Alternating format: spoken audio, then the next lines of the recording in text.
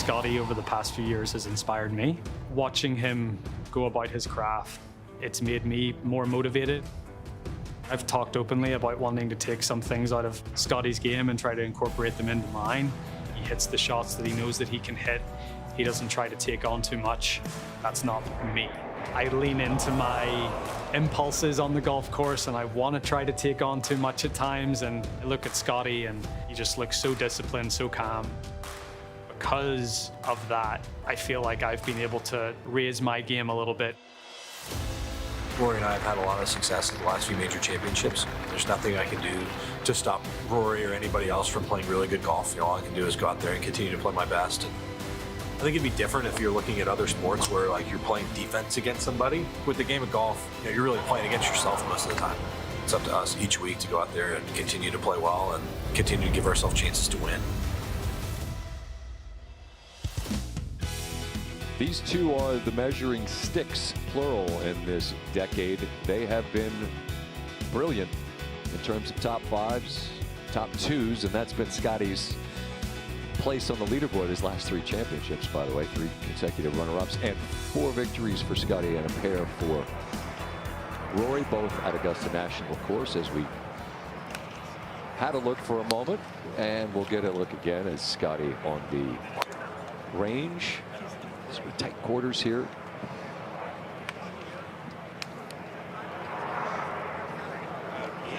Randy Smith alongside his longtime coach at Royal Oaks down there in Texas, as he gets ready to get out there just after 2.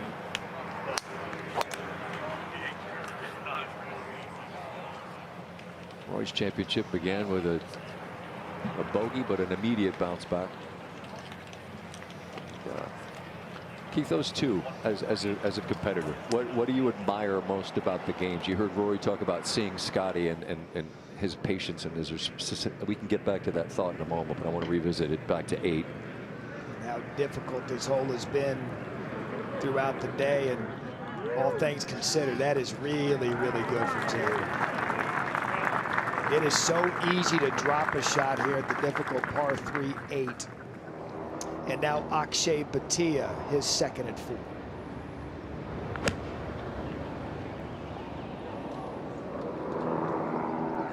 Akshay, a winner at API earlier this year, playing some really good golf. Confidence is high coming in. Second at 9 for DeChambeau. Not many people reaching this green in 2 today. This might even need to get down. That's perfect. That's a mammoth. Really incredible 2 shots he's hit on the 9th hole, considering how the day has gone. Your coaches talk about next play, next shot, and that was brilliant to 8. And Koepka for par. Oh, there you go. I'll tell you what, he'll make one when he needs to save the score. A clean card on the back. If he can get out of that par 5-9 with a birdie, he'll forget about some of those birdie misses early as we go back to 1. And Adam Scott up the hill.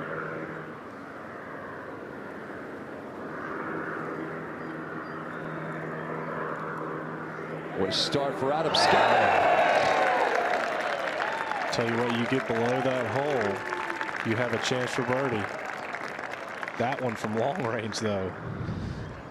99 consecutive majors played for Scott. Another look here at 8.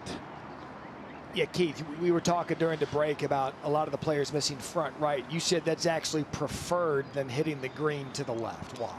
Well, these arrows do a great job. If you miss it left, you go right back over the hill and it's straight downhill. If you miss it right, you're chipping back up the slope, and it has a little bit more green to work with. So Xander did tap in for par, and there's Spieth.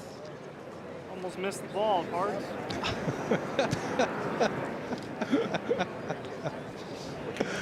Oh, that was good. One of the few shots he's missed today. See how close he got to missing the ball. He said he almost did. Yeah, that didn't look so good. This has par written all over. Oh, yeah, absolutely. Probably tap in, too. This is either a mini driver or driver off the deck. I believe that's lumber off the deck. 254 to the front, and then 27 more after that. I'll roll back, but two good ones for Ricky. Bryson there in the middle of the green. Back to 8. And McIlroy. Well, just like 17, going with the 4-iron. Plays 11 down the hill, but it's playing directly into the wind.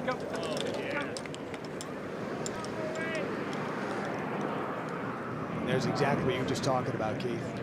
It's so deceiving sitting on that tee and your caddy says, hey, our miss is right in the rough. It doesn't make any sense until you get down there. Second at 18 for our co-leader, Grazerman.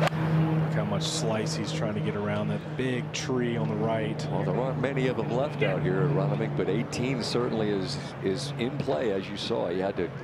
And that's from the fairway as well. I mean, you're aiming toward the left side of the fairway on purpose so you can have a chance.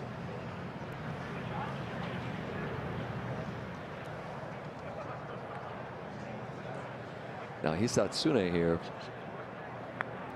for eagle and the lead. 2 putts to join the group at 3.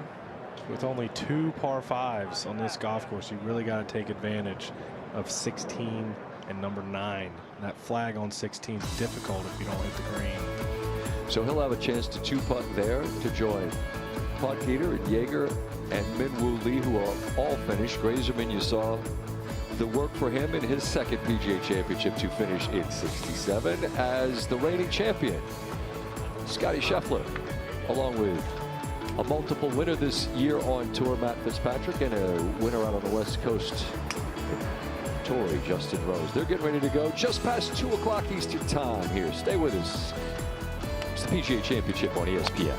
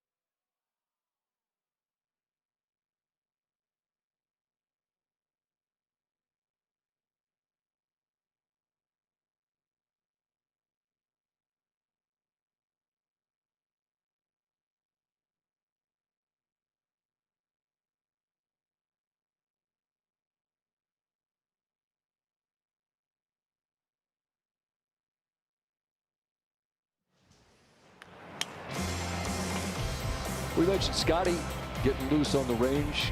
Cameron Young's doing the same thing. Got the earbuds in, getting his mind right. And clearly his game's right at the moment.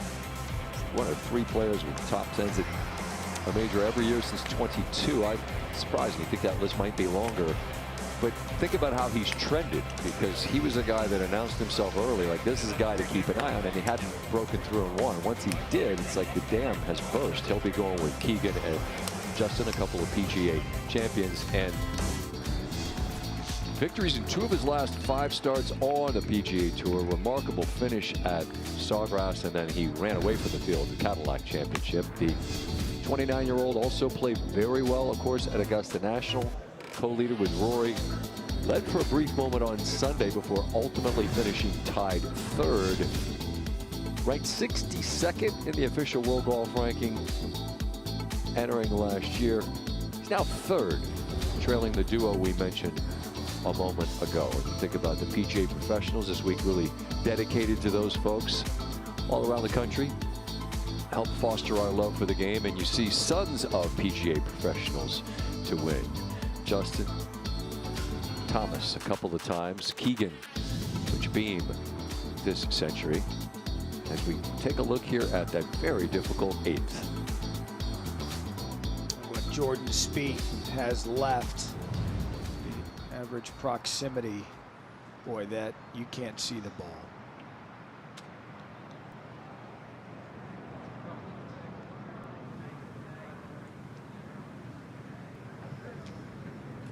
So kind of a risky shot there. Keith had to almost bounce it in the rough to keep him going too far. We'll get back to Spieth in a moment. Now it's Ricky for eagle. Almost 90 feet. That's going to be a testy one, breaking almost a cup out left, back down the hill for birdie to finish off his round. Uncomfortable distance there to 8. And Rahm. Does he do it again? He does!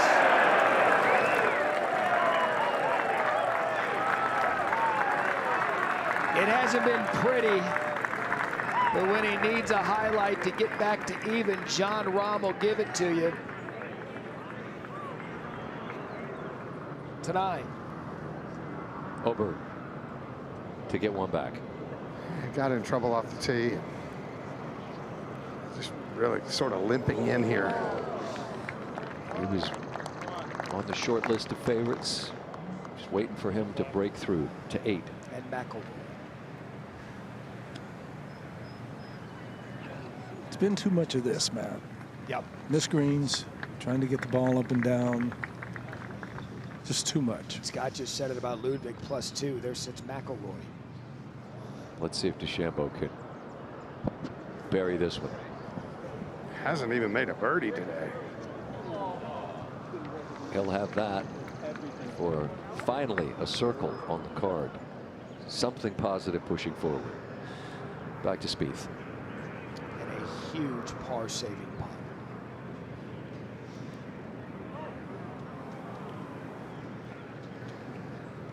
So the 8th grabs another. Spieth will drop a shot after getting one back. 5 and 6 consecutive bogeys, and he'll fall to 1 under as we go to 1. And Colin Morikawa from the fairway. Beautiful look at this uphill 2nd. Again, one of the few holes you can attack to this pin.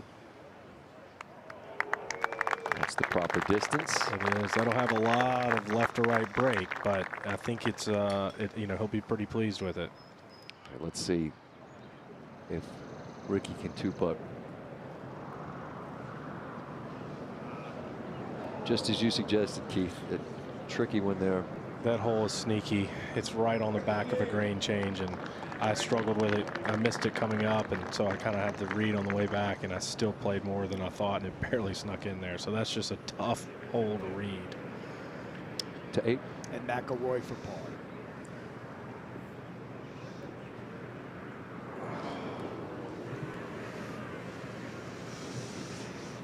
Billy, I for one am shocked. That's 4 bogeys in the last 5 holes. On the easier side, it's been a fight from McIlroy with 3 consecutive bogeys. Loves the golf carts. There he is. Say hi, Bert. And we're a young Rory fan. For the blimp, aren't we?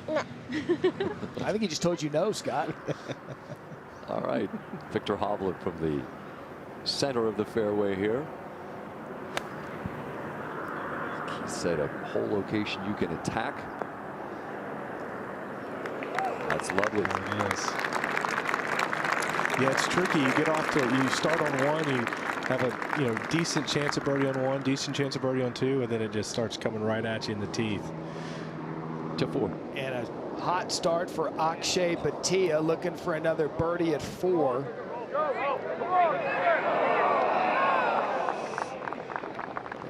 Stress-free par to remain 1 shot off the lead. His putting's been a huge difference for him this year. He's one of the few players that almost has always putted with a long putter. A lot of guys switch to a long putter the older they get. He's done it since a young age.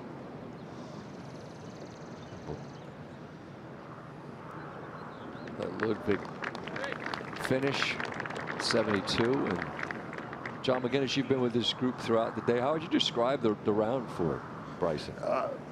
Bryson walked up 9 and said, "I just played terrible today," and I'm paraphrasing because I can't say what he said. But Ludwig has, when he swings at it well, he's swinging at it beautifully, but he's getting it stuck behind him. It was an interesting day for these guys. This golf course was all they could handle. Not the start at all that Bryson would have hoped for. He's 76 to begin. Morikawa to start his round with a birdie. He'll have that uphill putt to save par to 9, and Brooks about 1.5 inches deep, but again it's sticky and it's really 160 ball speed out of that first cut is pretty impressive. Brooks is 3-wood. It might be 7, 8 years old, and that's one of the few clubs of professionals we hate to change. The way he hits it, you understand why you'd be hesitant to ever take it out. Let's see if Victor can roll it in now. Yeah, there is a lot of slope around this hole from back to front. That's why these guys' putts keep breaking like crazy, but it's still a good chance. And you go to Rahm here on 9. There's a good, ooh, I thought that was a quick trigger, a little balk, but that bunker is right at a distance where you think you can carry it, but you still have to hit it well. I think it's around 295, 300 yards, so you want to try to keep it a little right of that left bunker. 305 cover for that one on the left. Okay. I think he's got it, if he chooses to go that way. No, that's coming towards me over here. I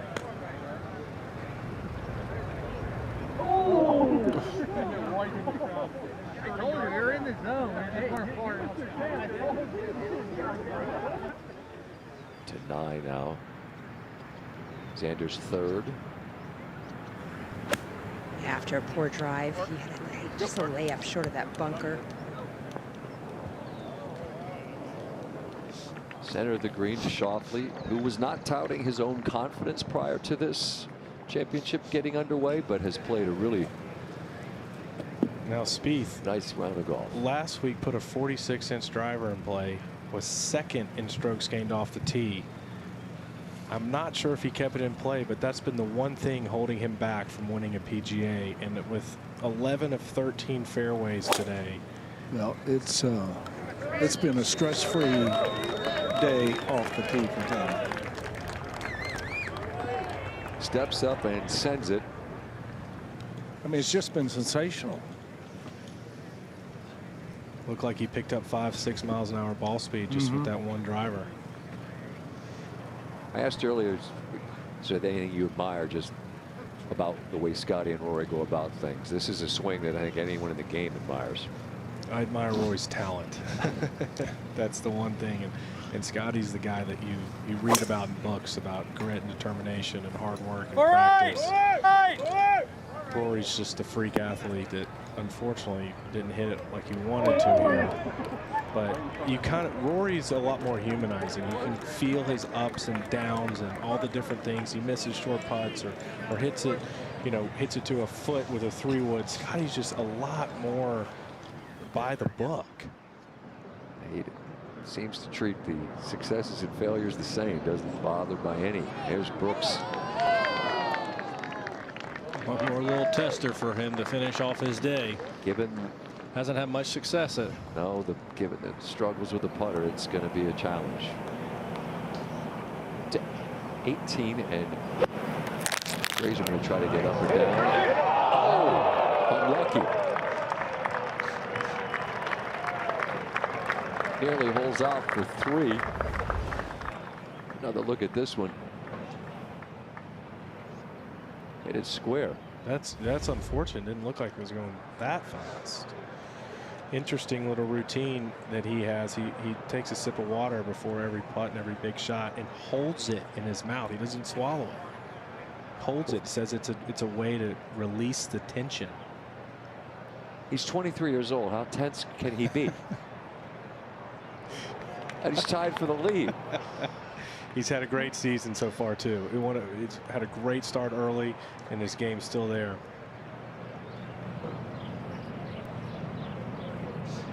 Grazeman here to finish up.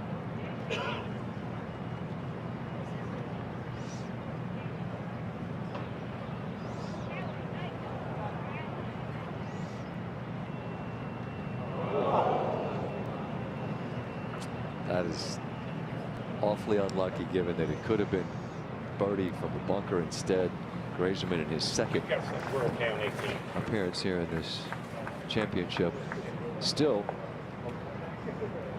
opens in 68. Lunch tastes so much better with a 4 on 18 and a 4 on 9. To 12. And Martin Keimer, former PGA champion, is for birdie to get to -2. Look at the swing to the right. Just perfectly played. A seated roll here in Philly, as they like to say.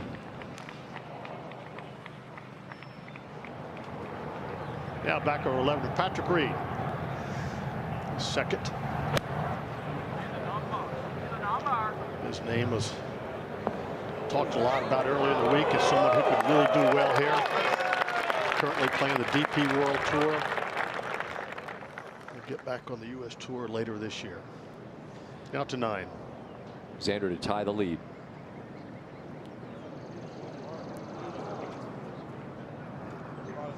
That runs out just a bit.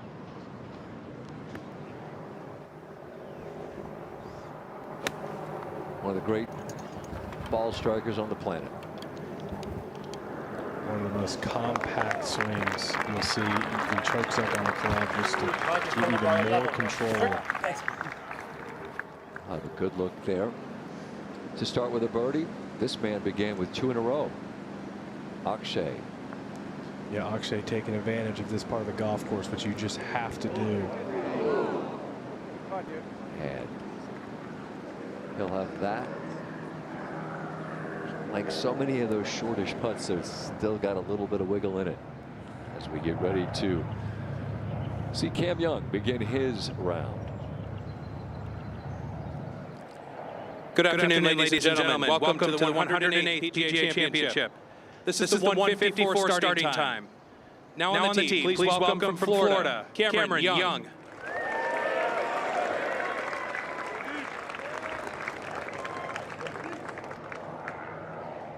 How much do you think the way he played at Ponte Vedra changed the way he just kind of sees himself? He doesn't strike me as someone who's self-impressed, but I would have to imagine the way he won it changes it a bit, doesn't it? With that drive on 18, I mean, that's a game changer for the rest of your career, knowing that you can pull that off. Hit the longest drive measured on 18 for Ponte Vedra since they've begun doing that. And the thing, if you go back to it too, roasts it again, was there wasn't hesitation at all in pulling out the club. And you know, it was set up so easy for a 3-wood and a wedge. Now on the tee, please welcome the 2017 and 22 PGA champion from Florida, Justin Thomas.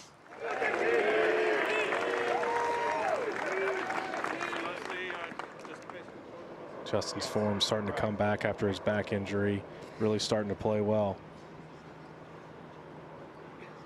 Hardest thing to do is to take it slow. Got to listen to your body. He's still a young guy, but in this sport, that's something you've got to protect.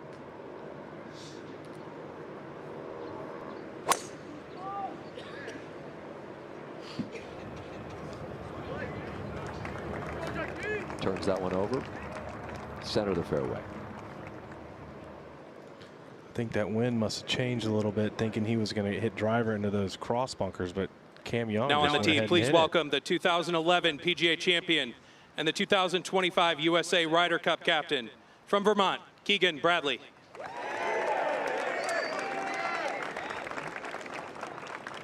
Shared a great story with me as we walked during the practice round about seeing his name on the leaderboard on a Monday finish, and he was one ahead of Tiger Woods. He was playing 8, Tiger's on 10. Tiger's out there in his red and his black, and Tiger said, no, you go first. And he's thinking, this guy's watching me, huh? And he managed to win that one in a playoff. Help restore his belief and his confidence. And Keegan begins with a striped drive down the middle.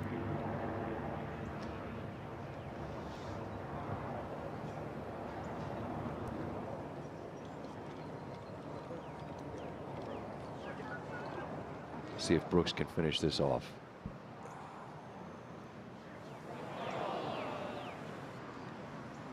That's the story of the day. Yeah, and it really does look hesitant. You know, there's not any freedom in the stroke at the moment. It's doubtful.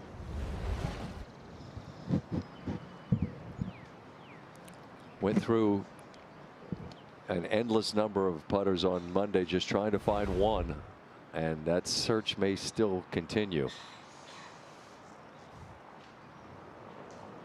Brooks's round finishes up. Scottie's about to begin. Here's Fleetwood to begin with a birdie, and that slides past. Morikawa, Hovland, Fleetwood in these last couple of groups. There's just so much movement in these putts. Even when you get it in the proper section, you're within 20 feet, 15 feet, there's still just a ton of movement. Now Xander.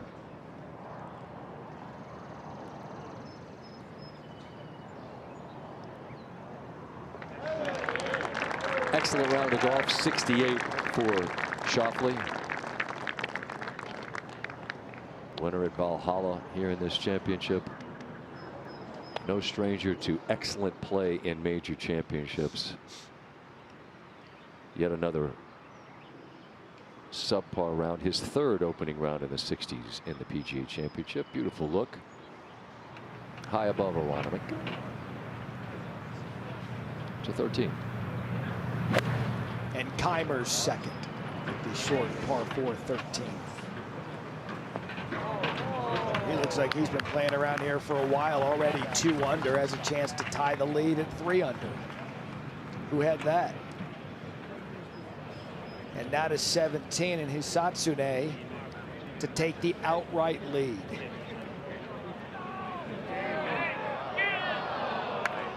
All right, now he can swallow his water. He's going to make it par. Back to 9. Spieth from the center of the fairway. Would be a big hit if he can get to this green in 2. Chasing it up there. Wow. Off there. Jordan's picked up some ball speed and some accuracy, it looks like. Coming up and down there to try to get one back that he's given up. There's a look at downtown Philadelphia. 20 some odd miles north of Center City here in Philadelphia as the PGA Championship at Aronimink is underway.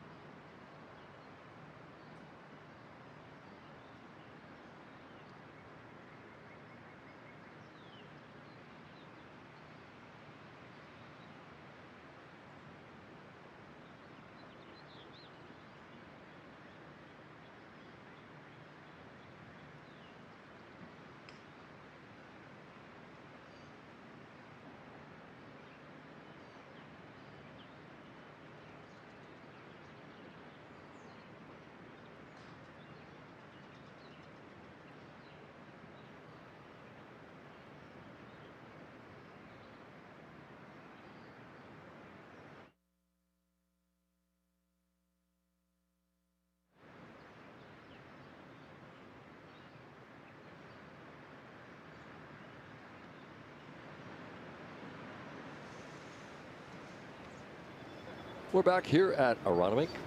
And second, Keegan Bradley.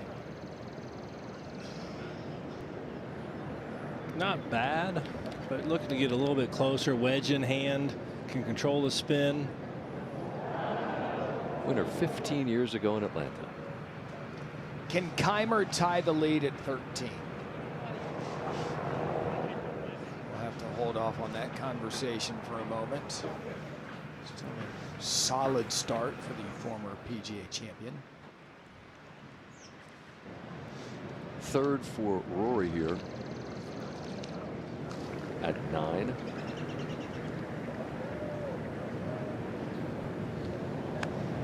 That's the cross bunker you want to avoid. So I have a long 2-putt for par in what has been an spotty and poor by his standard start to 1.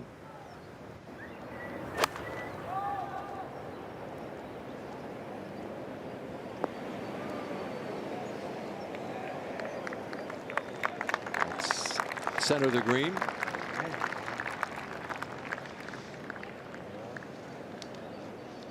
Back to 9 and Rahm. Back-to-back chip-ins to finish his round. Let's see if he can do it. He's tracking. Well, it certainly is. I like those last 2 pitches.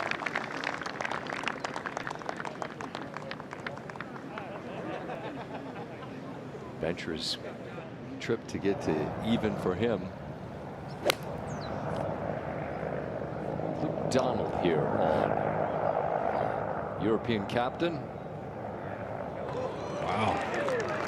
Gorgeous shot. Showing his young players how to do it.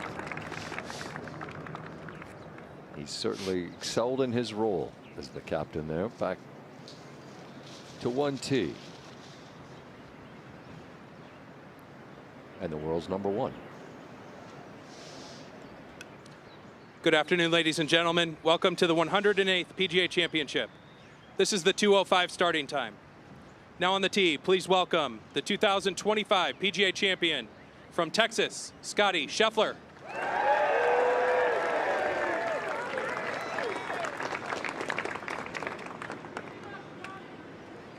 A chance to walk alongside in some practice rounds. It's all business. Not a lot of BS. Some chit chat, sure, but you understand and appreciate the focus on the craft. It's serious about his work. A lot of young kids growing up my age were looking to Tiger.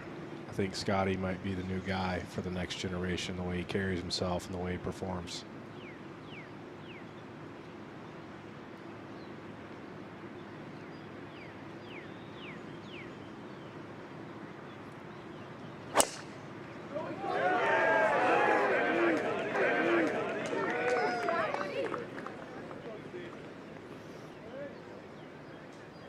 Perfect shot.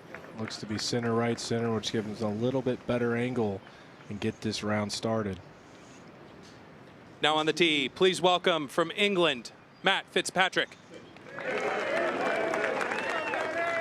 Talk a little bit about Spieth and increasing speed and gaining power. That's something that has happened for Fitzpatrick over these past few years. You see him, that familiar stretch that he'll do before every swing, and then he lets it rip. You watch that left foot of his. He pushes off the ground to get some vertical force, and it goes backwards. It's almost like what a long drive professional does.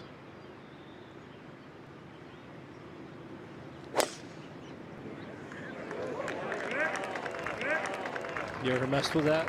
Tried to figure that out? It's funny. Scotty's kind of go forward, and Matt's goes backwards and left. It's a power source, but clearly only a few inches apart. Now on the tee, please welcome from England, Justin Rose. Final thought on Matt. He and his brother winning in New Orleans. Really cool deal, as it gave his brother the opportunity to get card, and then he nearly won last weekend in Charlotte. Justin a winner earlier this year. Torrey Pines, mid-40s, still awfully fit, works very hard at all facets of the game. Absolutely. Definitely one of the hardest workers on and off the course, and potentially some of the best footwork compared to the other two players in his group.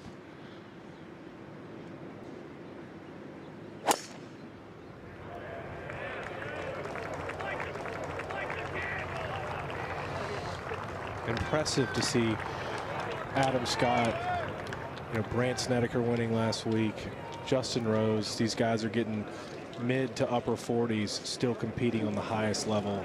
Such a great thing about this game we play in golf, that you can compete from the age of 18 all the way up to your late 40s. Right here, Spieth, his third.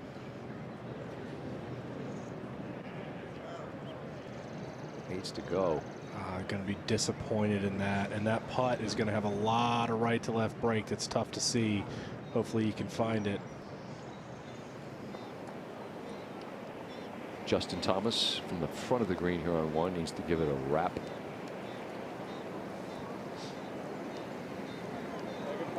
Well judged. A little sweater vest today. It's a nice touch for this afternoon. Kind of cold, not quite. Needs to be cashmere, as we know. McIlroy. Do they make them out of something else? Not in his closet. Now that rolls past to that distance that, as we've seen, this whole location on 9 has been very, very tricky, as has this on 1 for Cam. Didn't hit it. Oh, wow. Rare to leave that putt short how fast it is. Just gave it a little too much breathing room there. All right, this ball is going to need to be out toward the coin out there. Looks like Rahm's coin. And it's going to break left. Does he get it? Oh, still low. I don't think we've seen anybody miss that putt high.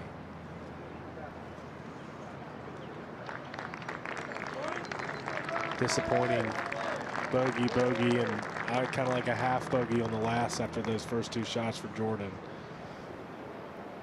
Spieth begins with a round of 69, just the 3rd time he's been in the 60s to start. Let's see if Keegan can roll one in.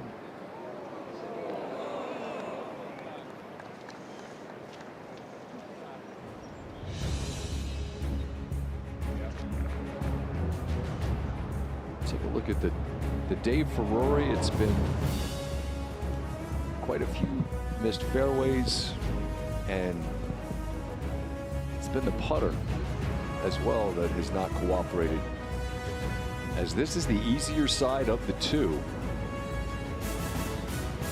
then this missed putt at 8. All 3 missed high. All 3 missing high. And now here we are at 9, and this is not an easy putt, although it's not lengthy.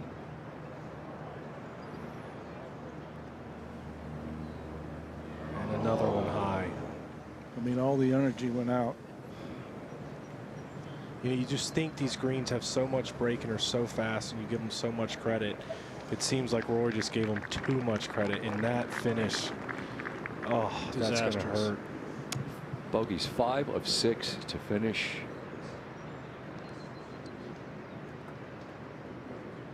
Complete opposite of what he did at the Masters in his first round. Here's Donald.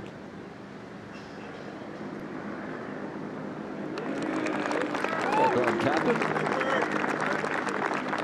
I'll tell you what, some of the best hands in the game around the greens, putting so soft. Jon Rahm. The opposite of Rory, finishes birdie, and Rahm was out of position after round 1 at Augusta National, fought back throughout the weekend, puts himself in a much better spot here with a round of 69. Fought all the way through. Well done. Do you have 31? We'll see. It's quite tricky to pitch it there and get it in there. What did you have? I had almost landing on too short. Okay, so let's call this number 27. 27. Let's play 5 yards. 22 shot. Potentially 20. Oh, 21. Okay. Good. 9 out of 10. Love the number.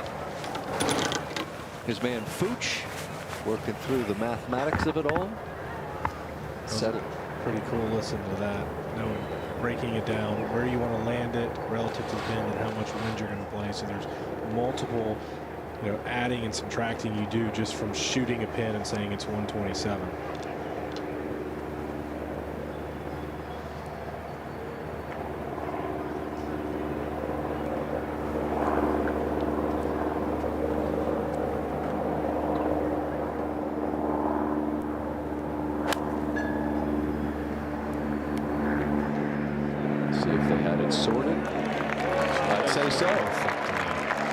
Fooch has been out here for a while, one of the all-time great caddies. If you ever want a good story, he's definitely got him. He's got a few about his own man too, which you got to really pull out of it.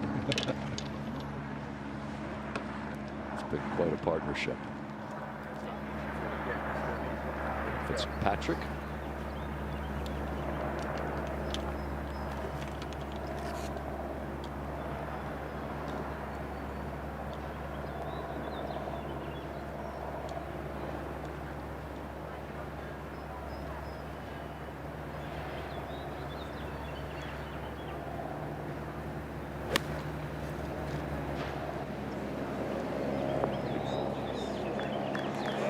Excellent shot for Fitzpatrick.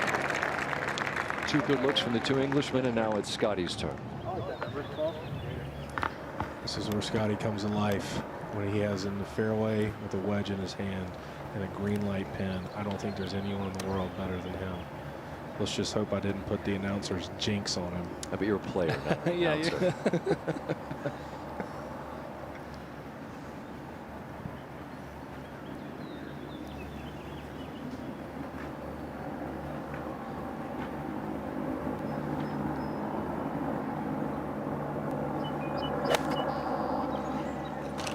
Fuller swing. This looks like it might have some spin on it.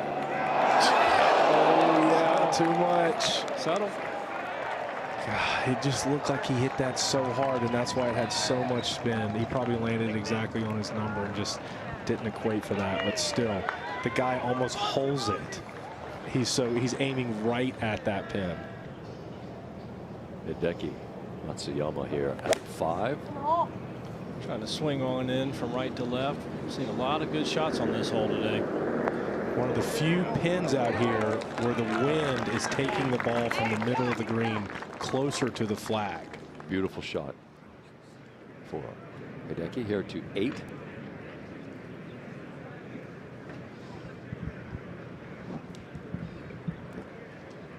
Birdie putt for Lindbergh's on its way, and just the second birdie of the day.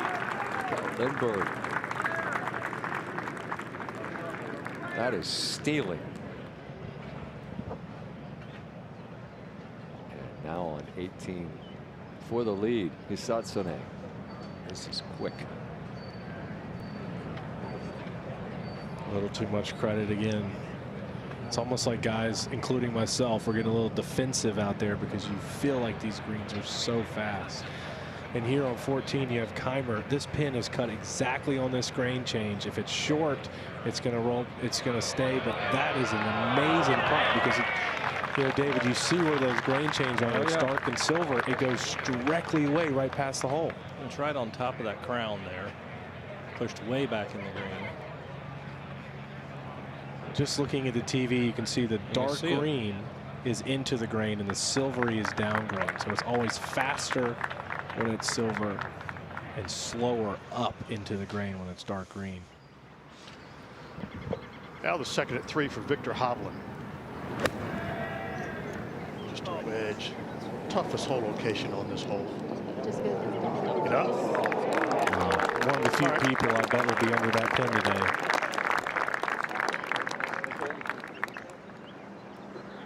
Matsuyama now.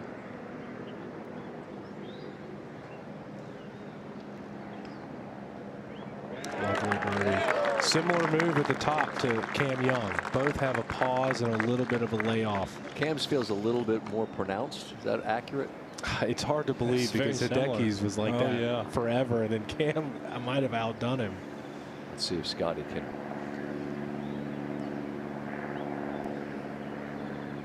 knock this one in after he nearly hooped it from the fairway. He's No. using a standard grip there, not the claw. Wonder if that was just because it was uphill and slow.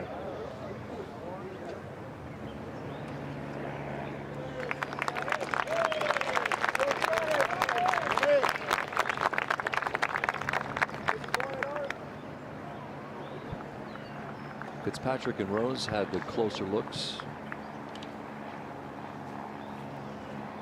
Where you at with aim point, Keith? It's still feel, right? Like you're feeling it with your eye, or seeing it with your eyes, and you're still with your feet. You're starting to feel it. So it's one or the other, right? You either read it better with your eyes or you read it better with your feet.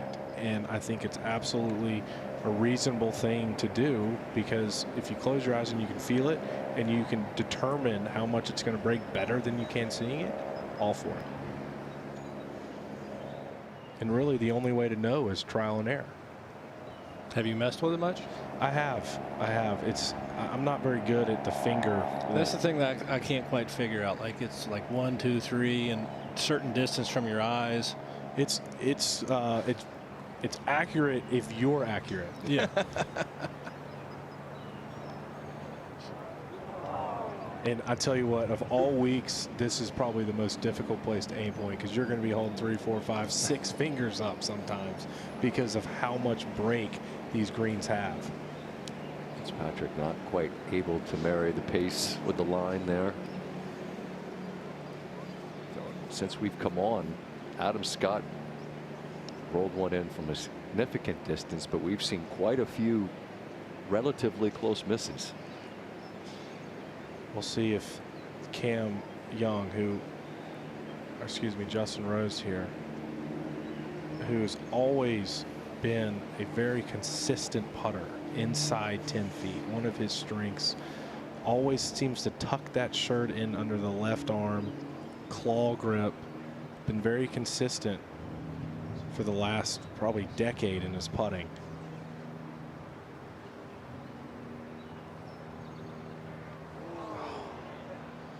Yet another. A full group of Phil Kenyon students here, the 3 of these guys.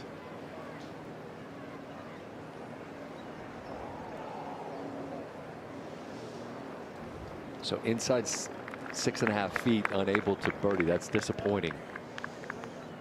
I'll give it another look.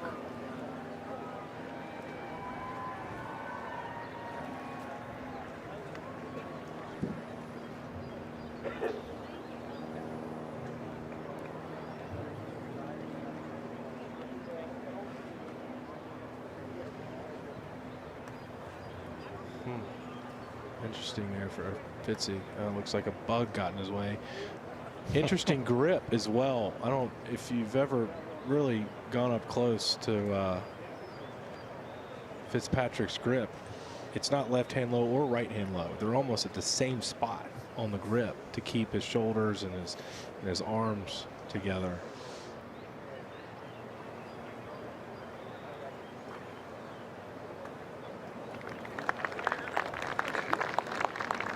Par for Fitzpatrick. Hands look like an alligator grabbing that putter. Pearson Coody for birdie here at the 12th. Currently level par. All right, that gets him to red numbers.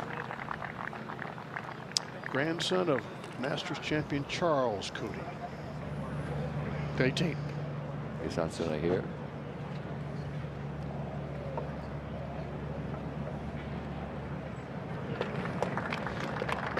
It's the 4th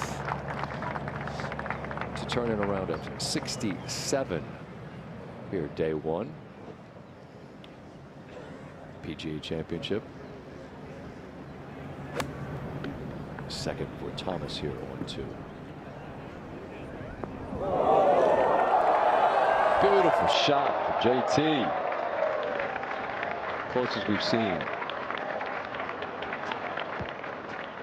We have a Sports Center update on the other side. I want to thank Keith Mitchell for stopping by. You know I was kidding when I say don't shoot 80, but I mean it when I say go shoot something red tomorrow. Right, there we go. Put yourself in the mix out here. But great insight, really. We appreciate all that you shared with us, and the viewers at home, I'm sure, enjoyed as well.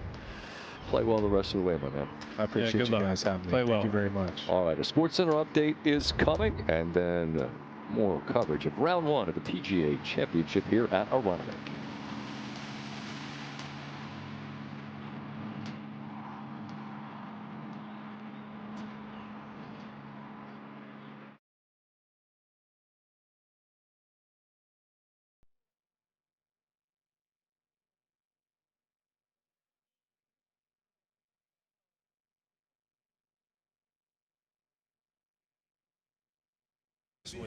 Enjoy.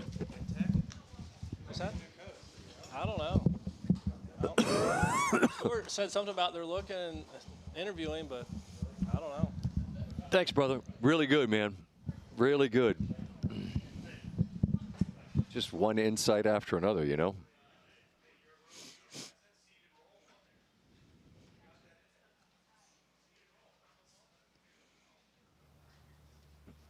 How long are we off? Is it a couple minutes? Enough time to go inhale some food?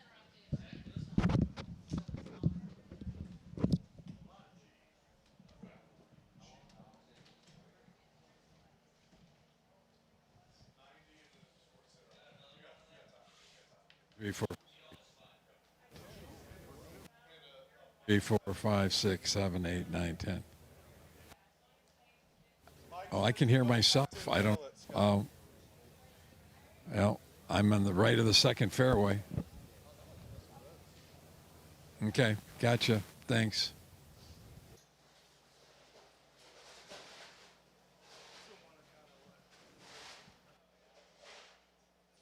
Sure am.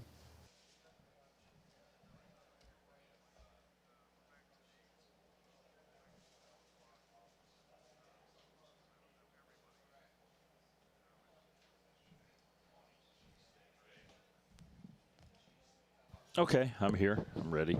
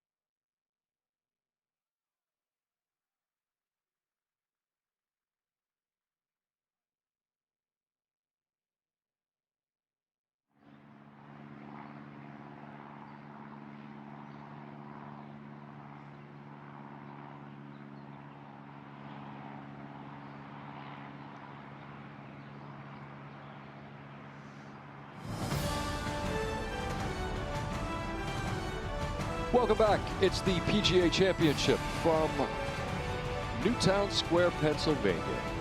Aronimink at the 108th PGA Championship. Our leaderboard looks like this. You see it there, and I want to introduce our group today alongside former world #1 David Duval. I'm Scott Van Pelt, Dave Fleming, Curtis Strange, Matt Barry with the calls of the golf on the course and on the course. Andy North, Billy Kratzer, Ken Brown, walking with some of the best in the world, and Marty Smith. Jeff Darlington with us, Brad Gregory from the PGA of America. Should any rules questions come up, which they inevitably do, to the third. And the second for Justin Thomas. Flag stick. 130 yards.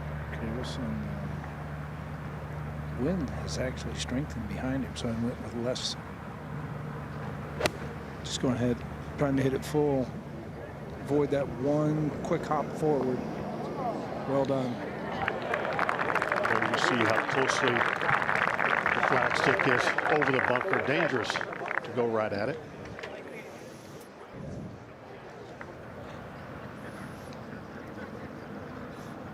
Now Cam Young second. Good angle. It's a good angle. Still has to be a little careful about slipping it over the green. A lot of eyes on this young man, Billy, this week to do well. You bet. Absolutely, Curtis. Yeah, playing with a lot of confidence.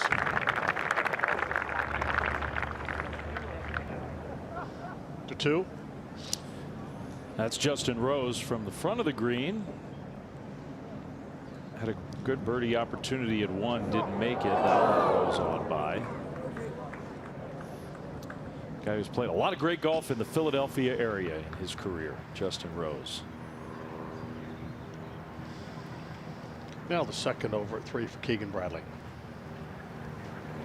Perfect tee shot, just 115 yards, just kind of a stock long wedge.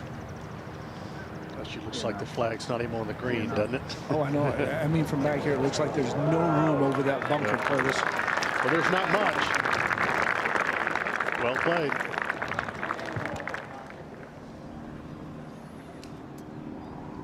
All right, so back on the green at 2, Scottie Scheffler. Andy North is out there with Scottie and his group. Thank you, David. The breeze has come up. This putts from the middle portion of the green. Everything will break down toward the front of the green, so this will go a little bit left or right. Yeah, just didn't turn as much as he thought it would. So that'll be a par at the second for Scheffler to 8. And Akshay Bhatia's tee shot.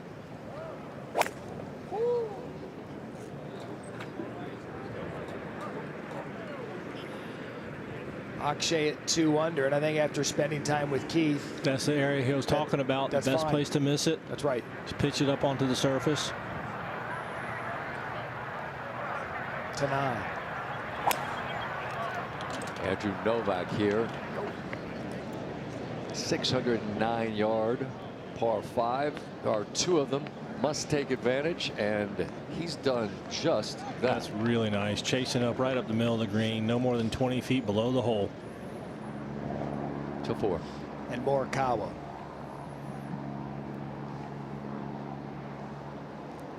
Trying to get back to even par. There's Colin.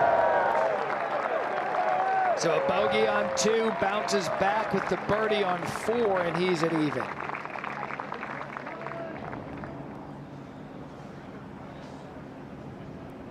Now Matt Fitzpatrick at the second. His birdie putt slides by. Tough time with that part of his game. So that's a par for Fitzpatrick, and back-to-back pars to start his round. To 4.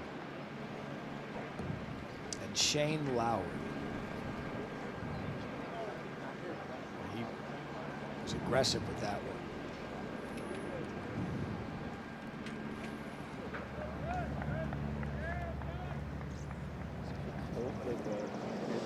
Now back over 3. 40 putt. Thomas.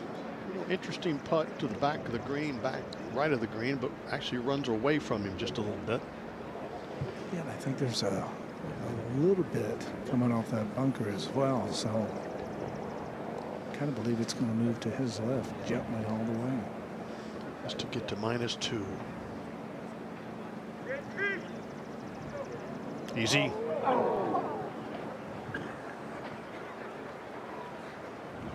Aggressive stroke to 2. Just to save par, Justin Rose. No problem.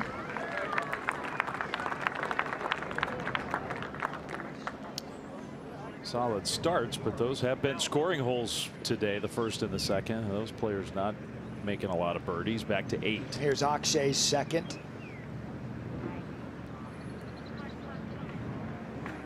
Kind of proving the point there Keith was making earlier. Good place to miss. Pitching right up the green. Love that to make par to stay at 2 under.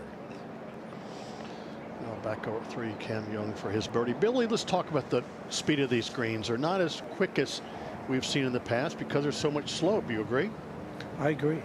And, you know, the putt that Cameron Young has, I think it's in the perfect position because you are coming back up the hill. You are able to put a little pace behind this putt, but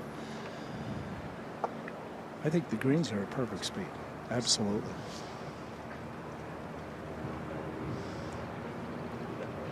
Maybe just a little bit from his right. I got a good feeling about this one, Curtis.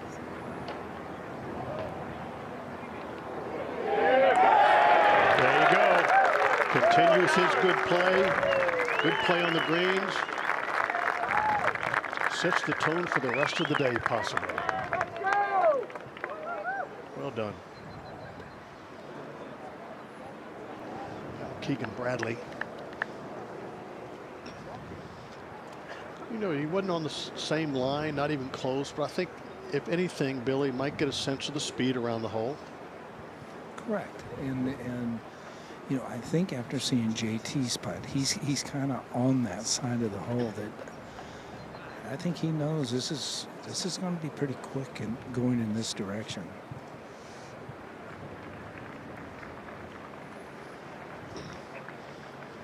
And you saw the low angle from the other side on the hole a moment ago. It should be coming from his right a little bit. Oh, he just bombed it through the break. He'll have plenty left for his par. To 5. Ball in the air for Morikawa. This is the shortest of the par 3s. There are more birdies on this than the other 3 par 3s combined today. Not surprising. Not surprising, but good shot there. Do see, as Billy and Andy alluded to, the wind is up a bit. See that flag flapping its back in their face, but it's what, low 20s mile-per-hour gusts this afternoon. Going to make it that much trickier getting around this course. This is a man that seems to have amazing capacity to make ones on some of the best holes in the world. He's made a few of them, hasn't he? And he's done them some pretty special places. Oh, yeah. 17 at Ponte Vedra, Augusta, National. He's waiting now for the group behind, wait for the wind.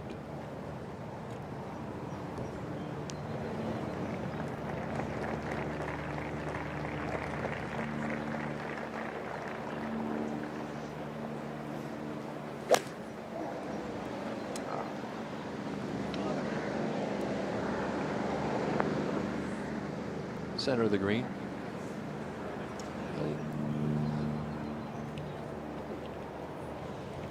Long putt for birdie, I should say. This is a par putt to 8. And Akshay Bhatia. 8th hole, the hardest on the course, like it was in 2018. Bhatia won't let it take a shot from him as he remains 1 shot off the lead at 2 under. Now Keegan for par.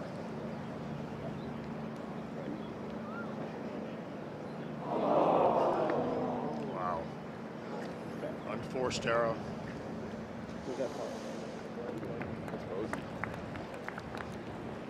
afford that around this golf course, that's for sure. You just don't get that many good opportunities to get them back, to make birdies. Novak here from Eagle. 2 big hits, put it just perfectly below the hole. Would have tied the lead. Tap-in birdies are always good, though. Taking advantage of the easier of the 2 9s, out in 33, 2 under par, 1 off the lead. Now to Hovland. Couple over. A really good line. Have an opportunity there for the 21st birdie of the day on 5. Beautiful day, wind freshening a bit.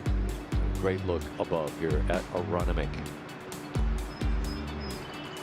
One of the gems here of Philadelphia golf.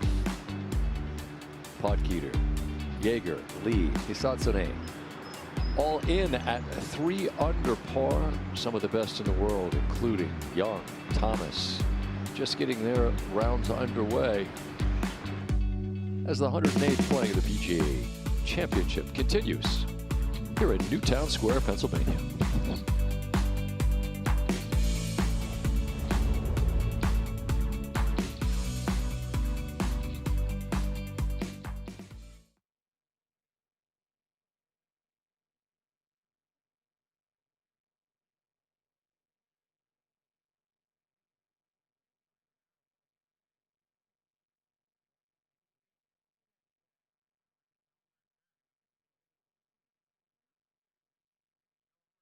Or Hisatsune?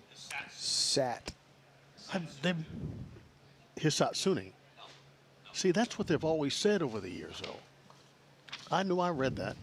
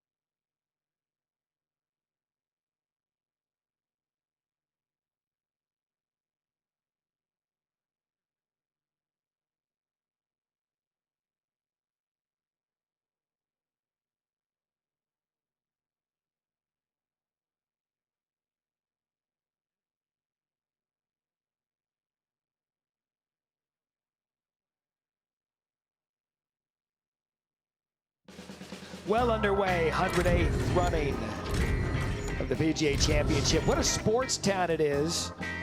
Sixers, Flyers, Eagles, Phillies, within a short iron of each other. And added to the sports-obsessed city is the richness with golf in this area. 30 minutes across the Delaware River is Pine Valley, perennial #1 ranked course in America, according to Golf Digest. Back across the river, you got Marion, host of a record 19 USGA championships, and home of maybe the most famous photo in golf, the one-iron shot, Ben Hogan, 1950 U.S. Open. One of 5 U.S. Opens he hosted, recently won by Justin Rose in 2013. Also in the area, the Philadelphia Cricket Club, the only club in the U.S. with a different course constructed in each of the last 3 centuries. Sepp Straka victorious in last year's signature events, the Truist Championship, which of course moves around the country. From Northwest Philly to Newtown Square is where we find Aronimink, of which architect Donna Ross said, quote, "I intended to make this my masterpiece, but not until today did I realize that I built better than I knew." Great golf courses around this area, of which we are accepting invites here in the booth, every single one of them. a beautiful opening round. Wind is up. Fans are out. I'd imagine, knowing Philly sports fans, it's going to be passionate come the weekend as we go back to the action of the third. The second for world #1, Scheffler. Been getting off to some slow starts this year. Okay, used the spin, used the slope, easy. It went from pretty good to now it could be tricky. Depends on the lie. Yeah, big mistake with wedge in hand. Lowry here now for a lengthy birdie. Up the hill there. And took all the steam out of that. About 5 feet for par. To 3. Fitzpatrick's second. Well, you can see how somewhat intimidating that hole location is because everybody is 15, 20 feet left of the hole. Now Morikawa.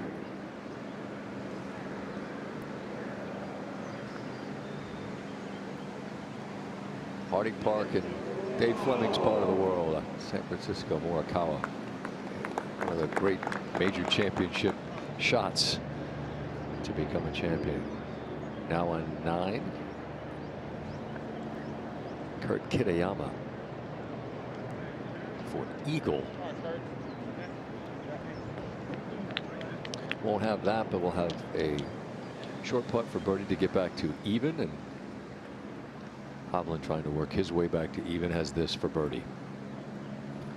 Straight pull right off the bat. He knew it, didn't he? As soon as he hit it, he knew it. You just feel it instantly.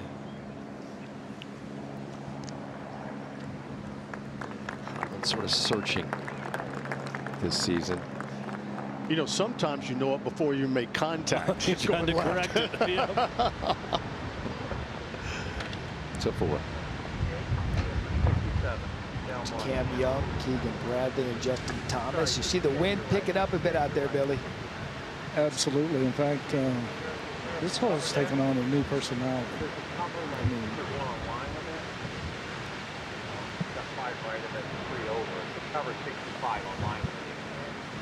we saw this yesterday at around this time. The wind started whipping around this course. Another added defense as you take a look at the wind meter.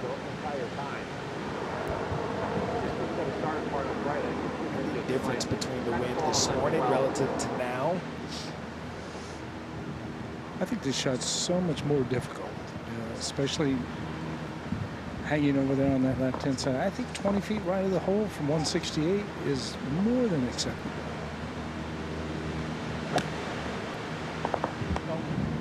Tracy by Top Tracer, brought to you in partnership with Rolex on Keegan Bradley's shot. All things considered, Billy.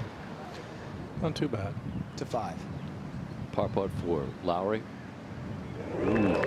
Good catch. Around and in. He straightened his legs out. Gave it that body English, and it stayed down. To 3. Third for Scottie Scheffler. Look at well played. You know, the ball just sets down. Look at whenever you have to take that lofted club from just off the edge, it brings a lot of guesswork, isn't there? Yeah, it really does. Now Cam Young coming off birdie, his second at 4. Yeah, just one club to change. So hopefully it's the right club. Flighted a little bit lower than what Keegan did. He tried. He tried. It's going too far left. That front left location, David, he short-sided himself there. Yeah, and with the thickness and stickiness of the grass, you have to have an aggressive, accelerating swing to get through it, but you're also only trying to carry it about 6 or 7 feet in the air. And the people. Some of the thickest rough that we saw walking the practice rounds around this 4th green, particularly in the back. Some luck with it being trampled down now is Justin Thomas ready to hit his second. Yeah, big tee shot here. Actually 30 yards closer, just 139 to the hole. In fact, Same yardage as Spieth had earlier.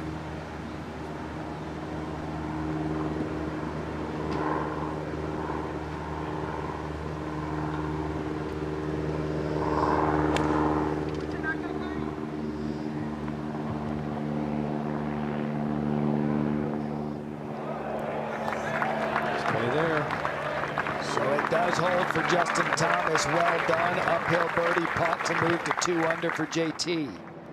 To 3. Rose over at 3. Downhill, downwind. Be careful.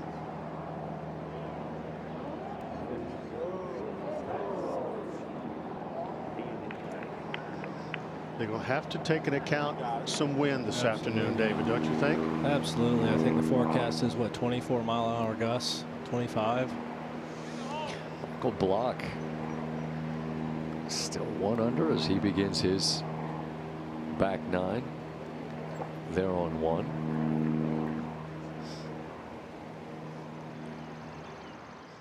The Corbridge Financial team, and Block the lone red number at the moment. Jesse Dromer came in the winner. Part of this team of 20. Such a cool deal. You know how much it means to the folks of the clubs that they represent. So proud to see their pros here. To 3. And Fitzpatrick for birdie.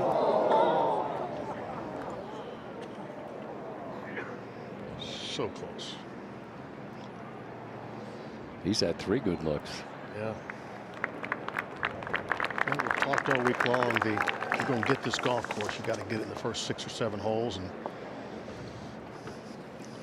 starting with 3 pars. Solid start, but had some good opportunities. Yeah, Michael Block.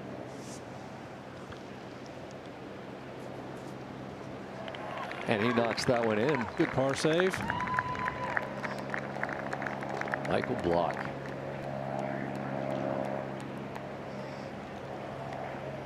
'49-year-old.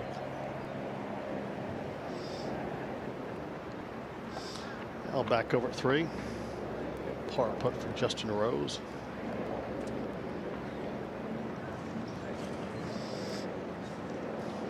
Had a good Masters. Tied for 3rd. We talked earlier about continues to stay in great shape, works very hard at his golf game at 45 years old. And you might say, well, that's not old, but it's tough to keep the enthusiasm up, David, the motivation. Yeah, life changes, life moves on, and absolutely. You know, he looked to be in control of the Masters halfway through that final round.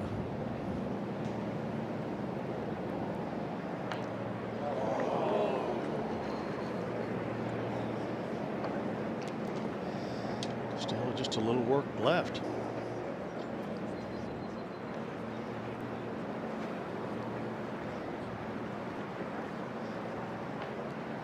Some people try to relate these greens to the Augusta National earlier this week, and you can because there's a lot of movement, but these have a lot of movement within the boundaries of the greens. Augusta has a lot of movement up into flat areas, or somewhat flat areas, but these are very, very busy within the confines of the surface.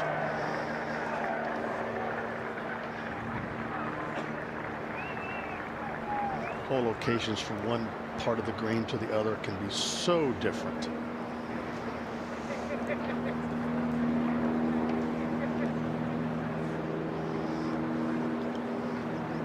All right, this for bogey.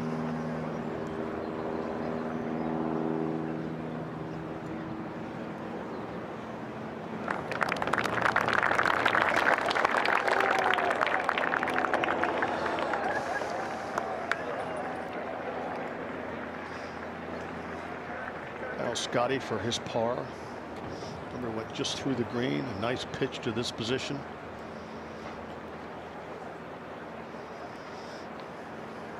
Playing in his 7th PGA appearance. He's had 5 top 10s in his first 6 years here. Of course, 1 last year. Just for par.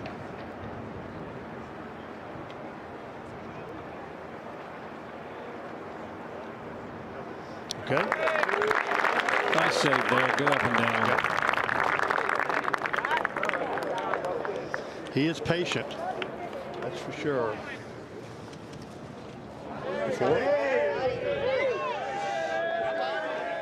Check in on Keegan Bradley now. Long birdie attempt. Up the big rise, fronting this green. Okay, Keegan. So below the hole here, typically good. Keegan shows you why. He moves back to even par after the birdie at 4 to 6. Shane Lowry, a hole that's played as the 3rd easiest in this first round. He's just got a little wedge shot. Run that one right up next to the hole. Almost makes Rory McIlroy's bogey there even harder to understand. Now back to 4. Speaking of hard, that was Cam Young's 3rd. Yeah, that was a really hard shot, and it's not stopped done, is rolling it? yet. It's going to be down near where Keegan just putted from.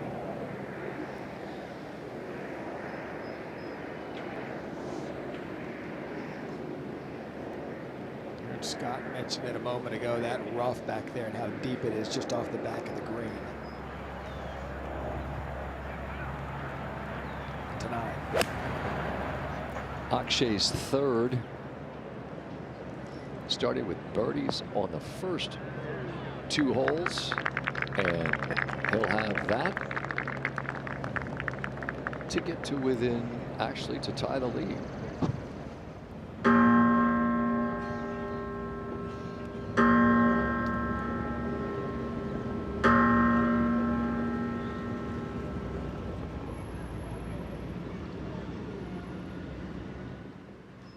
Three bells here on the East Coast.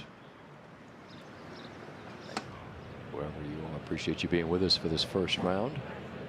The PGA Championship to 17. Not that often that we get to have Independence Hall ringing in the new hour. Nice birdie putt there at 17, the long par 3. Andrew Putnam gets to 2 under. Just a couple months shy of America's 250th birthday. As a resident of the nation's capital, we're looking forward to welcoming 1 million or more folks to celebrate it. You're all invited over to Scott's house. Colin Morikawa with a nice shot at 6. Well, that whole location's pretty accessible, and players are taking advantage at 6. Back to 4. And Young to save par at 4.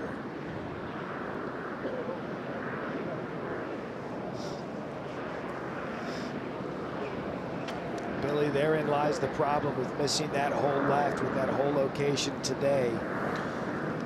You know, we saw it earlier today. Just about every time someone's short-sighted themselves, they struggle.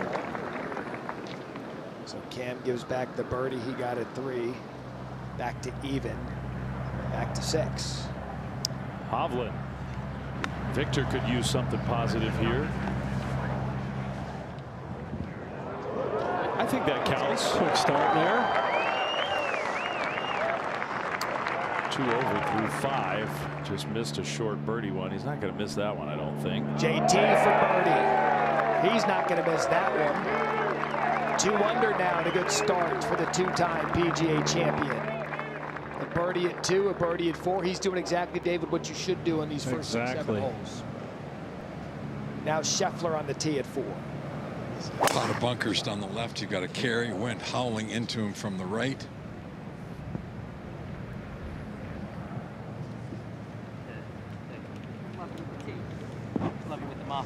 Follow through said Scottie didn't like it, but it's a fairway safe. It was perfectly fine now. No need to mark. Shane Lowry knocks his birdie in. Gets him to even par. Up ahead to 9. To tie the lead.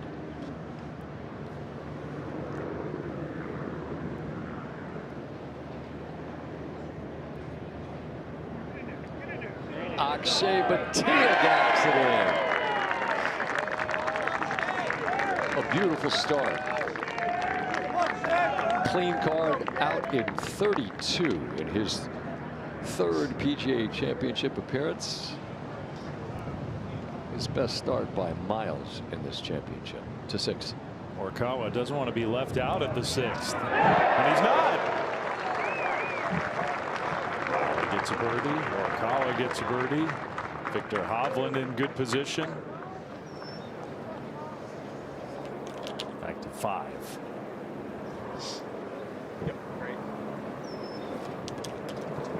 Fourth easiest hole thus far.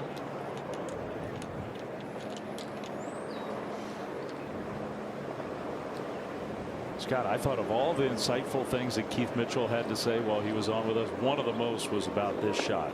One of the few shots where you can aim middle and let the wind help you get it close to the hole. I mean, he's real good at his regular job, but man, he was offering quite a bit of insight. Enjoyed his time. Keith Mitchell is visiting with us. Here's Thomas.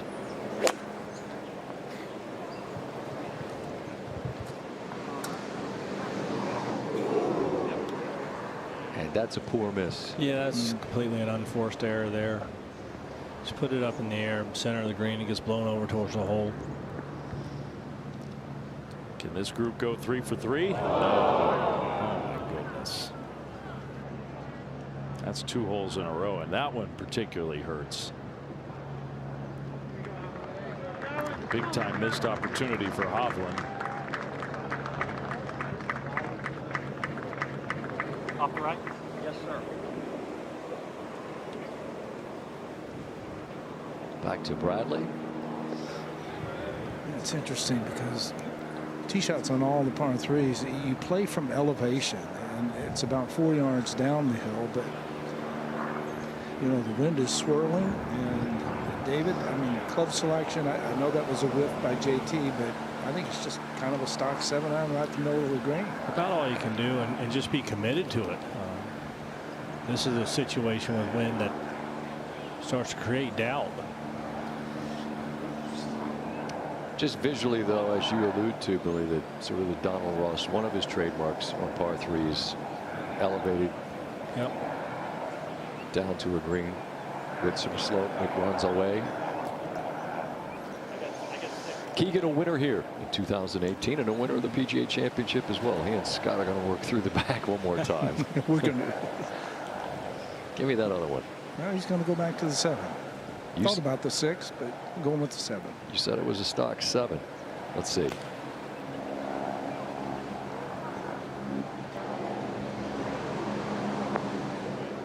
Good choice. Good number.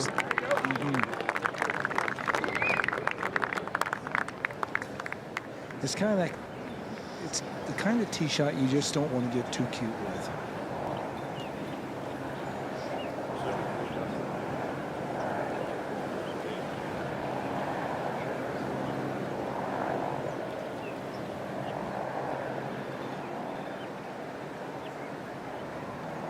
Seven as well, Billy.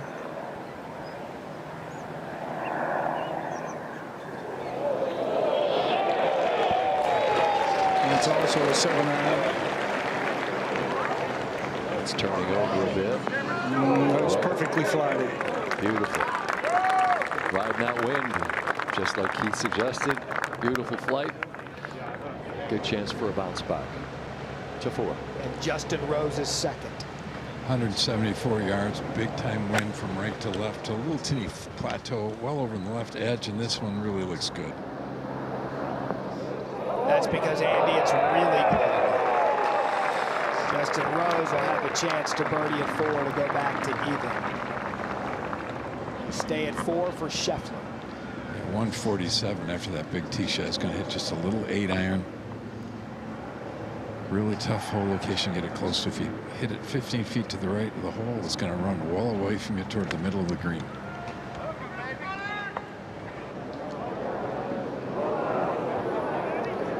Not a good spot. We just saw Cam Young there.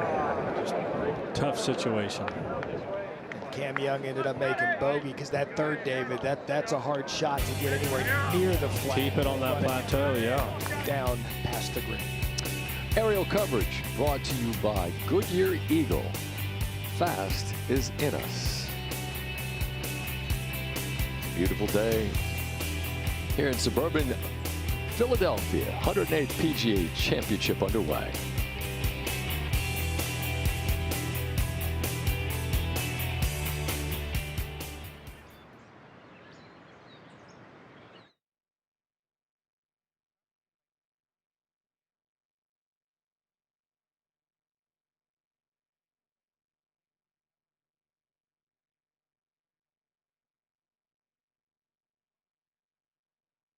It's not driving the ball well enough. I mean, Rory McIlroy is with us at the 108th PGA Championship. Rory, how would you describe your opening round? All right, thank you. yeah, I'm just not driving the ball well enough. I mean, it's been a problem all year for the most part. I miss it right, and then I want to try to correct it, and then I'll overdo it, and I'll miss it left, and it's a little bit of back and forth that way. So that's pretty frustrating, especially when, I pride myself on driving the ball well.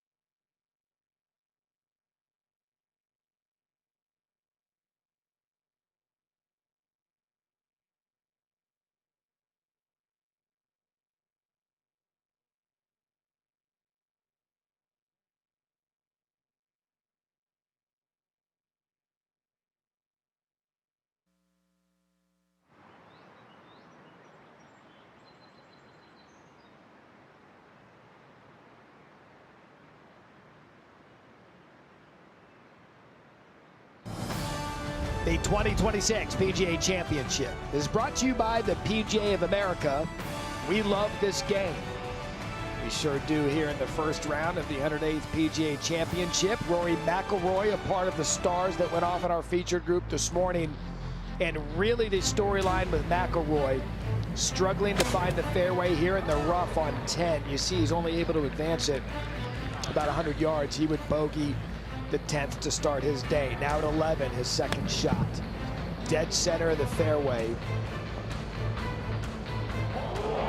that's what we were expecting to see from McIlroy. He would make birdie after dropping the shot at 10 to move back to even. Here at 13, after a miss with his second shot. Able to save par and a tidy up and down for McIlroy. On 5 for birdie. Gets back to even par. Wondering if McIlroy could take advantage of the easier front side, but it just went sideways for him on 6, the missed par putt. He would drop a shot with bogey. On 8, another opportunity to save par, misses that one right to move to 3 over. And now his final hole on 9.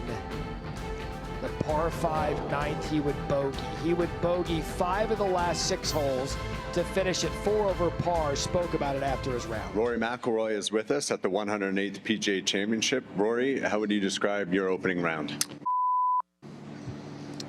All right, thank you. Yeah, I'm just not driving the ball well enough. I mean, it's been a problem all year for the most part. I miss it right, and then I want to try to correct it, and then I'll overdo it, and I'll miss it left, and it's a little bit of back and forth that way. So that's pretty frustrating, especially when, I pride myself on driving the ball well. You have a look at where he finished today, the reigning Masters champion. He did so at 25, but we all know Rory was on a month-long fun victory tour after completing the career Grand Slam, finished tied for 47th at Quail. Still a lot of golf to play, but not the way the Masters champion Rory McIlroy wanted to defend the second major championship of the year. And now Fitzpatrick, his third shot at the 4th. He had about 25 yards short of the green, a little pitch up the hill. He couldn't make it from about 10 feet, almost made it from 40 yards.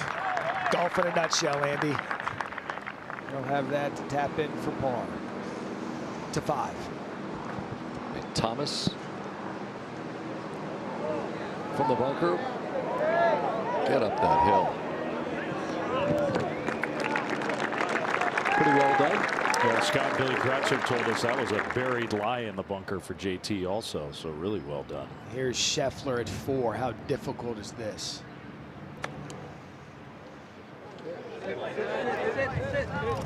Yeah, Matty, unfortunately, there was no chance there. He had to do that. He had to just get it back on the green and give him 20, 25-footer. If he tried to be cute there, he turned that into a 6 in a second. And that is an absolute replay of what we saw to Cam Young a moment ago. He would make bogey to 5. Bradley here for birdie.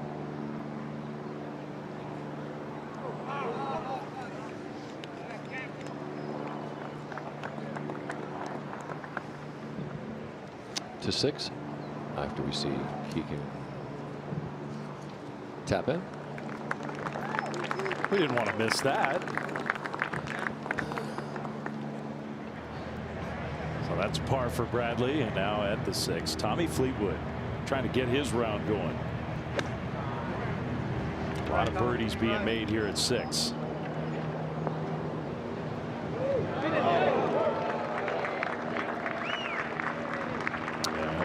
Very good chance for a birdie himself. Cam Young's birdie putt on the way. It's left on the way.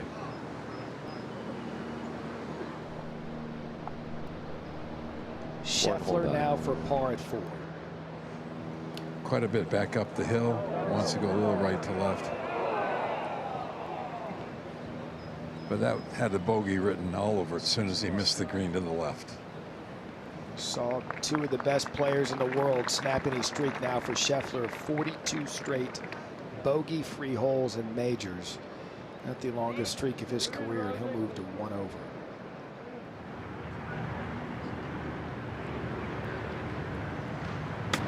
Chris Goddard all the way up into the top 10 of the world golf rankings.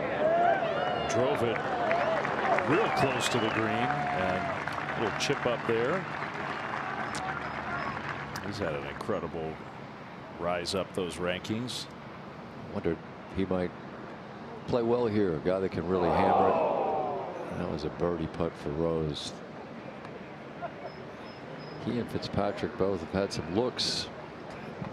Have not been able to capitalize. Still 1 over. To 6.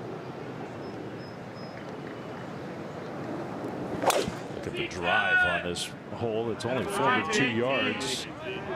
Players using drivers, mini drivers, 3 woods, taking on those bunkers and putting themselves right up into that neck of the fairway, about 100 yards short of the green.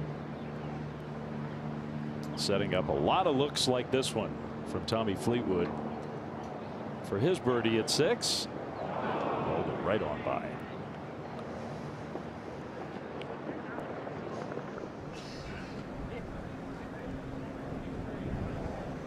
Back at 2.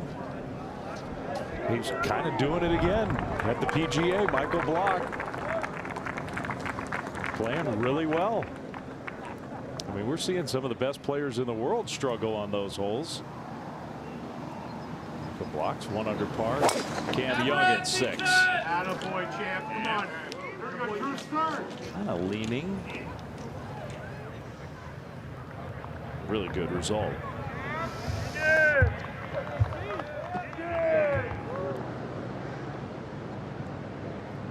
Got her up's birdie try.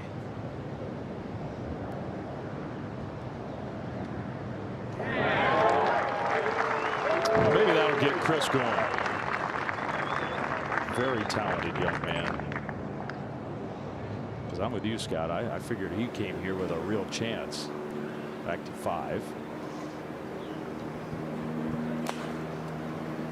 Fitzpatrick lost it right on the green, but that's maybe a good hole location later in the week, but not today. To 10 now, and Akshay Bhatia, his 3rd.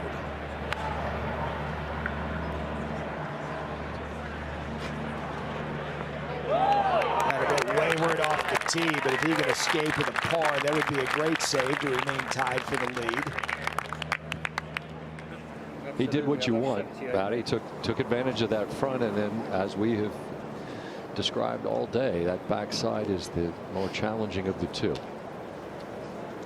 Jeff Ogilvy is alongside with me now. David Duval out for a bit. This fifth hole, see that familiar rehearsal from Rose. Just visually love the look of this hole, these Ross par threes. Beautiful par three. This is at least one that you're hitting somewhat of a short iron into, as opposed to the other three. But all the fun here starts at the green, really. See, JT's going to have an adventure. He's going to go down a hill through the low bit, back up to the high bit. This is on a good line. Beautiful shot from Rose. That's what you got to do. Leave it under the hole here at 5. Now Scottie. Andy, his round just has been fractionally off, hasn't it? It's, nothing that terrible. I mean, probably got a little aggressive with the second shot on the last hole. That's a whole location that if you get it there, you've got a great chance for birdie. If you miss it, you've got some problems. But right now, this shot, he's got to focus in on the wind quite a bit. Into him from the right, it's blowing pretty hard. You can't bail out toward the middle of the green because there's a big ridge that will run the ball well away from the hole, like the one on the last hole. So you've got to be fairly aggressive. If you get in that little quadrant on the left, you'll have a 20-footer or so for birdie. Like the candle. This was out toward the middle of the green.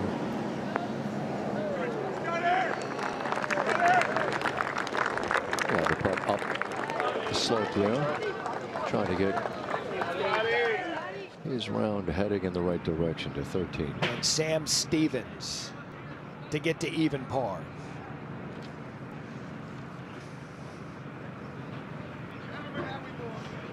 I mean, he just taps that one. Sneezed on it, curled into the left. And Stevens even after a birdie at 13. Over to 6. Justin Thomas in really good position. The residue. I'm trying to do some quick math because we're making the point. These are the scoring holes. Yeah.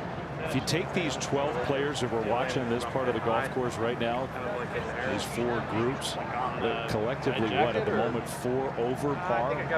12 very best players in the world on the holes where you figure these are where the birdies come. Interesting. Certainly this 6th hole is a hole you have to take advantage of on the front 9. Matt was doing the McIlroy highlights a minute ago. Rory bogeyed this hole as his round sort of started to go sideways. Just 90 yards.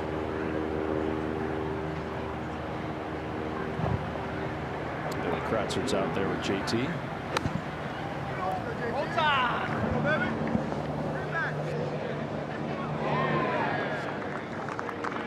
Is that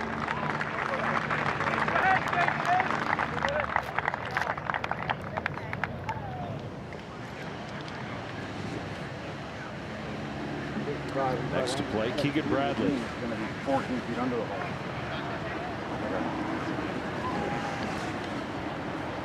Well, check that. Looks like Cam Young's going to go next.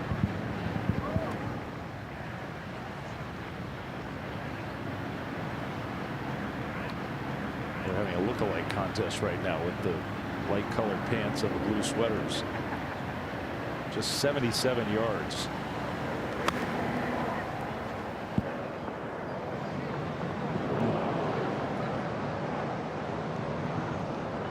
Won't be too happy with that one. No.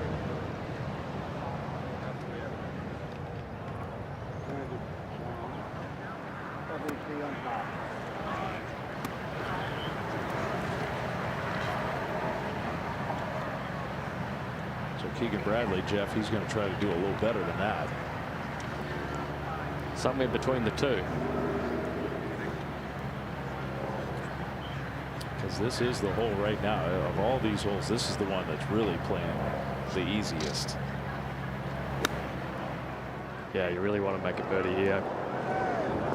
7's doable, but once you get to that 8th tee today, that's a long way home. Correct. Now that's a big miss. Thanks, Rob.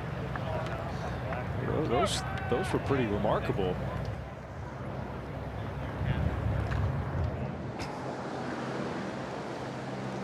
Fitzpatrick from long distance here on 5.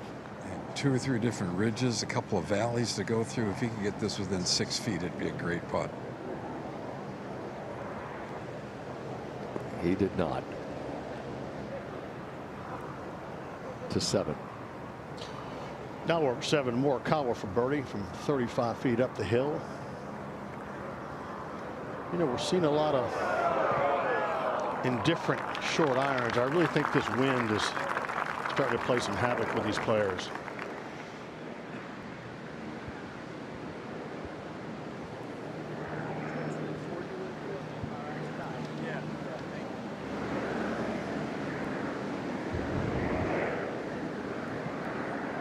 Fitzpatrick on his line, Andy? He's got to go up there to the right, up the hill. He is going to move it a little bit. Yep. We talked on air earlier this morning about how slow these putts are going up the hills. And he's got a pretty good slope to go up here. So it goes up, and then the last 8 or 9 feet, it flattens out. It almost goes away from him. So judging the speed here, even though it's only 30 feet, will not be easy. Plus the wind is really howling across the screen.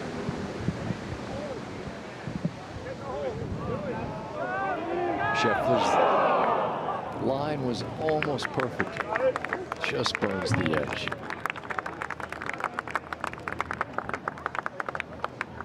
It's a stress-free par, but still 1 over for Scheffler through 5.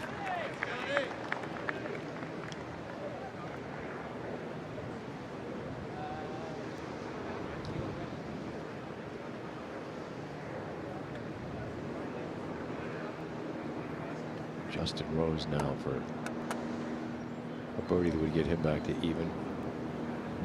What an approach shot that was. I mean, with the wind blowing and this hitting it into this little left-hand corner, that took a lot of guts. And he played a beautiful shot, just like the one he did on the last hole, playing to an area that wasn't any bigger than about 20 feet by 20 feet. See if he can go ahead and capitalize this. It's pretty much up the hill. Be pretty aggressive with it. It's a guy that's made so many big putts over the years. You think back to 2 or 3 different Ryder Cups that he basically won by making 6, 7, 8 footers multiple times coming down the stretch. But not this one. And it's a bit flummoxed as he looks at his caddy Fooch and has a little wry smile on his face. To 10. Can Batia safe par to remain tied for the lead?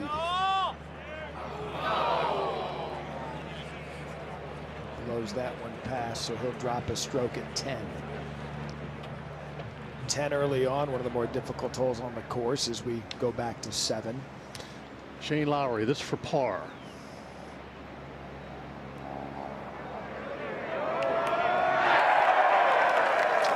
Well, there's different ways to do it.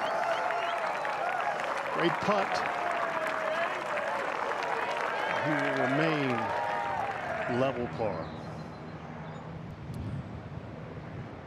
Keegan Bradley from about 30 feet above the hole. Ooh, that was well judged.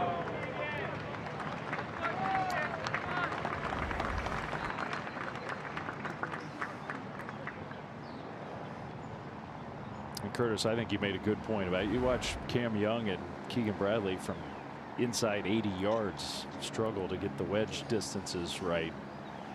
Well, you just, if you're going to score, if you're going to make a difference, you've got to do a better job from 150 yards in than that. Yes, for sure. Fitzpatrick here for par. This would be an awesome 2-putt from another county. There it is. Well done. Had very disappointing misses on 1, 2, and 3. All were looks for birdie, but he rolls that one in after he saves par on 4. Silly game. This. It's all pars to start for Fitzpatrick.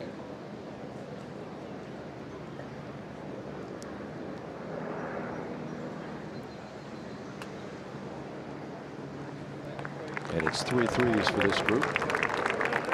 Rose, Fitzpatrick, and Scheffler.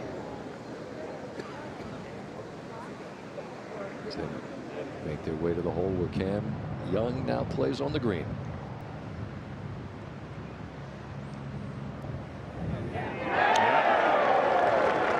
Boy, wasn't real happy with his wedge shot, but he makes his birdie anyway. That's a good one for Cam Young.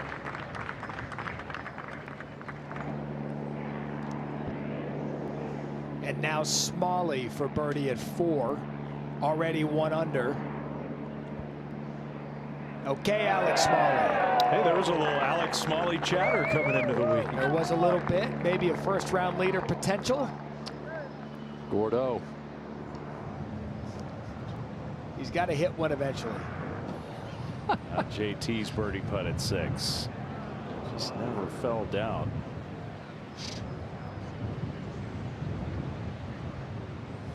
Pretty good example there, though. Cam Young was below the hole. He could be really aggressive. The other two had to be really defensive almost. It really does matter here at Aronimink where you are on these greens. Andrew Putnam for birdie. It's on the first to join the lead.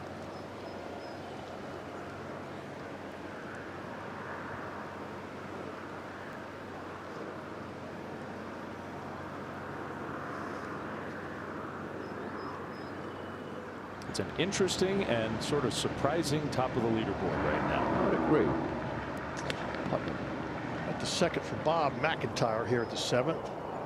One of the few from the middle of the fairway. They're taking advantage of a good tee shot. He'll have that left for birdie. Smalley here on 5. It's a good line. And Smalley will have that putt up the hill to get to 3 under par. Beautiful low little draw into the wind.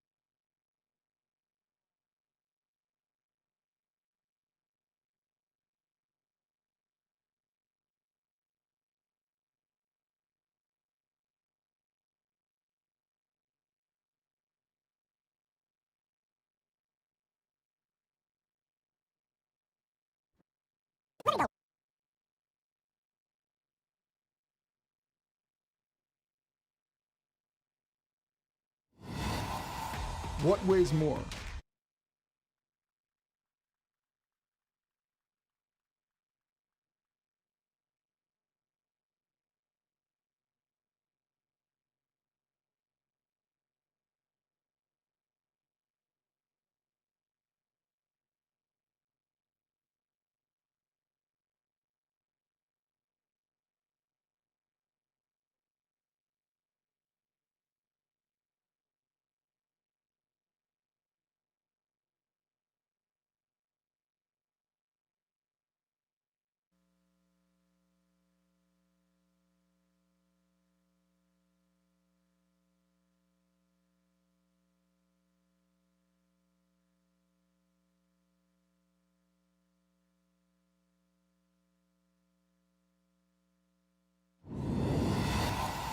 What weighs more, the Wanamaker or the Liberty Bell?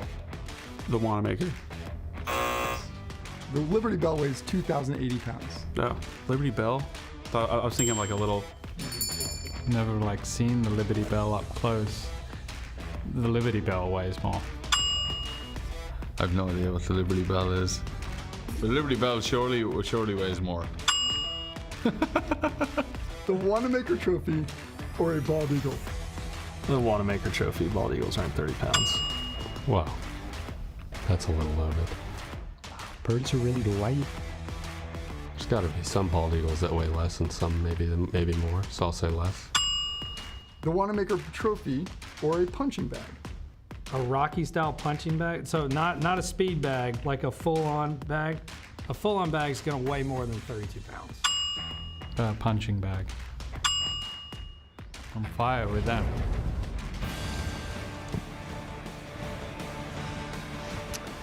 Whatever it weighs, the champion will be happy to lift it above his head come Sunday afternoon into the early evening here. Suburban Philadelphia.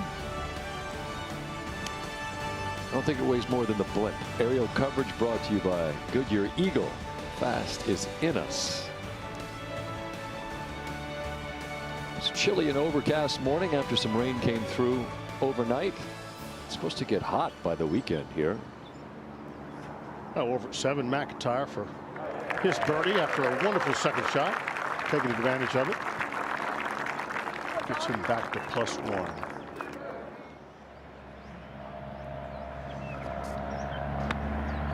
On the 11th, one of the most fascinating fun holes to watch out here. Akshay Bhatia, beautiful control of the spin, and all the way back inside 5 feet.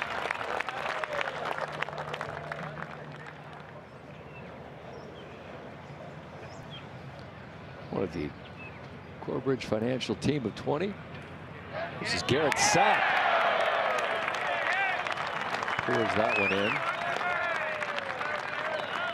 From San Gabriel Country Club. Great old place in Southern California.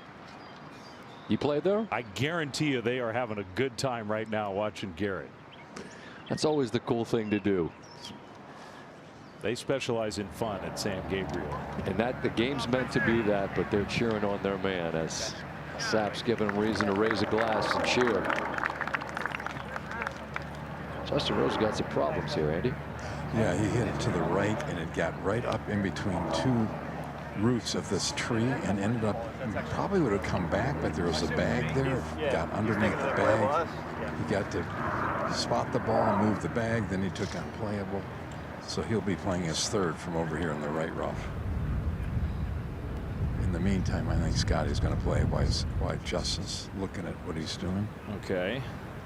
75 yards. Straight downwind. You just figure these are the shots that Scottie gets close.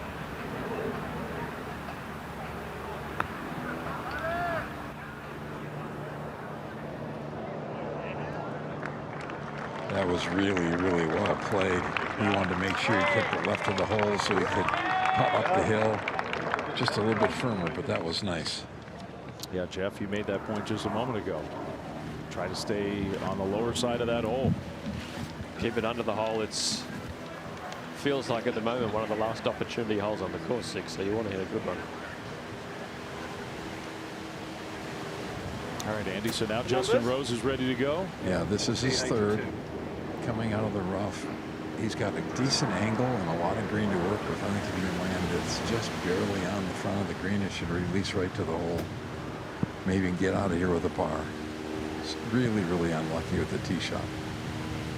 Although there's no trees in the middle of the fairway. That is true. Needed to carry it just a little bit further, but that's not badly done.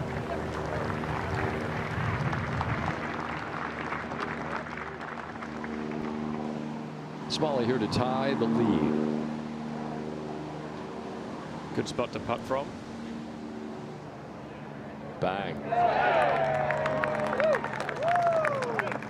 3 birdies in 5 holes. He's tied the lead. to 7. And Cam Young second.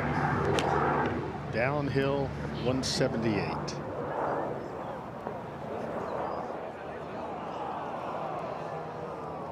And that is going to be interesting. He might have to deal with the fringe on the putt or possibly a pitch.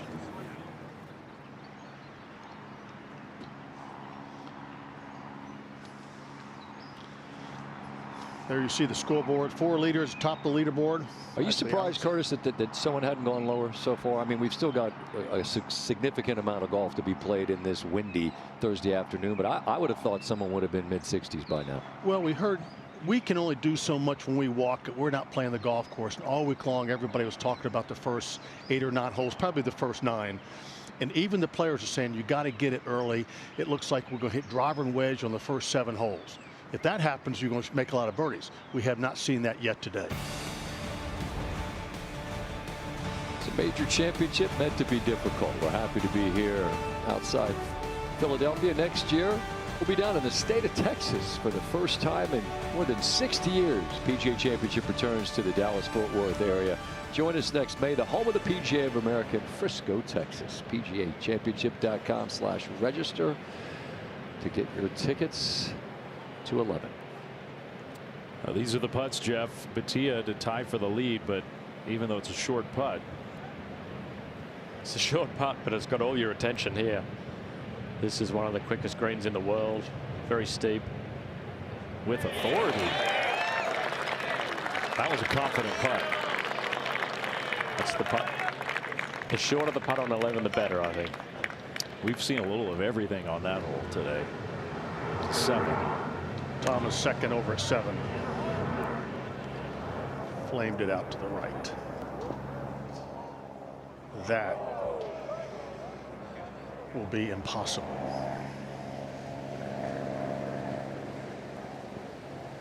Let's see if Martin Keimer can roll this in. His first green has been awfully challenging. Players to read from any and all angles, really. Just illustrates so clearly the wiggle in these greens. Still, Keimer playing beautiful golf. Not a bogey on the card as he gets to the theoretically more gettable of the 2 9s to 7. That is second from Keegan Bradley. Interesting, all 3 of these players elected to lay up off the tee. Yeah, Curtis, we heard a lot about just bombing it away Monday, Tuesday, Wednesday, but it seems like the middle of the fairway is what they're all trying to do now. Now Rasmus Højgaard, his second at the 4th. The Højgaard family, Nikolai went out earlier, and you see those flags whipping around. Rasmus, he'll have a good look at birdie.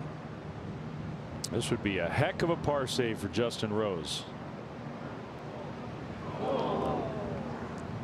Guys, I think there's enough wind up here now. The players are going to have to start playing for it on the greens. It is just whipping across this green. So that's really changed. I mean, we've had wind all day, but there's a lot more of it now than there was even really, I think, about an hour ago. Yeah, it's really blowing hard right now. Now Scottie for his hopefully first birdie of the championship.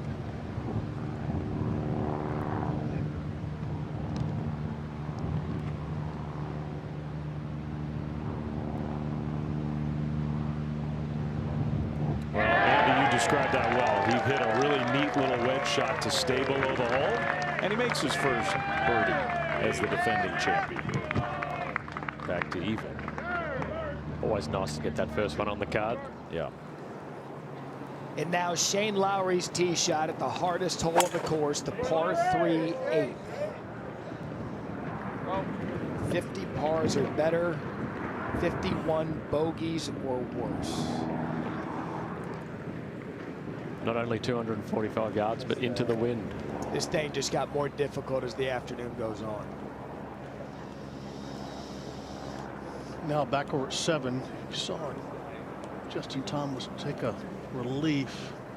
I'm assuming that was a sprinkler head. That made this shot whole lot easier. Billy, you're down there.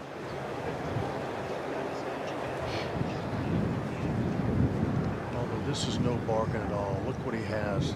The slope between he and the hole. And then after the slope, straight downhill. Big difference off the short grass than out of the rough, though. That was a big break.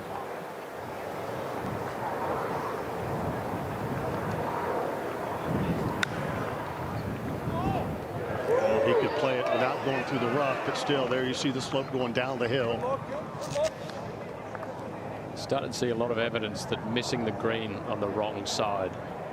Yeah, I mean, you know, you just take what is available and kind of be accepting of it and try to make it from 12 feet. And at times you don't have to be that far from the hole, but if you're on the wrong side of it, very, very tough to get it up and in. So much movement in these greens within the confines of the greens. A lot of bumps and valleys throughout. And look again, Cam Young has a little bit better angle, but still, look where he's looking up in the fringe. They're big greens, but they're small areas that you want to be in. Yep. Sometimes it's like 4, 5, or 6 greens within one green.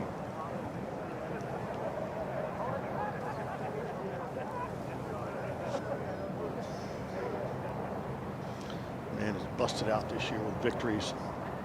It's been close so many times. Look at this look. Exactly what has in front of him.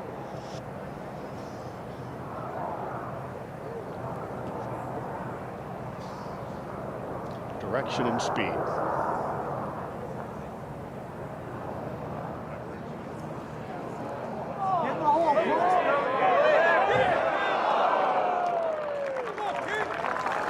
Excellent. Excellent. Imagination, touch, and feel.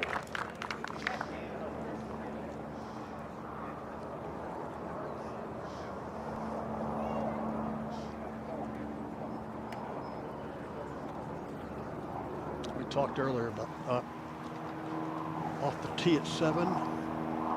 Scottie, leg to the right. Wind right to left, back into him, and this one's really good. Thank you. Catching the slope. Andy, might be a little easier tee shot now, the wind back in their face. Well, it really takes out, taking it just so far to the right where we saw guys early this morning that if you happen to hit it the right hand right off the tee shot, you're really in trouble. Here's Lowry at 8. And that's well done by Lowry out of that bunker on the front right. Although he doesn't look too pleased, he'll try to make par at 8. Back to Keegan. The hill for birdie.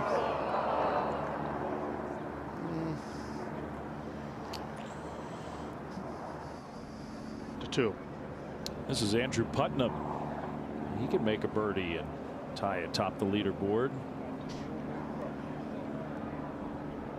Instead, it'll just be a par for him. A lot of hoodies here at the PGA. Now back over 7 after Justin Thomas hit his second well to the right, pitched it to this position. This for par. And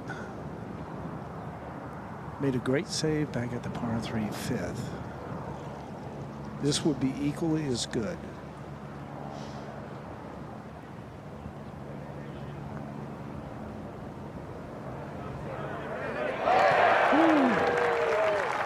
They keep the momentum going, those par saves. Huge putt.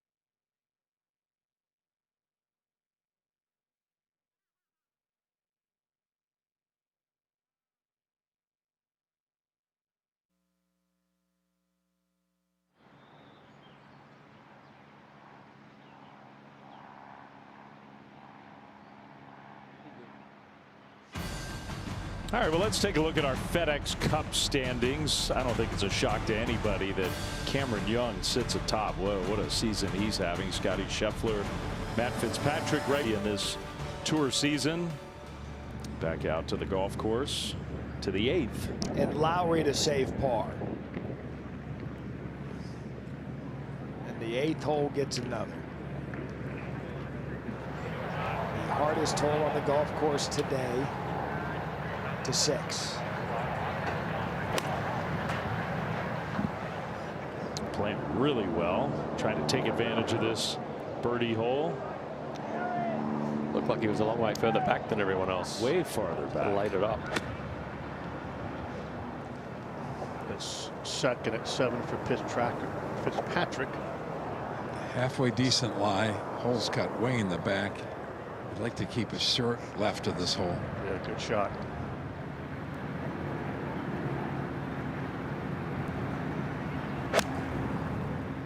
Martin Keimer at the 2nd hole. Didn't come as close to the blimp as it looked from that camera shot. It's a really good shot and a chance to get to 3 under for the PGA champion. Okay, the second for Justin Rose. 166 yards, really a beautiful angle right in the middle of the fairway on top of the hill. Put us back right into this wind. He's going to the 7-iron. I think he needs to flight this a little bit. Yeah, absolutely, Andy. Come from the top of the hill and the wind is blowing. Gotta keep it down to control the distance.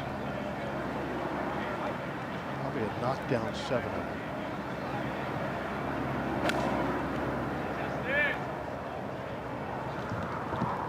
He's got new irons in the bag the last few weeks. Oh, it's on just short, and it's coming back down that ridge. He's going to have to go up over that ridge.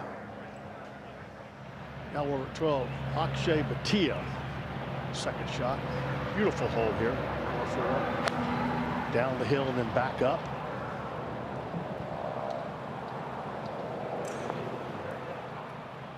Well played.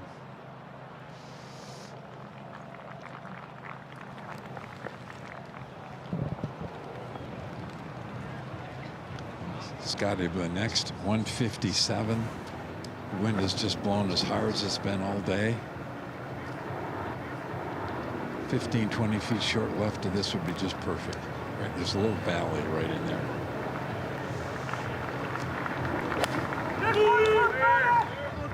Well, he's going in a little bit lower than Justin did. That is really a good spot.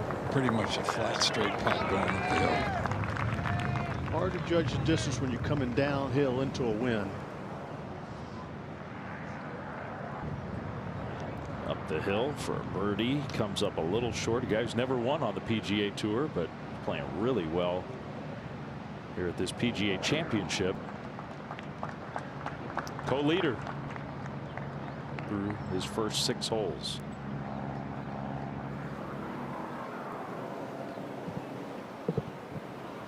Michael Block here on 5. One heck of a run, and 5 in a row of these. Had that magical week at Oak Hill. Just incredible. It's the lone cut he's made, but playing well enough that only Thursday, but certainly looks the part. You never know. He's playing well. He's playing well so far. To 9, Shane Lowry. Only 2 par 5s out here.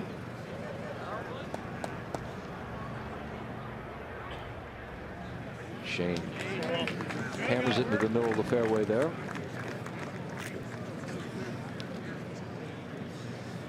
Nine and 16, 2 par 5s. The par 70 here at Aronimink. 67 is the low score of the day. There are 4 in at that number. Bhatia playing beautifully. Smalley, as well as the coverage of the PGA Championship, continues.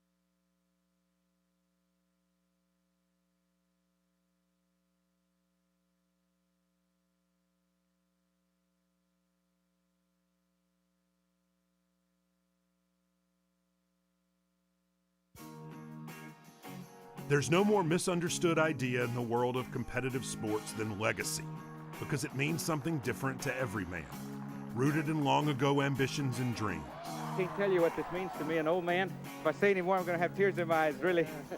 And so the true prize of a major championship isn't a sterling silver trophy or an enormous check, but something that lives in the distant mountain mist of tomorrow.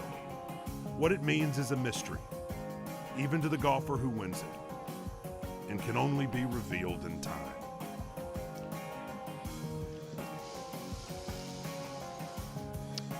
It's a 4-act play. Major championships, the storylines take a little time to develop. And the storylines early here at Aronimink as Jordan Spieth begins his 10th pursuit of the championship that would round out the career slam. Played better than his score, perhaps you could say. Hit it really well. Bogeyed a couple coming in. Rory McIlroy and Bryson DeChambeau both had very difficult days. 74 for Rory, 76 for Bryson.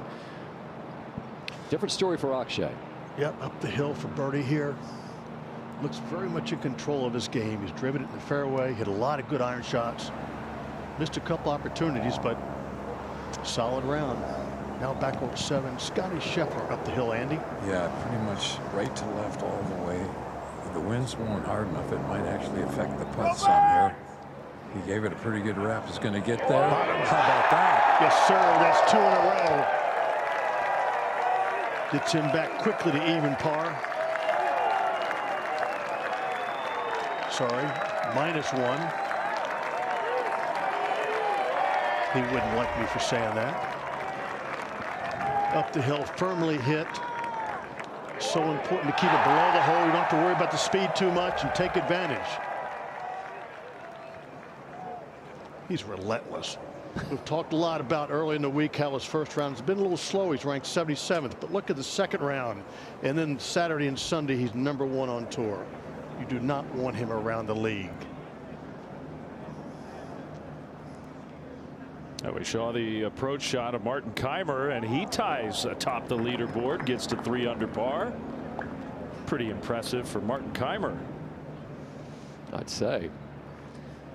Now the third for Adam Scott here on 9. 2 good shots to hit it pin high on 9.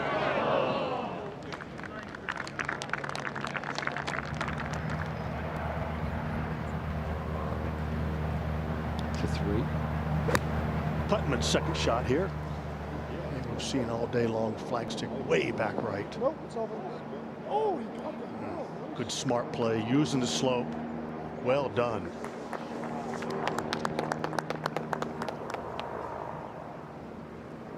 Now Fitzpatrick is for par.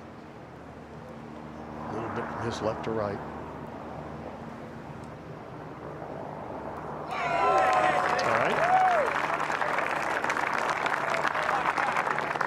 Pars are good out there right now with this wind kicking up. Back on the tee at 7. Alex Smalley. Perfect line at that far tree. Easy, easy. A lot of slope in this fairway from right to left and away from the player. That'll be a tough second.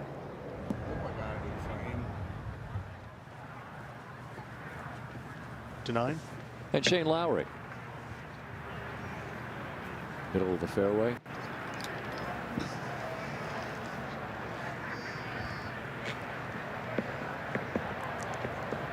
One nice thing about the wind today is it's blowing downwind on 9, so they can all get there in 2. 609 yards uphill. Low cut. It's going to dig, just as you suggested.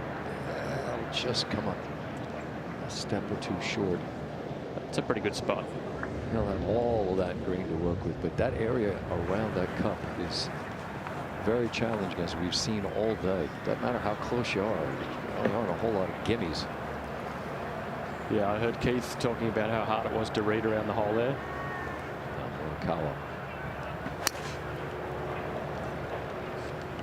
had that back issue at Sawgrass, played really well at Augusta, managing it, and he told us the other day when we saw him, it's not great, but that shot is.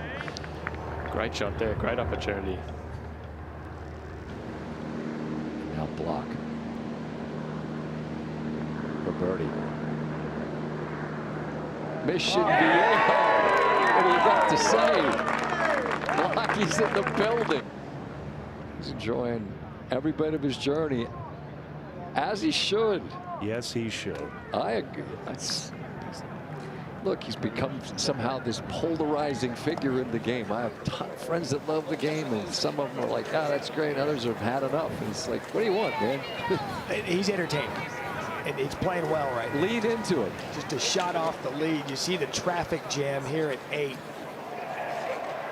And it's going to be happening here with it playing at 245 yards. The wind is up. The course is showing its teeth. Back to Putnam. Putnam for birdie over at 3. Missed opportunity. He will remain at -2. Solid round.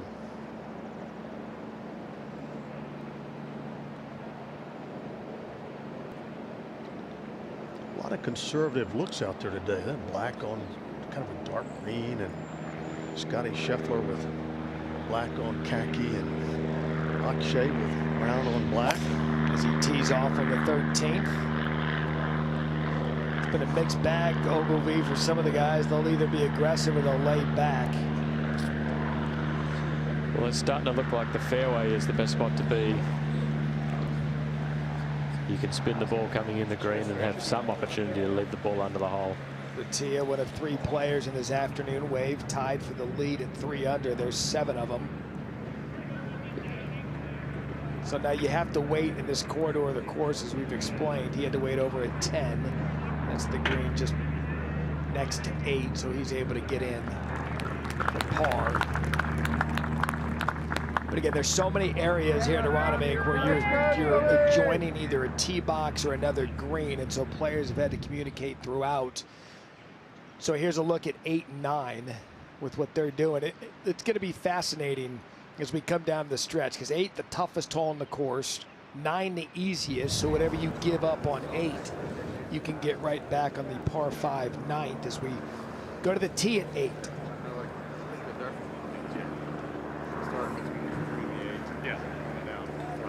Yep. It'll be Cam Young first. It's switching to well off my left. Don't see Cam Young hit a wood into a par 3 very often. They're talking about it now. Maybe you won't, Jeff. Maybe he'll go back to the iron. Oh, he's not sure yet. But this is worth a conversation, because this is a completely different course than what we saw. As you see the drop off from tee box to green, 4 to 2 foot difference. Absolutely. I mean, the wind is always a difference maker. Out here where the greens get firmer. Well, it's just shy of a 15-minute wait up here on this tee box. And by the way, it's not very warm on this tee box right now.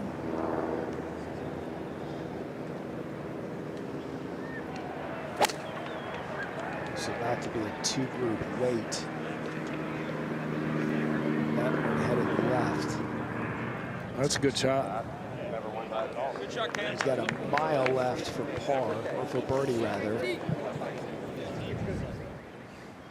That's the average proximity to the hole. 65.5 feet. Anything inside that, you get pro shop credit. What a hole. Now Justin Thomas.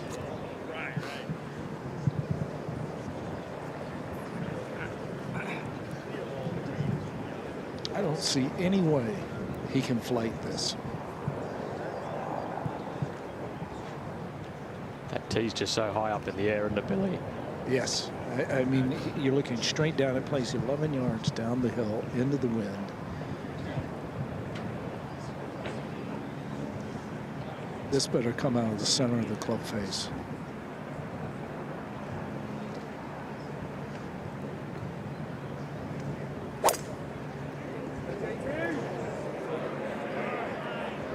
Billy, it sure sounded like it did. Look at this from Justin Thomas. Average proximity down. Thanks to JT's brilliant shot at the 8th, he gave a sigh of relief. His reaction says it all. You see Scheffler and Justin Rose behind them. They're the group that's going to be playing next. That's what the 8th is doing now at the backup, and it'll be Keegan next. Well, he's going to try to do the same thing. This is a 7-wood. I mean, they're putting it so high in the air.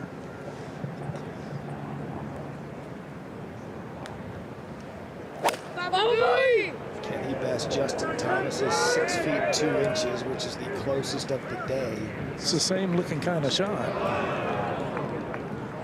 So 2 of 3 guys going inside average proximity to the hole. I'd say that's pretty good golf. On a par 3 that's got the entire field. The hardest hole here in the first round. Certainly nice when you're waiting on the 8th tee to see good shots hit in there. That's right. Eat your sandwich. You're stealing one in the field if you play birdie here. And if Thomas does so, he'll tie the lead to 9. Lowry's 3rd.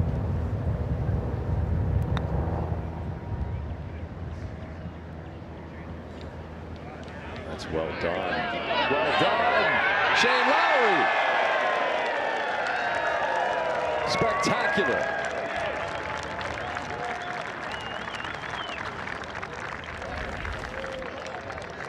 Eagle number 1 of the day. And Lowry, in the blink of an eye. He seems to hole a lot of golf shots. We talked earlier about his remarkable propensity not just to make ones, but to make them on some of the more memorable holes in the world of golf. And here in a major, it's Eagle knocking it in there to turn under par. Now Keimer second at 3. Drove it too far in the rough against that bunker, and the play out well left.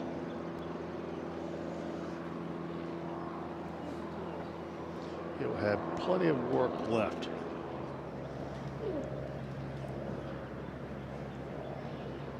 Now Morikawa to try to have the hole. Hit it. Not quite. But that for birdie to get to 1 under to 13. And Akshay Bhatia is second.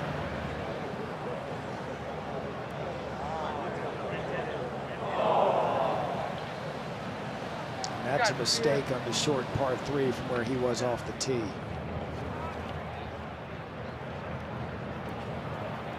To 11. How about Max Homa? Got into this PGA Championship late, trying to run it up there. Well controlled. Took the spin off and got it to stop, what, maybe 6 feet right of the hole?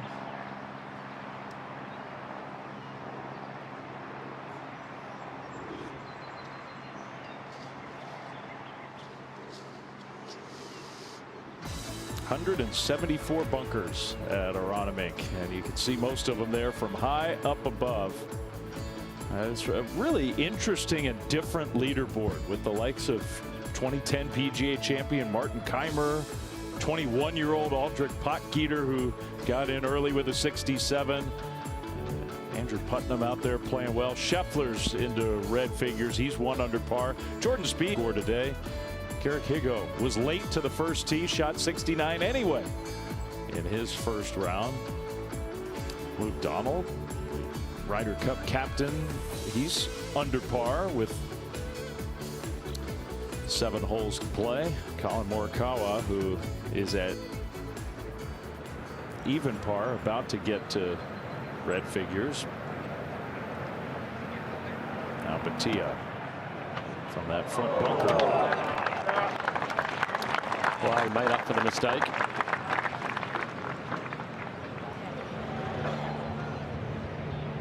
We saw the great shot, Jeff, from Max Homa. Hey, he drove it way up there. He was actually in a really good spot here on 11. And no easy putts here, though. Yep, just a hard putt to make. So didn't take advantage of that. Stays at 3 over par.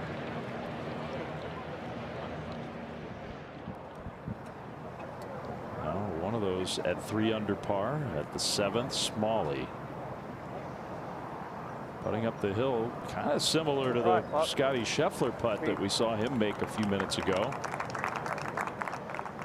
Make a par at 7. You've done well right now. So Cam Young second at 8. That was a good view of the adventure that he had to face there. We heard Keith Mitchell saying that the miss on 8 is short and to the right.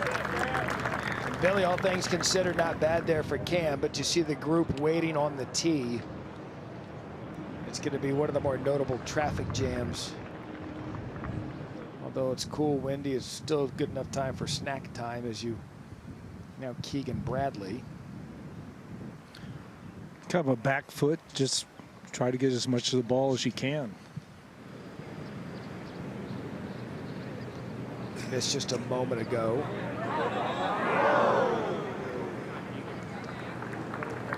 Good run by Keegan. To 3. Long putt for Martin Keimer. Picks up speed. That was well judged. I've seen several players roll that one 5, 6, 7 feet by. So you're counting the red balls, and there's only 4 of them because there's only been 4 birdies at the 8th all day long. For Justin Thomas, the closest approach, closest tee shot rather, and he'll have the chance to be the 5th red ball. The hardest hole back in 2018. The BMW is here, but first it'll be Cam Young.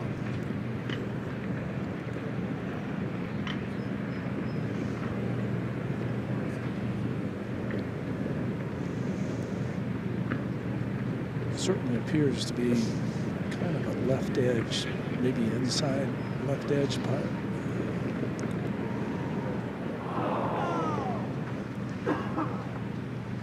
Now the 54th bogey or worse. And it'll move Cameron Young back to even. Can Batia save par at 13?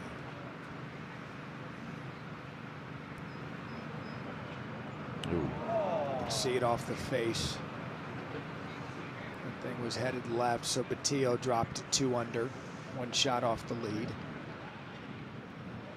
6 players at 3 unders. We go to 16.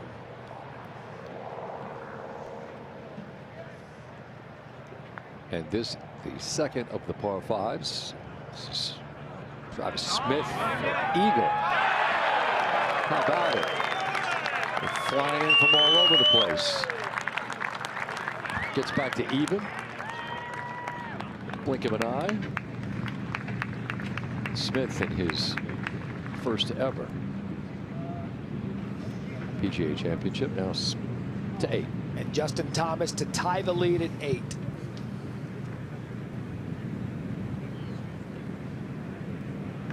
Just the 5th birdie of the day at the par 3-8. Because of it, Justin Thomas now tied for the lead as he heads to the par 5 9th. That's the 2nd exhale he's given on this hole, if that gives you an indication of how tough it's playing this afternoon.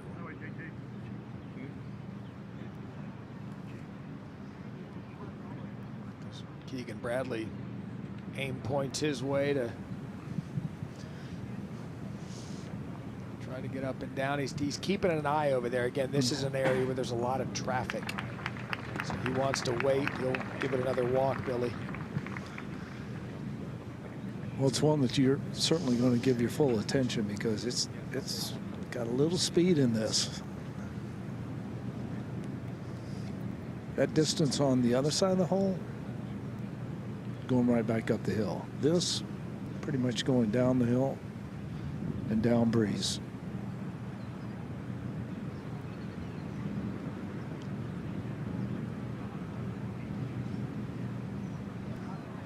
It's good work. It sure is from Keegan. He'll make par at 8 to remain at even. Billy, has it just changed? You're walking 36 today. How much different is it from this morning than it is right now for what these guys are battling? I think, well, it was chilly this morning, but once we got 3 or 4 holes in, it was quite nice. But it's as cold right now as it was to the start of the round at 6:45 this morning. I mean, the ball actually is, 15 yards traveling less. But not Cam Young, if you read the stories about the ball he used for his tee shot at the Players. Would have conformed 3 years ago. So we're going to stay at the 8th as that group has been waiting a long time, Andy North. Yeah, and as Billy said earlier, up on top of this hill, it is just humming. There's no place to get out of the wind to keep warm. Justin Rose went over to one of his guys that go in and give me something warm to put on. Scottie, 245, the ball's going to stay in the air forever. Just anywhere on this green and from the center to the right would be beautiful. Have a look at the wind meter. 14 now, 15 mile an hour into their face. So much more difficult having to hit a wood. So much harder to flight a fairway wood than it is a long iron. All 245 yards.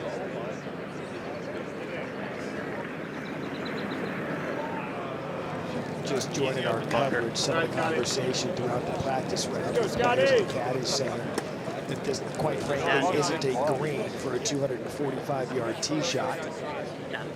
Keith Mitchell joined us here in the booth. He said anything low and right, fine, based on today's hole location. So Scottie will be in the bunker. And we'll stay here for Fitzpatrick. We pulled out some steel here, guys. It's much easier to flight it. Can you get it there? Pretty low ball hit at Fitzpatrick, so if anyone can. Well, I'll tell you what he has of steel for pulling that club and hitting that tee shot. So that's how you do it, okay. All right. We've seen woods, we've seen hybrids. Fitzpatrick, the low shot on the green to 14. Or maybe brass. I don't know. Depends how you look at it. 14. Batia. Right at it. But that's a long par 3 here. Batia, who played really well on the West Coast, then came to Florida and won down there at Bay Hill. Went off the lead to 17. Aaron Rye on this long par 3. Hard to believe this one's playing a little more gentle than some of the other par 3s. What a good shot from Aaron Rye.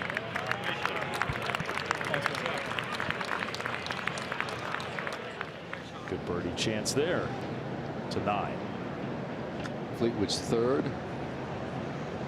Lands it softly out of the rough. Can he follow Shane? A group of 4 for an eagle, not quite, but he'll get one back, turning one over.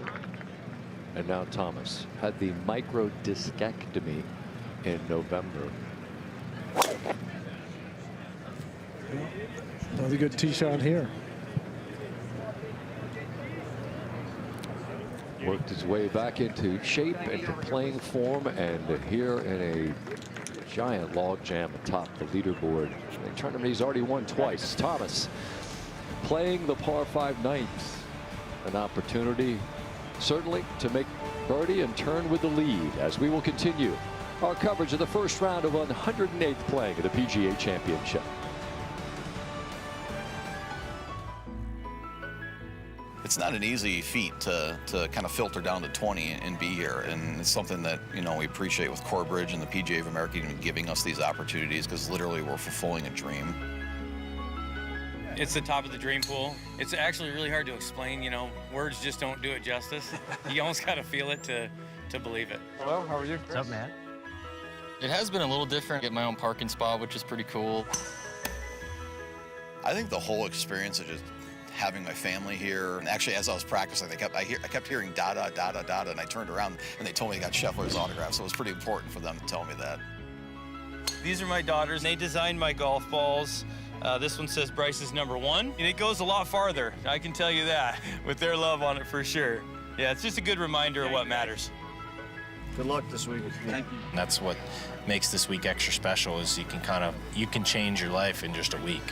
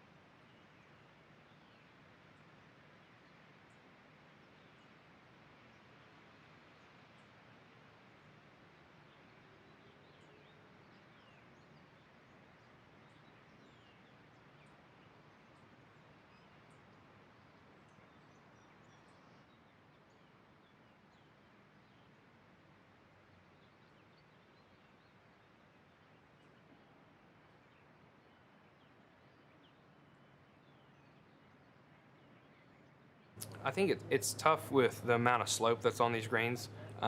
We definitely thought there was going to be a lot more rain, so I thought spin control was going to be a big factor in coming into the greens with some irons. They're all elevated, so if you kind of miss the green, it comes down and you're 20, 30 feet on the fairway over a slope. Big complexes, but small spots where the greens are. These aren't like USGA greens. They're original greens. They have, from back when they first started. Those green complexes have a lot of slope to it, with not a lot of flats, and you can find yourself on the middle of the green with them really tricky 2-putt for par.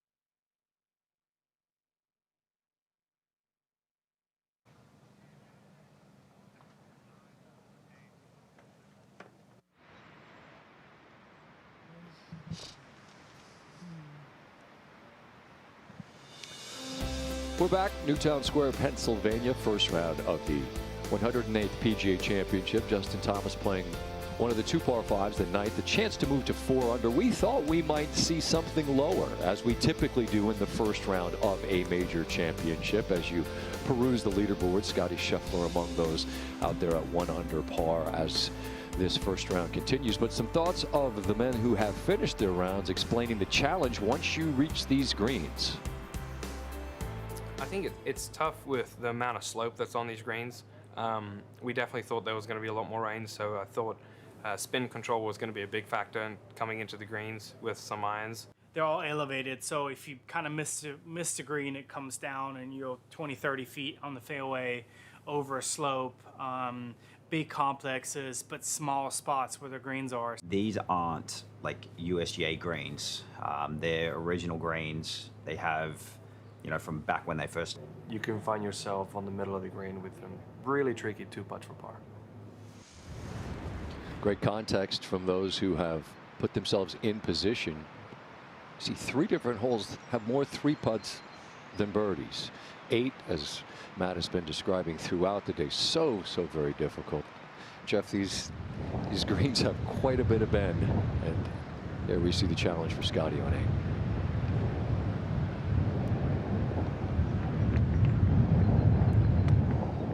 8. Should have a good shot there underneath the hole. But yeah, when Donald Ross built these greens 100 years ago, greens probably rolled at 6 or 7 on the stimp meter. Therein lies the rub, right? Yeah. A faithful restoration at a speed of 12 to 4. And Martin Keimer, one of our leaders, his second shot. Gonna roll just short of the green, found the rough off the tee. We've Seen that as a prevailing story today. The rough in the wrong spot will get you. Back to 8 now in rows. Just get the right speed, get it down there on the hole. Anything 3 or 4 feet is pretty good. Nicely. Yeah, you'll take par and run. Third hardest hole on the golf course is 14. Bhatia can give it quite a wrap up the hill. Get there, it does, but just now rolls past and out. Pretty good example there of the challenge of the greens. A great shot in there, long par 3, and yeah, he's putting uphill, and as soon as he gets to the hole, it goes over a hill. Okay, now Fitzpatrick at 8 after the iron tee shot. Exactly the same putt Rose just had. Did he get the teach? He did.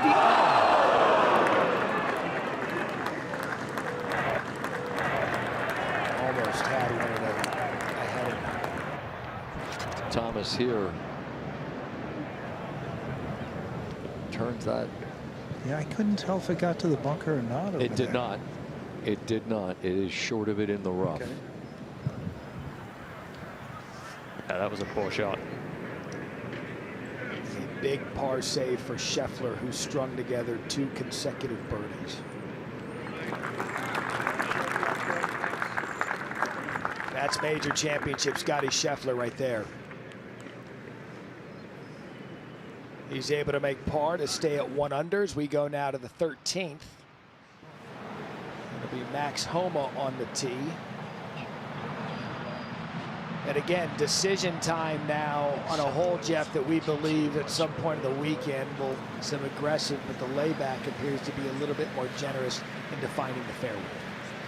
Yeah, I think it's a decision to make. Max looks like he's pulled out the driver. You just got to choose the club that you're most comfortable with on this hole. It's very windy. He probably feels like the closer I get there. This is one of the birdie chances on the back 9-13, one of the shorter holes. And wants to get the big stick and get it up as far as he can. Playing 365 yards in the opening round.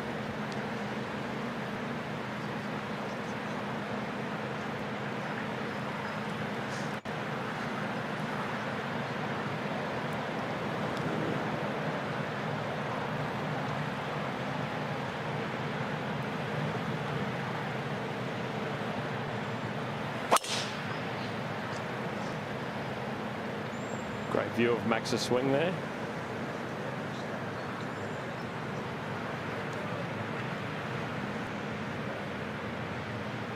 So he'll find the rough to the right.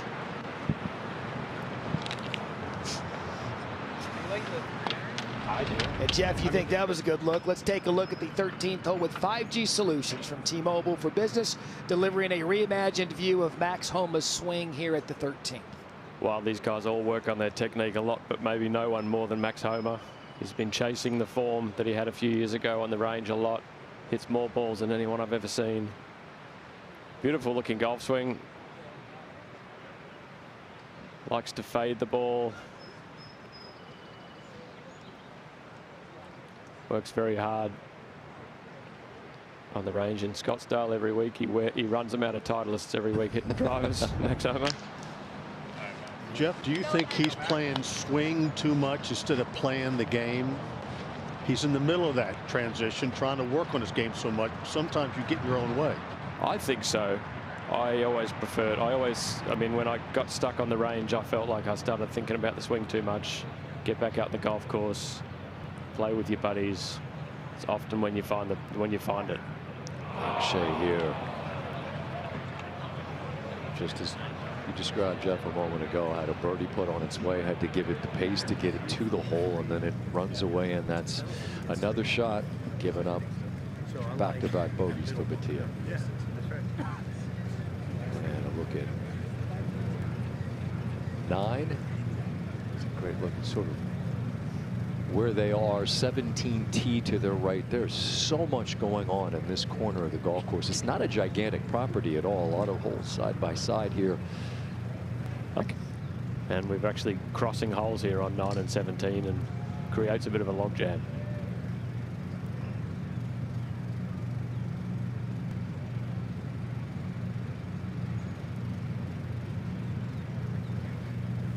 Go green! A lot of wind from left to right off this tee shot.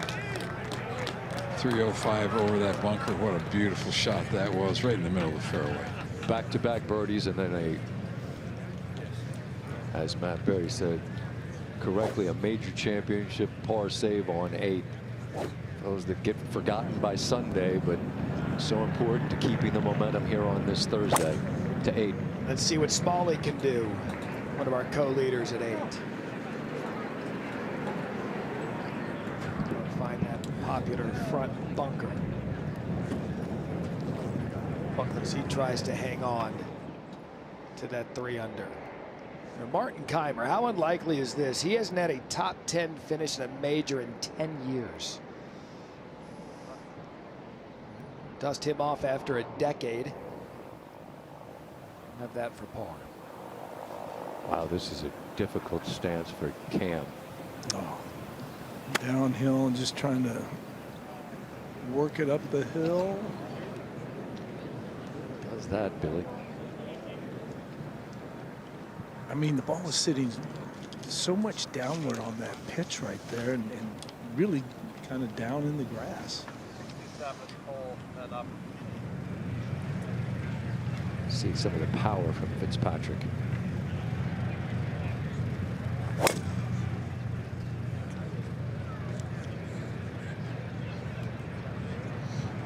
How about the footwork in this group with Fitzpatrick and Scheffler? Keith Mitchell was joking about that earlier. Very different approaches. Some powerful swing. Certainly he finds the rough there. All right. To 4. Can Keimer hang on to a tie for the lead? He does. So good up and down at 13. When we saw him at Pinehurst run away from the field, we thought he was on a trajectory that who knows how many majors he might collect. It's a great reminder of just how difficult 1 is.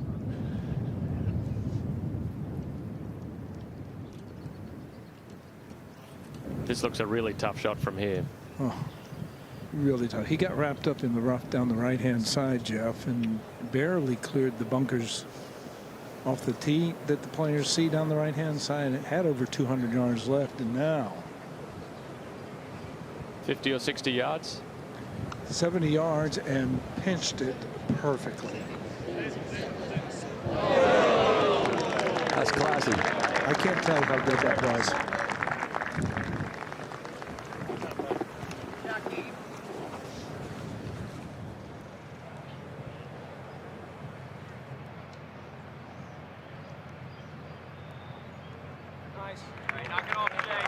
I'd given it to him, but the golf course certainly isn't going to. The 2 back-to-back bogeys. 17. Oh, we saw that great tee shot from Aaron Rye. He's got a chance, a real good chance to move to within 1 shot of the lead.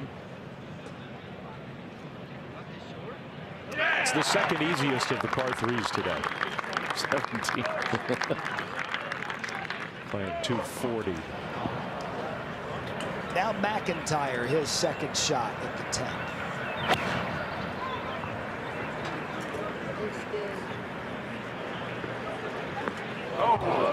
That'll do.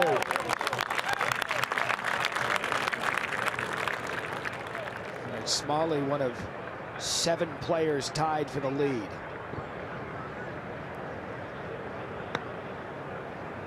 About 20 others within 2 shots of the lead in a jam-packed leaderboard here in the first round.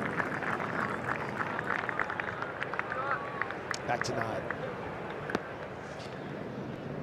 Cam Young, one of the favorites coming in. Overall, pretty level putt. May trying to turn to the left at the end.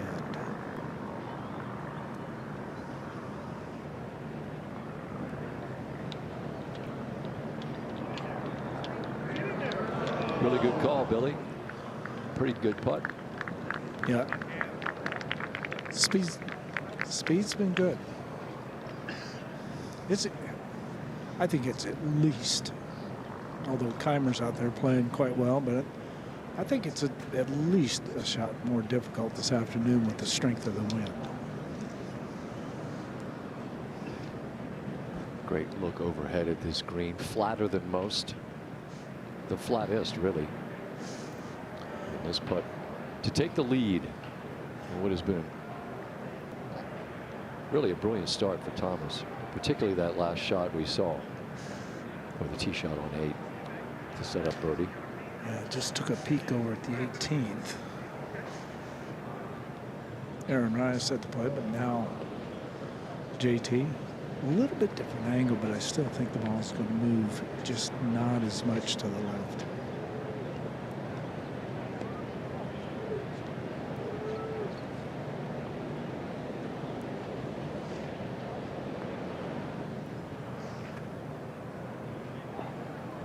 The birdie for Thomas won't go, and that's not done.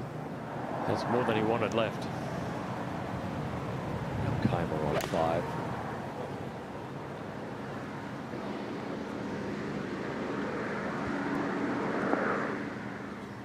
It's on, but as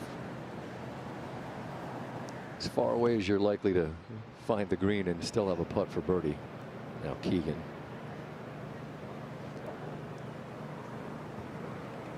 This would be one hell of an up and down. Oh. Be unbelievable. In fact, we've seen a couple from JT, but this will be Keegan's really first one.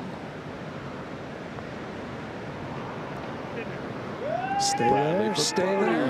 Oh.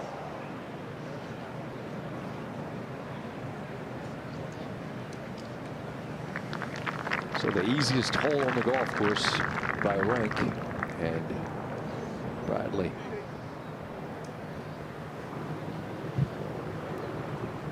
gives one back.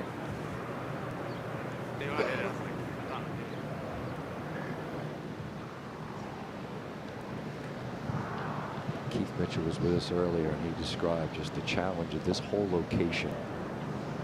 Really from any and all angles, but particularly this one. It's the misses tends to be to the right of the hole. Yeah, we all generally see the same thing, and if everyone's missing the putt in the same spot, then it's obviously doing more than it looks like. And you kind of wonder, as he wants to go by the hole, if he may have picked that up, but he's been so solid with the putter.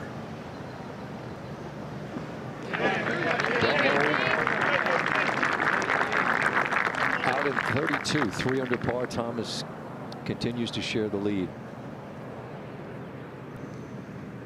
to 8. And Smalley to save par to stay tied for the lead, and he'll drop a stroke at 8.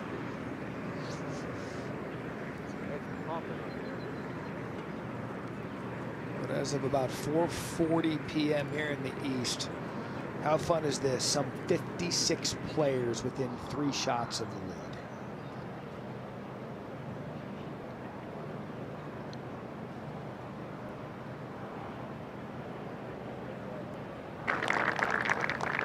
Couple of birdies, couple of bogeys. Even par through 9 as he makes his way to 10.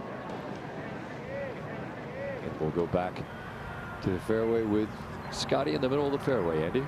Yeah, with that fabulous tee shot, he's going to be able to go at this green in 2. The other 2 players both put in the rough. They both laid up, and they both have third shots in the 160-yard range going up this hill, so no bargain there. Scottie's like 258, 285. I think that's a very doable, even going up the hill. Take it out to the left, ride the wind some. That's what he likes to do.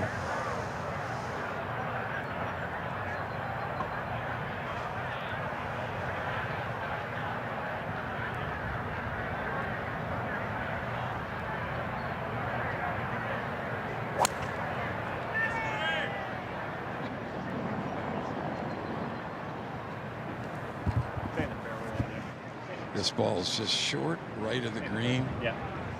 On a pretty good upslope that's not coming back down the hill. It should be a decent. I know, it's so far. To 11. Shane Lowry. Hey, we've seen one of these made today. I'm talking about Shane's knack. Okay, didn't make it, but he hit a really good shot. Chance for a birdie for Lowry, back to 10. Same story for McIntyre. Chance for birdie at the 10th to move to 2 under.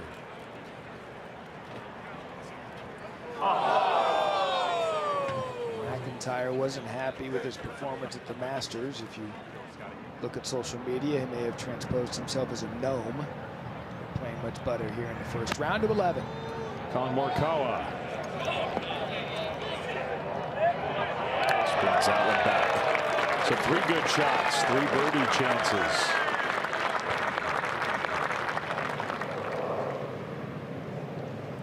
And now the tee shot at 10 for Justin Thomas.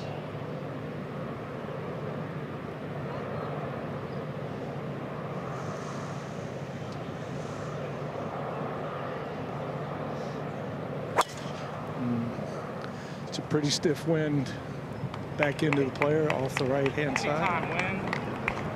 You hear Justin asking for the wind to help him out. He'll be in the fairway. And Billy, this second 9 is when you'll see Justin Thomas's experience here at this championship. Totally agree. After just a brilliant putting performance at a 32 on the front. Okay, Jeff, what do they have here at 10?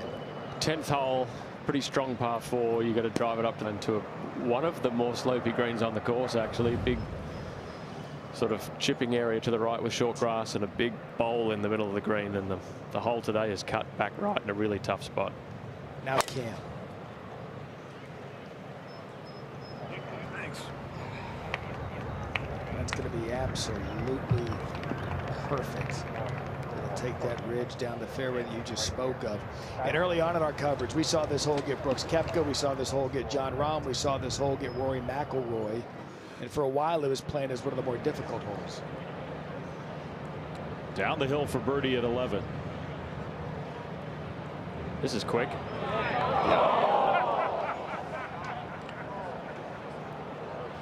Pick a line and get that one started. So a tap in par for Morikawa. Keegan, the last in this group. Come on, man. Gotta push it.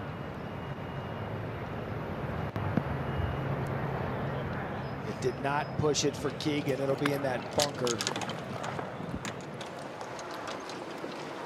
Coming off bogey at 9. But you look at the routing here of the back 9. You go down that hill at 10. And then you get into that corridor towards the other side. We've got 12 hanging out around 16, 13. And then the long 15, Jeff. Just a different routing map here at Aronimink on the back. It really is well routed by Donald Ross. You're never really going in the same direction 2 holes in a row. Added challenge when it's windy. Lowry, just a beautiful birdie putt there. So this 11th hole moves Shane Lowry to 2 under par, just 1 shot off the lead. Now the 3rd for Rose from the crosswalk here on 9. Yeah, just under 160 yards. He's got to send it out way left, let the wind take it. Really a good play. Center of the green. That's well done there. Now 5, Keimer. Can hammer this one. And he has. Very good. That to remain at 3 under par. 6 are at that number. Now it's Fitzpatrick. Yeah, basically the exact same shot. They both had to lay up. He's sending this out to the left, trying to ride the wind. Almost exactly the same seconds. Like every fucking shot. See if he can make his first birdie of the day. Now back on the tee, it's Smalling. Power in it. Just into the rough.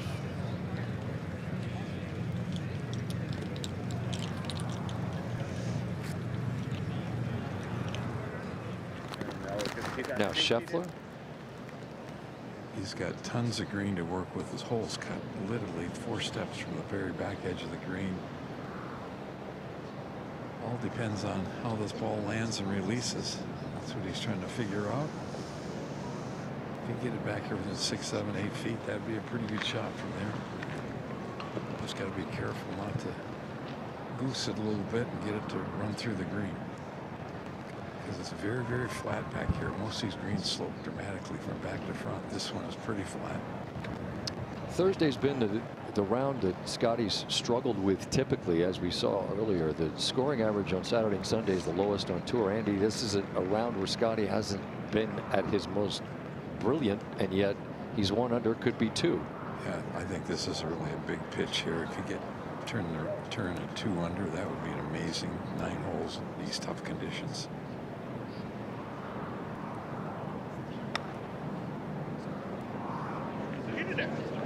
Easy breaks. It's just not uphill at all. We'll have that for a birdie, but no bargain.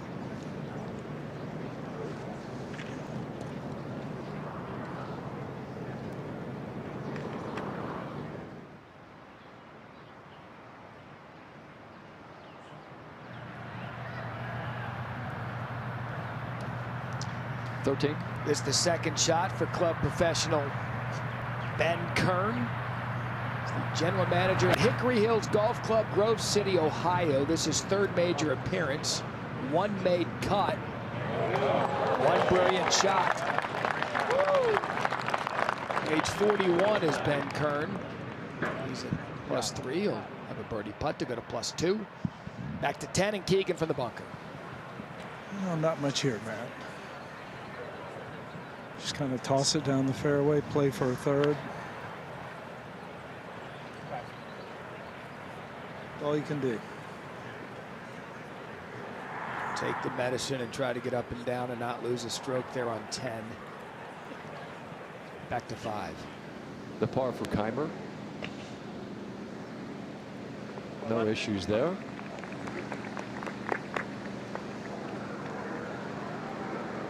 Bogey free on this day. That's impressive.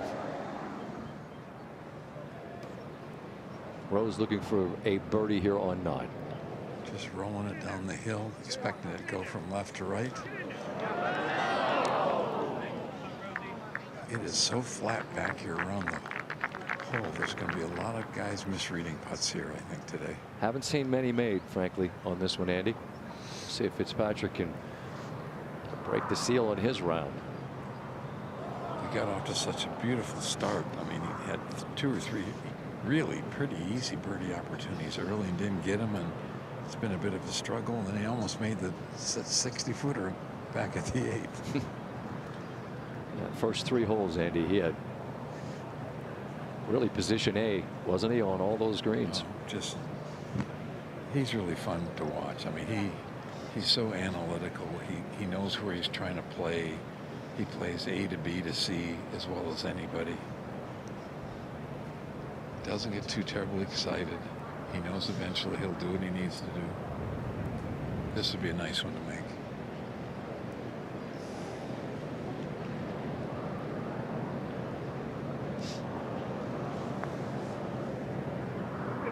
Get in there. Get in there. Nope. Fitzpatrick will have that for par. The tee shots of Justin Thomas and Cam Young. You see the scoring average. So Cam Young's going to play his second.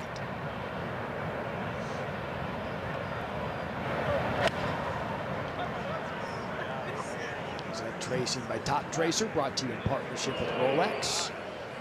And that's the miss we saw from Rahm and Koepka. Cost them a shot. They made bogey earlier in the round from the same spot. Let's go back to 9. And the birdie putt for Scheffler. So flat around the hole. Can you get the right read? Left the whole way.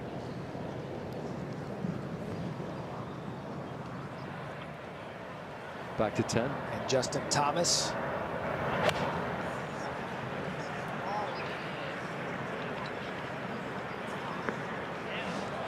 Much better choice. Offside to miss it there. You've got to make your mistake in the middle of the green.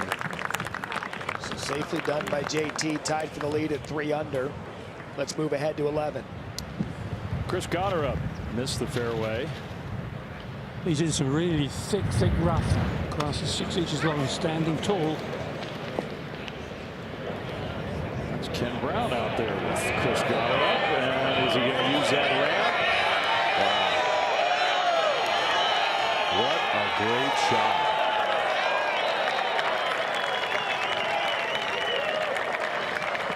Remember, we saw Bryson's ball get stuck up there this morning.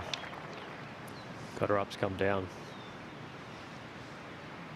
It's kind of when we knew it wasn't going to be Bryson's day. It was pretty early. Only birdie for Bryson, his final hole of the day. Now Keegan's third at the 10th.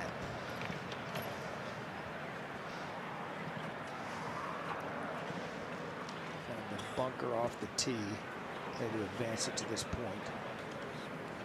Even this is no bargain. That's a small area where that hole is cut today.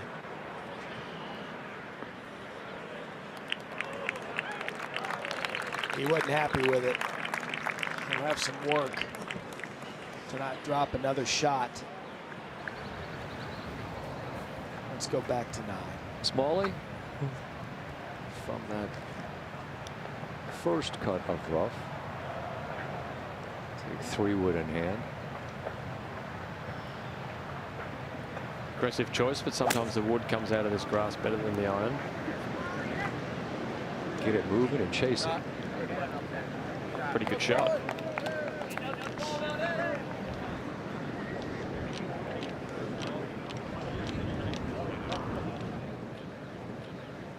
Smalley 2 under.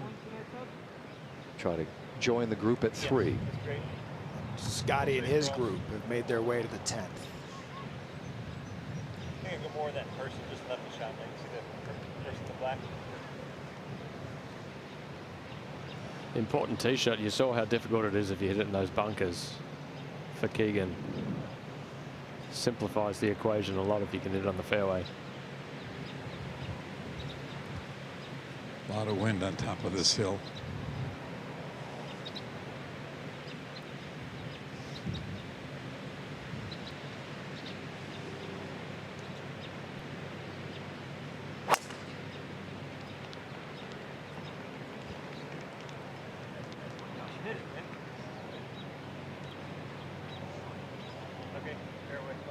So it found the fairway, not the best pass at it for Scheffler after a 34 on the front.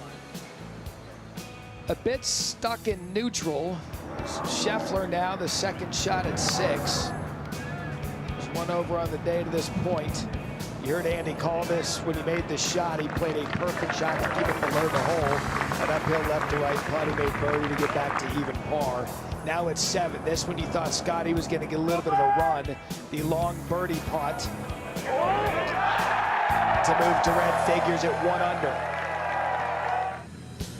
This was huge. The save at 8 was in the bunker off the tee below the hole for a par. That's the 34 for the defending champ at Quail Hollow. He'll have a chance in his own right coming up this summer to win his career Grand Slam at the U.S. Open. Now Cam Young's third at the 10th.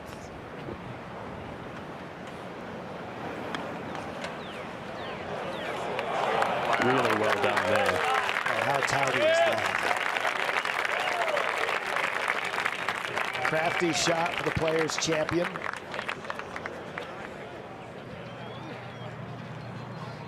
To 16.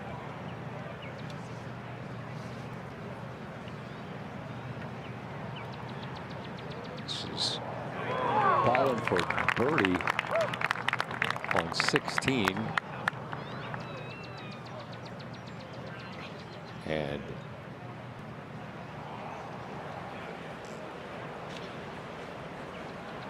now Justin Thomas for the lead. Doesn't hit it.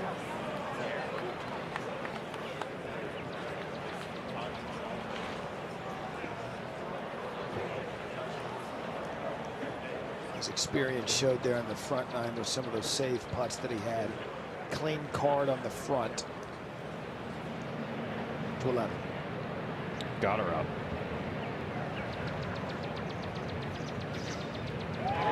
That's great birdie.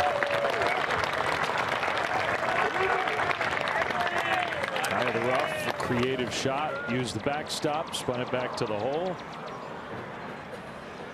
And now Keegan to safe par at the 10th.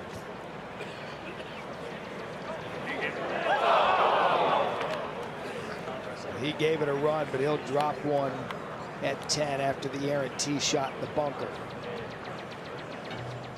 As this group begins the difficult second side as we go to 6. A birdie chance for Martin Keimer, although playing a lot farther back than many of the players we've seen. And that one's going to spin back down toward the front of the green. See, the wind is up and whipping. Still clean. And yeah, you get a sense of some of these guys who've won this tournament even once, in Justin Thomas's case twice, in the experience they show around the course as we go to 3. And Patrick Reed for birdie from about 30 feet. Playing a good solid round, and that gets him to -2. Speaking of experience, got a lot of game, especially when the conditions get a little tough. There's a great look here at Smalley.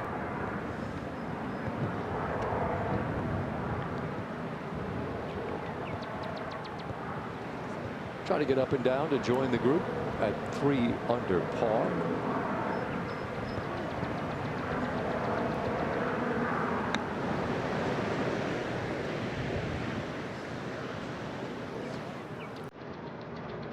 He would have hoped to have been closer.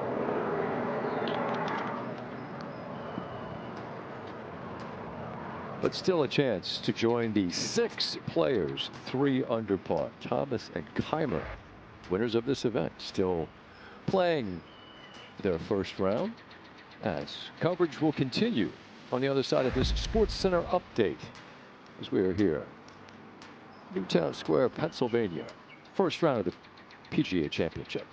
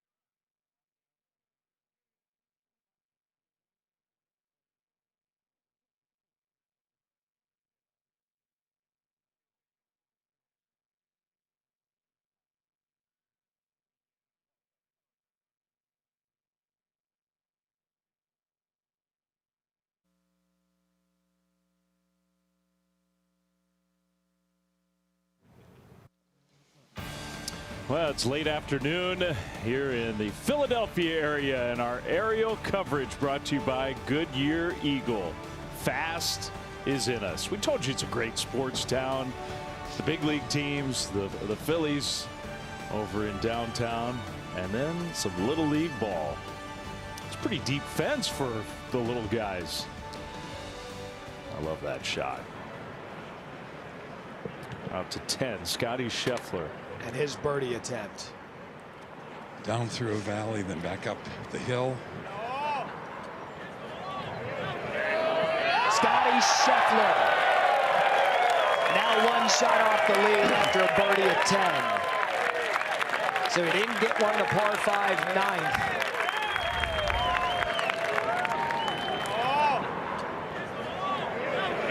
How about that look?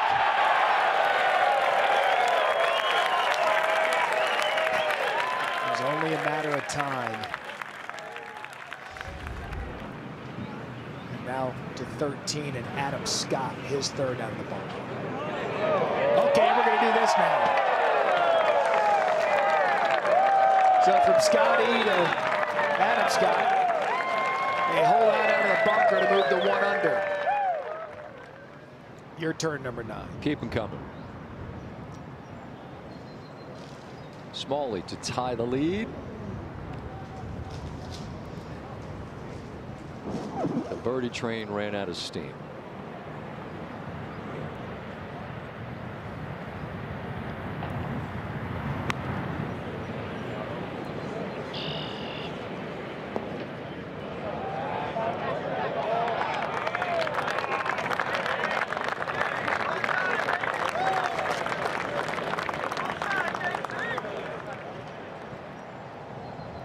Justin Thomas, a good look for birdie at 11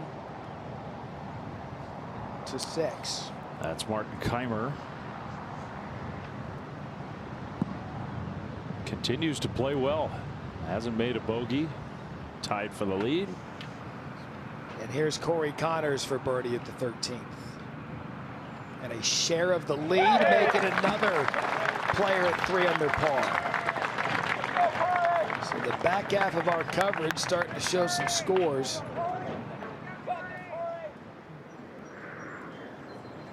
To 1. And Sam Stevens to tie the lead.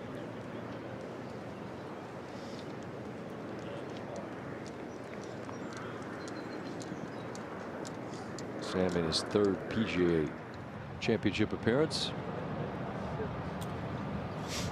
Back to 11. Chance for the outright lead.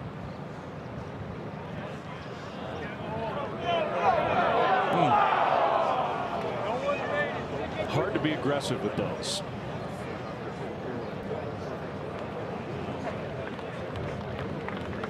I know you hate to leave a birdie putt short, but you got to protect it too. That could get away from you really quick.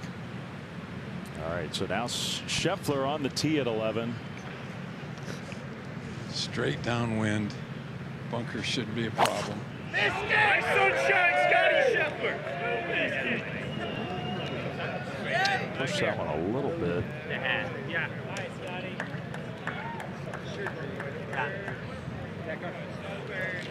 Okay. Ended up in a great spot. Let's check in on Patrick Reed now. His 3rd shot at the 4th. 1 shot off the lead. How good is that? So Patrick Reed, he'll save par to stay at 2 under to 11. And now Cameron Young's turn for birdie.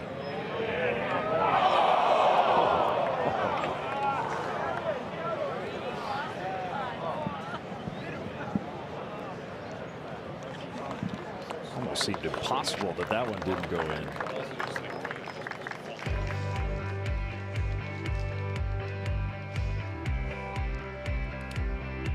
Three under par has the lead for the moment, but there are some green arrows pointing up, including Connors and Scheffler, the world's #1. Our coverage will continue in just a moment.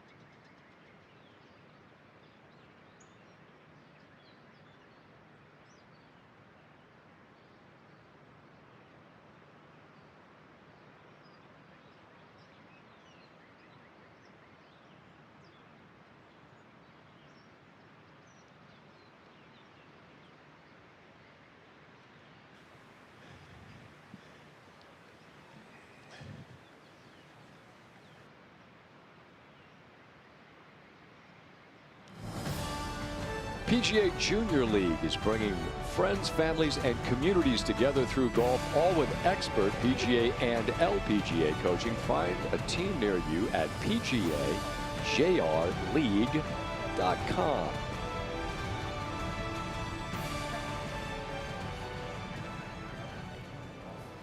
Corey Connors, red hot at the moment, 14.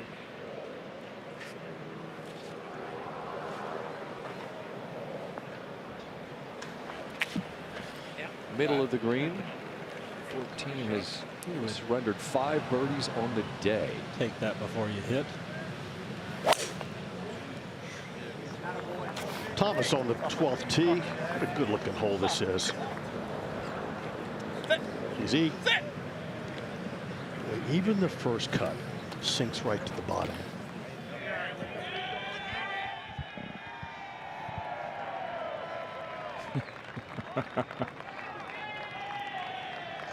Andy, Scottie Scheffler wanted to take a look. And Matthew followed him. They sprinted up that hill. I don't know what they're thinking.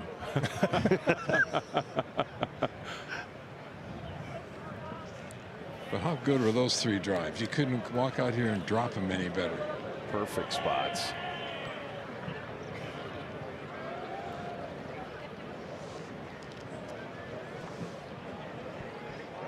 So it looks like Justin Rose is going to be first here from the 11th fairway. But while we wait for that, we'll go back to 7. And Keimer's third had to punch out and leaving himself good 20 to 25 feet short of the hole for par. Boy, it seems like the front side is playing every bit as tough as the backside. Not what we expected. Looks like a lot of putts are being hit tentatively. I think it's a little bit of a byproduct of the wind curves. I think a lot of the play today is a byproduct of the wind. Andy, Justin Rose could use a little jolt, couldn't he? Well, he made a great par in the last hole.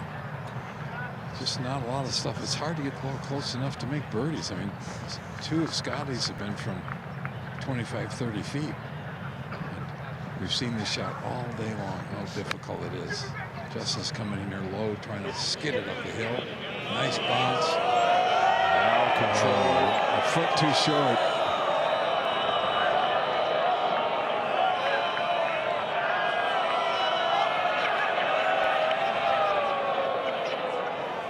There have been a few people around this green that have been here all day long with a cooler. I can tell you that.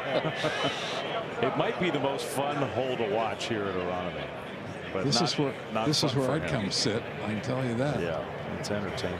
I think you've got to use that bank on the left. I don't think you can even try to shoot it right at the hole.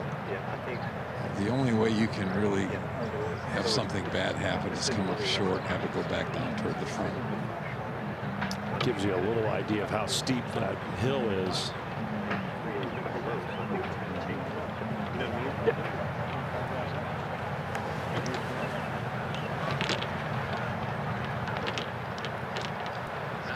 Scottie's right at 98 yards.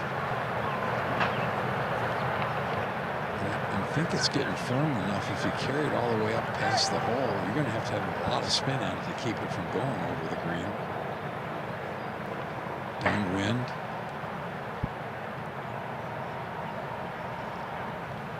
I think you've got to go 15 feet left of the flagstick. Good line. Just perfect.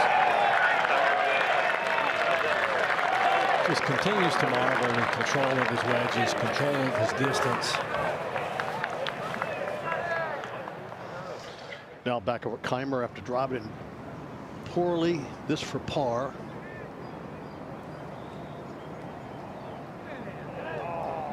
And they'll drop him back to -2. 11. Fitzpatrick. Yeah. Well, then he's going forward. Well, if you go with that, let's just figure that guy sat down and he's back in. Yep. Andy just saw a pretty good template from Scottie Scheffler. But the problem is you can't see it from down there. He's got this coming up a little bit higher. Well done. He didn't really like it, but it turned out to be a very good shot.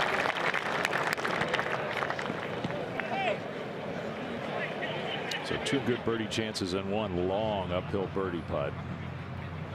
Speaking of a long uphill birdie putt, here Connors for the lead on his own. It's a good putt. Par's just fine. Par is wonderful there. That is one heck of a hole location.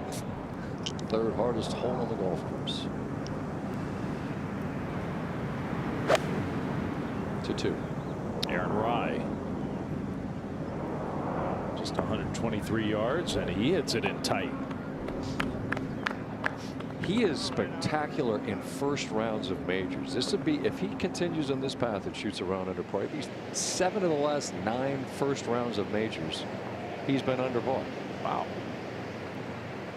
Schmidt for birdie. Oh.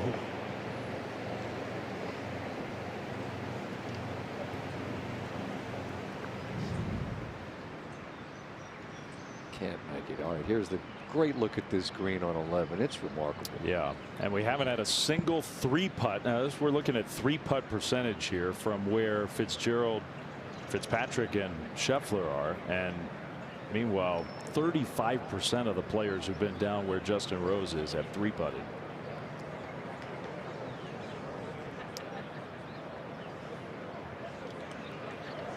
Dave, do you think it'd be a good idea if I told Justin that? I would not tell him that if I were you. Okay, just checking. But it is so slow the last 15 feet coming up here. I wouldn't be a bit surprised if there's been some players that didn't get all the way up the hill and it came back down. Well, that's definitely been the reason for the 3-putt. It's coming up way short.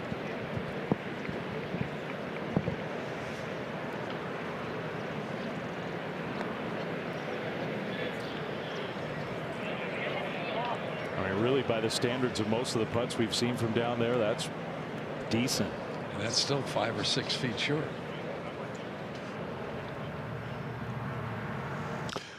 Up 1 hole to Thomas out of the left rough. Pretty good lie there, Curtis, in the rough.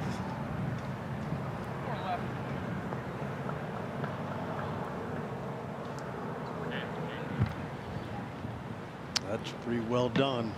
Yeah, that's all he's looking for. 14. And Lowry.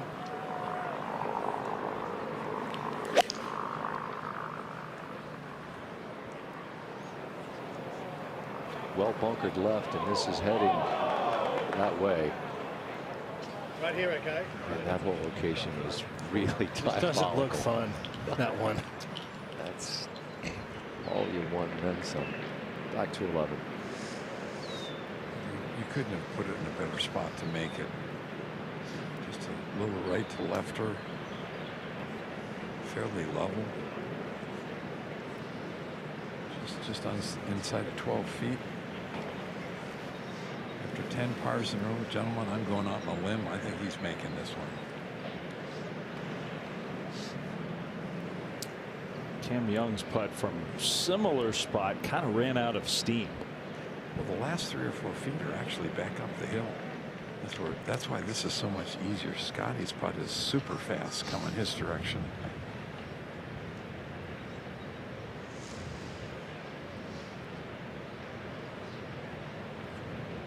Let's see if Matt can hit this hard enough.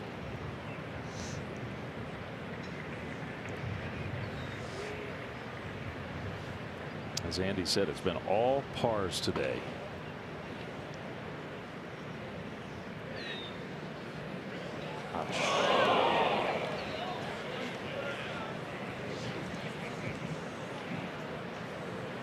Just needed a little bit more. Yeah, the second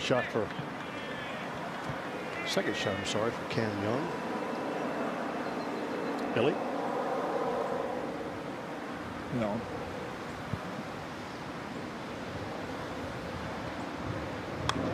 Went up and took a look, Curtis. And he caught that downslope right there, and It's going to be pretty nice. Yeah, not bad. Left it below the hole. Yeah, he had to chip out from the left-hand side, so pretty good chance to save par. Not a hole you want to leave here with bogey, though.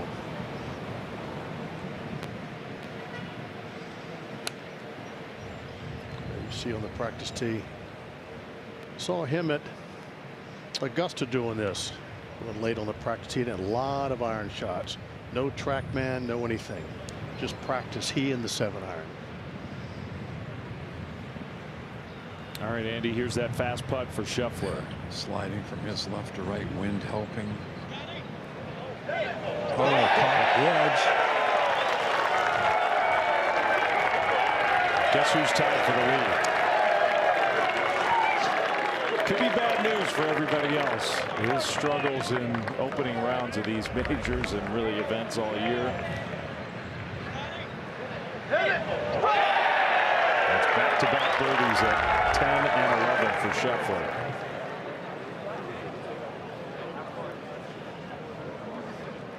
It's nice to write down another 3.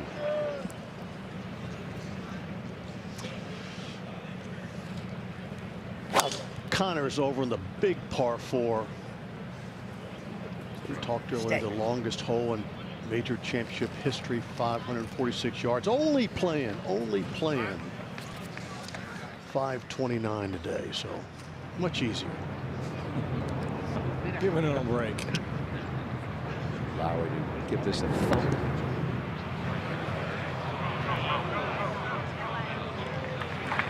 Still, you see that. Just that knob that's on. You can see it.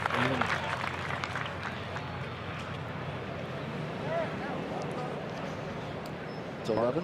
Par saver for Justin Rose. Very good. I know he wasn't happy with that second shot, but at least he avoids dropping a shot. On to 12 for him. And back to 5. And the putt for Reed. At the perfect pace. But he will remain just one off the lead, but that lead has now been joined by Scottie Scheffler. The first one to the right, the run out is 305. Who is a force of nature. Inevitable, it seems. But it's only Thursday. Stick around to see what transpires. The way it bounces, right? Could even make it to the second time too. Himself too.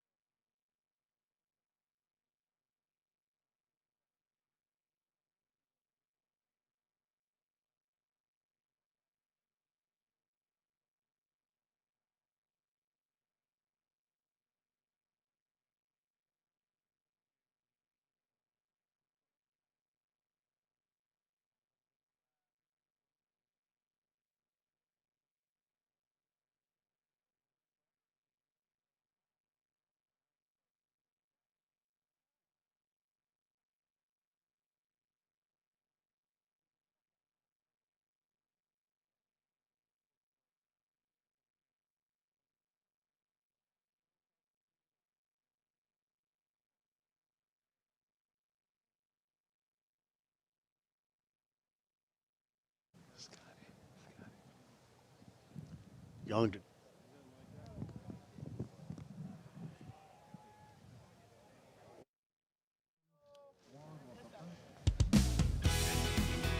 Welcome back. 108th PGA Championship continues late this Thursday afternoon. We'll look at some of the scores and pairings on this late Thursday afternoon. See Justin Thomas, the lowest of that trio, a two-time winner of the Wanamaker. And Scottie Scheffler, as we were just stepped away for a moment, Andy North, who's following this group, called it a clinic. Like watching an America's Cup race, just tacking back and forth. It's a ruthless pursuit to 12. Scottie Scheffler, this for his 10th straight fairway hit. Dinner's ready! Just on the right side, just fine. Laid well back. 10 for 10. That'll get it done.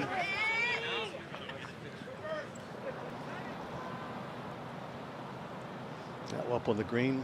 Justin Thomas for birdie up the slope.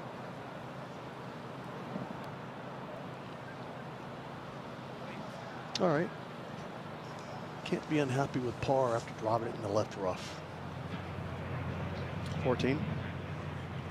You see that whole location, just 7 paces off the back. Can Rory get up and down?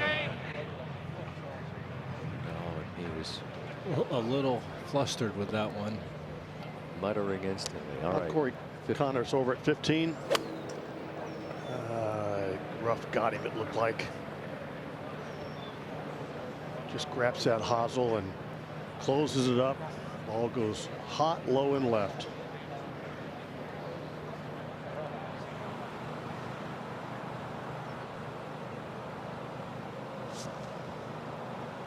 Now Cam Young. Good save. After a poor drive, well done. That's a complete game. And what stands out more than anything else, he can drive it a mile.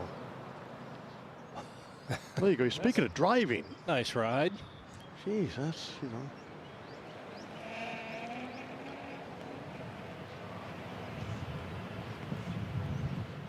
Rory offered a one-word assessment of his round. It was 4 letters and it wasn't airable.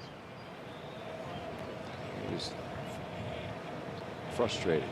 Said he prides himself on his ability to drive the golf ball, and he's not driving it well. Well, let's remember he won Augusta driving it poorly. Everywhere. Everywhere. Second to last. It shows the ability to play the game to score, but it's going to be hard to get it done on a golf course like this. To 12.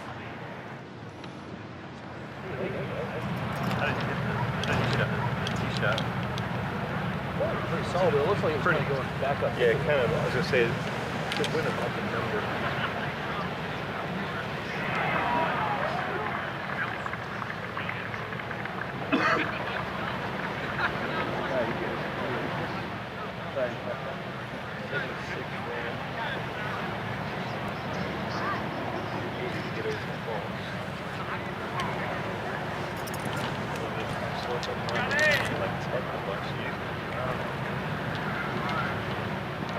I'd be okay if we got 10 on with the 7. I just don't know. I don't know if I can. Yeah, I agree. I think I flight down to 94. Okay, great. And just left of the target. Yeah, right on the edge of that little bushy. Perfect. Yeah.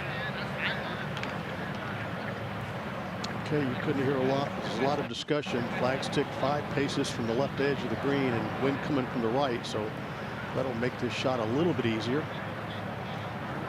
191 yards. He laid it well back. Curtis, I gotta believe this is between the TV tower and the flag stick.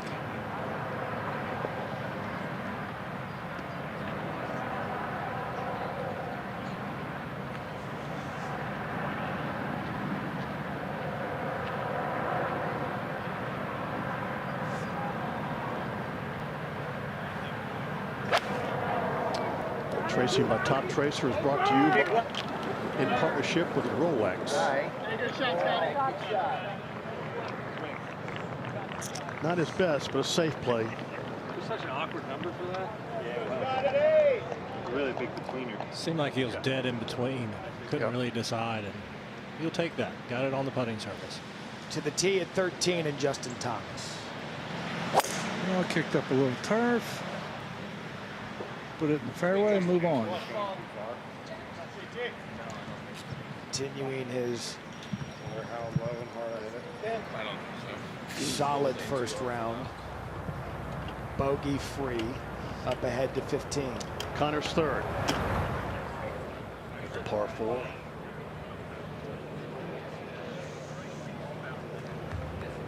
He'll have that left for par downhill. Be a tricky putt. Yeah, let's come over here. Hard hole. To 11.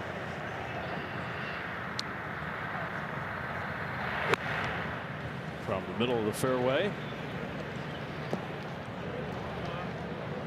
Another one just stopping right there. Beautifully done. Chandler Blanchard. Great chance for birdie at 11.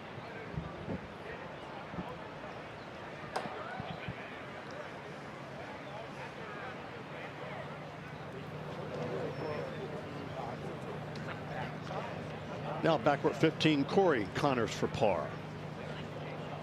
Stay tied for the lead.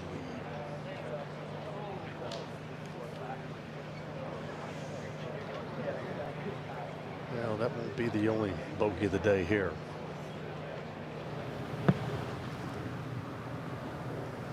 From 12 after dropping it well left.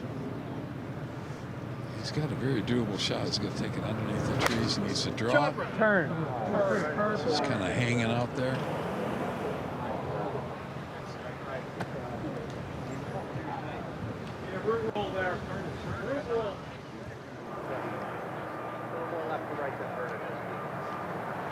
Now the fairway shot, second shot for Keegan Bradley at 13. Perfectly positioned, 132 into the breeze.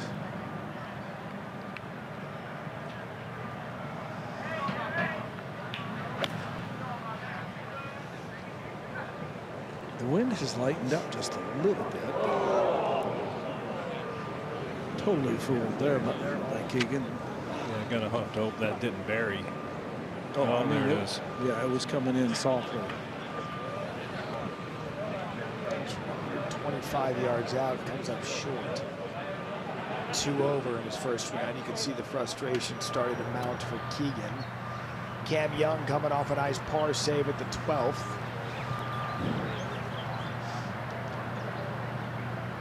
I think after seeing that, Matt, now you kind of go through a recalibration of what the wind is going to do to him. So has Billy 125 yards. It's 125, but I think the effective yardage is going to be more like 131, 132. Billy, he's keeping the round in the lanes. He hasn't been able to go on any type of.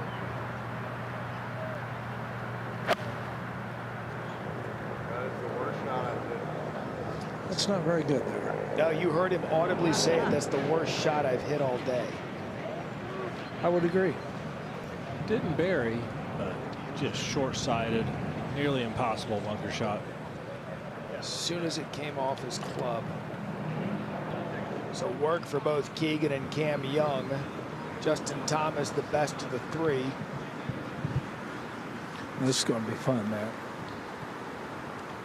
JT 120 yards. He's going with a 9-iron. I mean, he is totally taking all the spin off this and trying to flight it.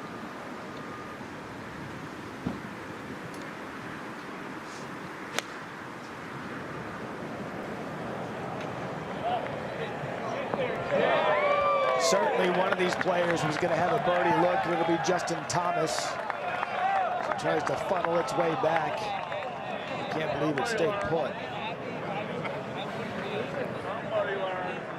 Nonetheless, Thomas will have that for birdie and a solo lead. And after more than 60 years, the PGA Championship going to make a historic return to DFW. 2027. Join us next May at the home of the PGA of America in Frisco as we welcome the strongest field in golf back to the great state of Texas. To register for tickets, visit pgachampionship.com/register. Registration closes soon.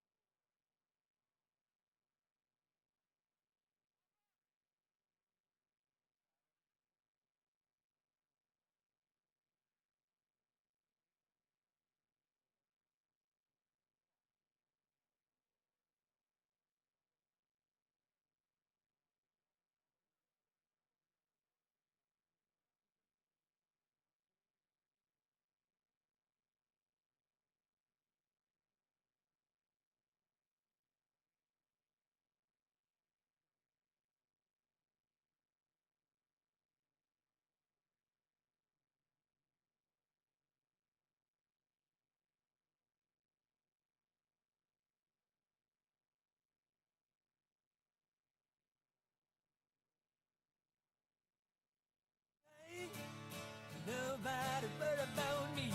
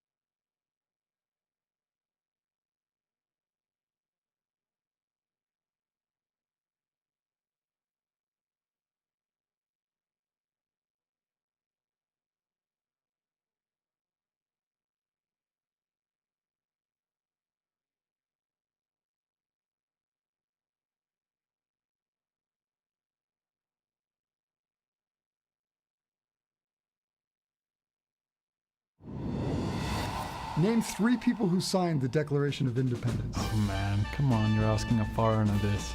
All I do is watch sport and play golf. I don't know any of this. It's messed up, man. I'm a college dropout.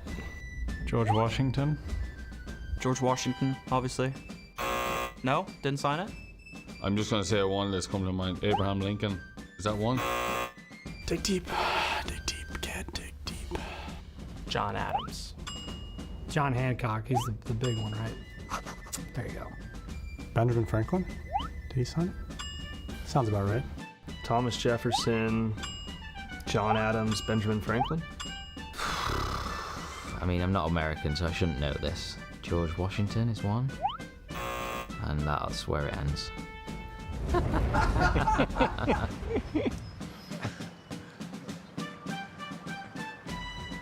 Look at Center City, historic Philadelphia. We have a descendant of a signer of the Declaration of Independence. Now, don't get started on that now. I mean, there was a history lesson that was going on during rehearsal. That is an actual fact. I didn't hear anybody say Carter Braxton's name in that little vignette. He's on there. Would have been a hell of a pull.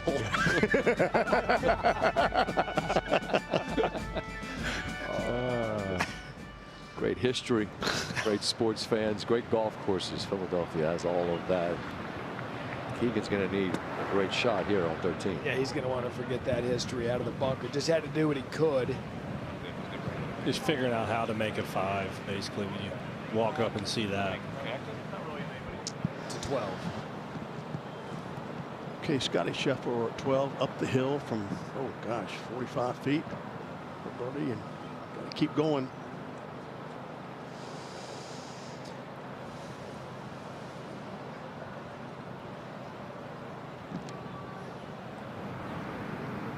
Cam Young also out of the bunker in 13.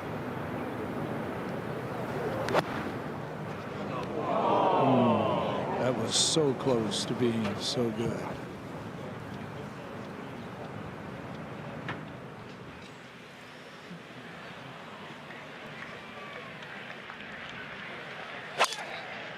Connors here on 16. Curtis mentioned the length of the par 4, I should say, 15th. The par 5 16th, very similar. They go in different directions. The distances are very nearly similar. One's a 4, the other's a 5. Back to the struggles here on 13.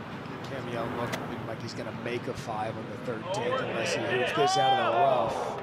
So he'll drop a stroke to fall back to 1 over. Back to Scott. For par.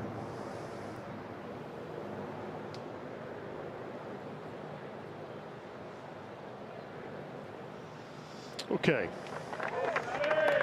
Not his best second shot, but remains at -3.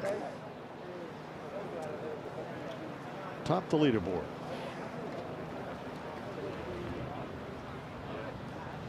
So steady, so solid. He never seems to get in a bit of bother, does he? No, never flustered. No, he doesn't. And as you watch him go around the golf course and watch him over the course of 4 days, he seems best equipped to use all 4 rounds to win the tournament. Just not in a hurry to win. Justin Thomas now to take the solo lead. Yeah, so quick going down the hill.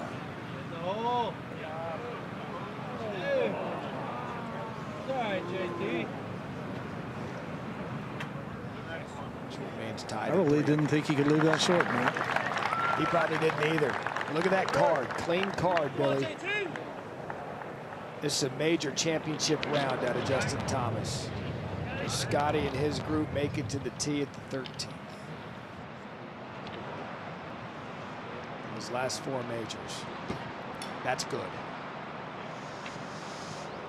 And he's atop the leaderboard now in a round. We've detailed the stat earlier, 77 in round 1 scoring.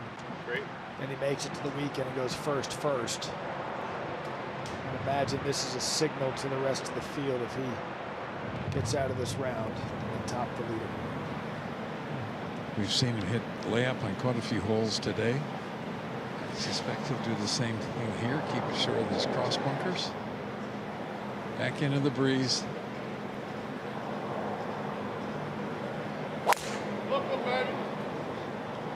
Yeah.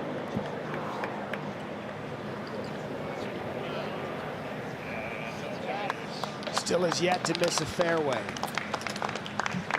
So Scottie Scheffler will have a look at 13 as we take a look at the 13th hole with 5G Solutions from T-Mobile for Business, delivering a reimagined view of Scottie Scheffler's swing.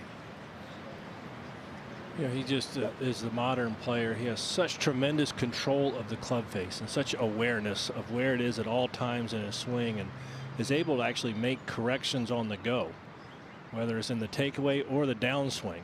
And I think that's some of his brilliance on a golf course and why he's so consistently controlling the distance of the ball along with the direction. And David, you know what's great about his swing? It's uniquely his swing. Oh, and he flat out owns it. Yeah. And it's a great thing. His team of 20 PGA professionals probably aren't out there teaching Scottie Scheffler swing. Not those dance moves, right? Yeah, but the secret there is Randy Smith didn't mess with it. That's the great point. You know, swing your swing. And you have the son of a teaching pro here who's benefited greatly from that.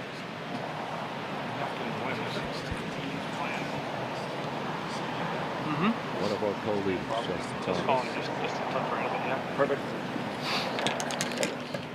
7 paces on from the back here.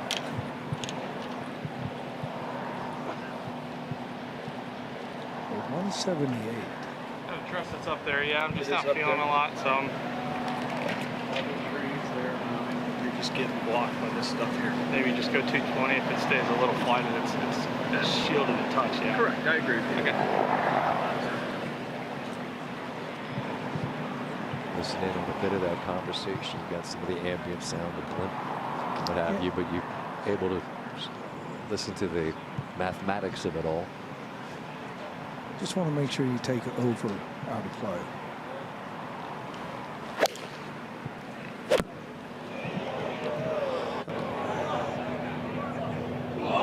That one in.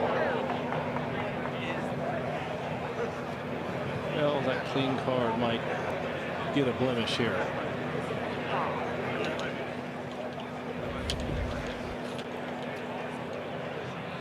That's just a result of a bit of indecision, not knowing exactly what you're counting on the wind doing, almost trying to do too much with it. You see only 5 birdies. You see that this hole has seen quite a bit of business left and right, and it is difficult hole location and a certainly challenging tee shot. Still be there. Yeah. I'm on like a 2-2-10 swing. Yeah. Perfect.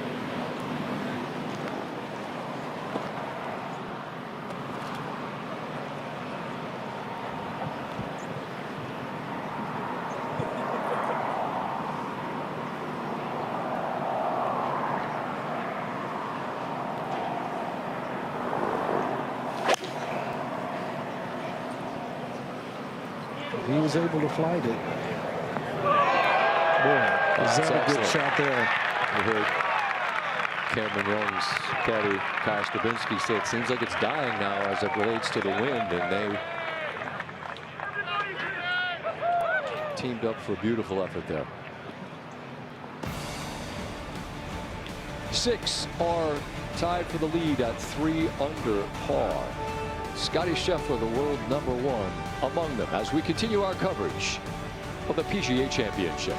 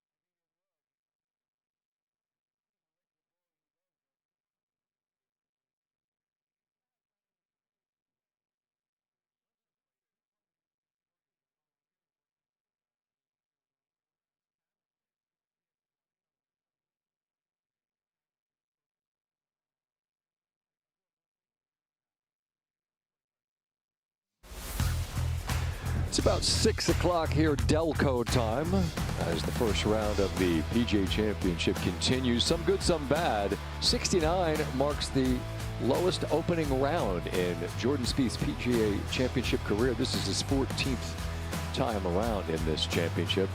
The other side of the ledger, Rory at 4 over ties his worst round in his PGA Championship career, the Masters champion.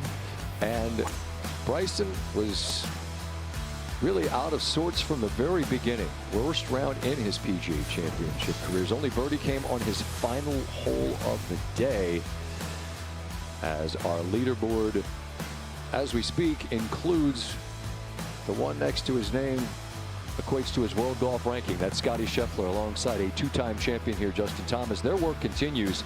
Potgieter, Jaeger, Minwoo Lee, and Jaeger are all in at 67. Hisatsune there as well. And Rory is still on the range, trying to figure out exactly when his media obligations ended. But he putted out at 2:07. It's now 6 o'clock, and he's still at work. Harry Diamond there alongside.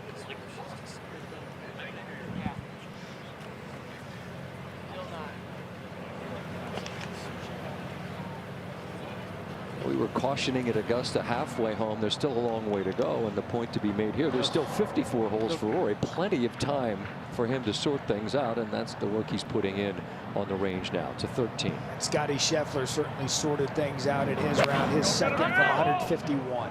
That was 8-iron into a pretty good breeze, taking all the trouble out of play, throwing it past the hole. Well done. 13th hole has yielded the 4th most birdies on the course. Someone in this featured group be able to take advantage, but up to 14. This is where Thomas's tee shot ended up there, left of the bunkers and right of the grandstand. Billy? Yeah, it took relief, and he's not even looking at the flagstick. He's looking 25, maybe 30 feet right of him.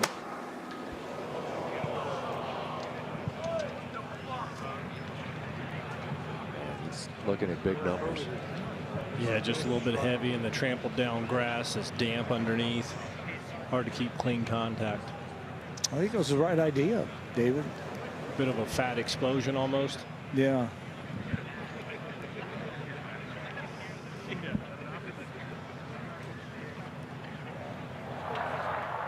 We'll get back to that in a moment. To Corey Connors, who was a big part of the weekend story at Oak Hill before his 75 on Sunday. Took him out of contention to win it, but he's right here, one off the lead. That's his approach to the par 5 16th. And now the third for Thomas on 14. Poor contact again. Looks like he's moving a little quickly right now. How do you tell yourself to slow it down? Take a breath, right? Yeah. Right? He's played a beautiful round of golf. Just made one awful golf swing. Really, at this point, just get down and 2, move on. 12. Now Alex Smalley. This for birdie. A big swinger from the right. Well done. Well done. So much break in some of these putts. You have to use such a touch and feel, your imagination.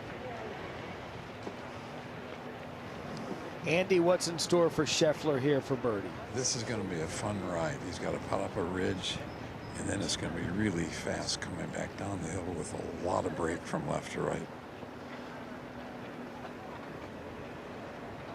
And the wind is going from back of the green to the front, so going down that slope, it's even going to be faster than normal.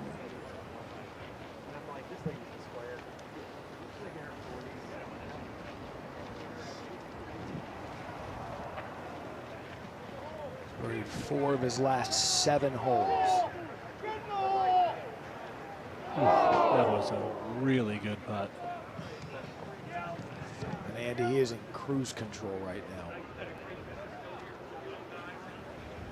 He's the ultimate professional out here. He's the one bogey at 4. Kind of just steadied his way. Back-to-back birdies twice, 6 and 7. Then again on 10 and 11 as he'll head to the difficult par 3 14th. Let's go there now. And the bogey putt for Thomas. You should have gotten a good bit of information from the putt he just saw from Keegan Bradley.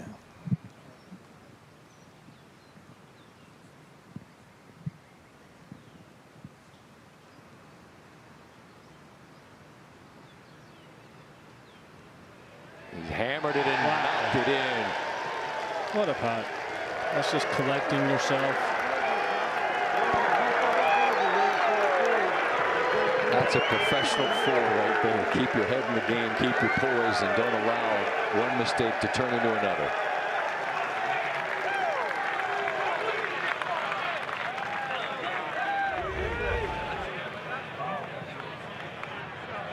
That was dead center. That was moving too, as we saw Akshay Bhatia earlier. It raced past and well beyond the hole. Thomas buries this one. One more look, David. Just great composure here. That certainly was carrying a lot of speed, but we've talked about how difficult it's been to get the ball in the hole up these slopes. So really enjoyable to watch these guys do things like that, where they're just going sideways and just collect yourself and do something magical. Well, he was moving quickly after that third and had time to gather himself and knock it in. And now Young for a birdie. Well, I think it's pretty much the second half of the putt we just saw from JT. Maybe just a little lighter on the speed.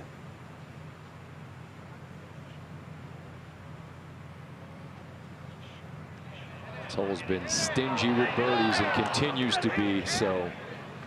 Only 6 all day, but 3 here more than satisfactory.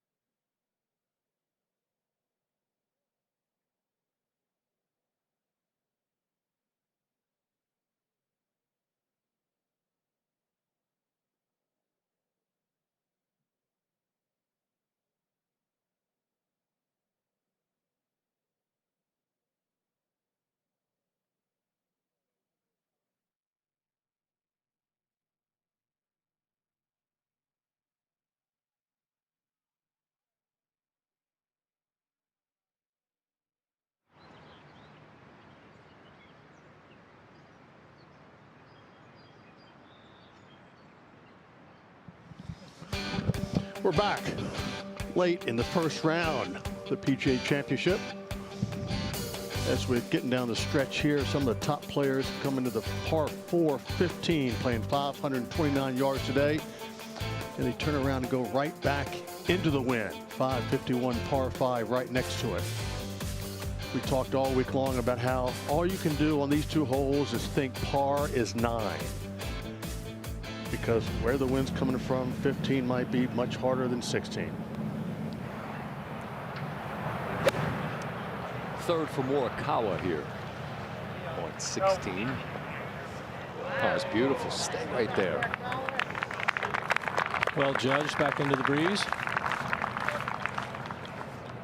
14, 15, 17, and 18 are 4 of the 6 hardest holes. So 16 is your best shot coming in. 15 tee. And you see the flag at the top right, down and to the left. Fairway slopes from right to left. One of the tougher fairways to hit. Yeah, tilts so much right to left, but that just inside the bunker, that should be perfect. It's way down there too. Well done.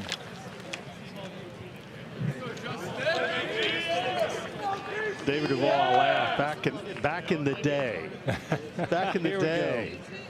485 was kind of like the go point of a par 4 versus par 5, wasn't it? 490 was par 5ish. Yeah. A little bit different. Scheffler on the tee here at 14. 4 iron, playing 220 back into the wind. Middle of the green, it'll be just fine. I don't think you get anywhere near close to this hole.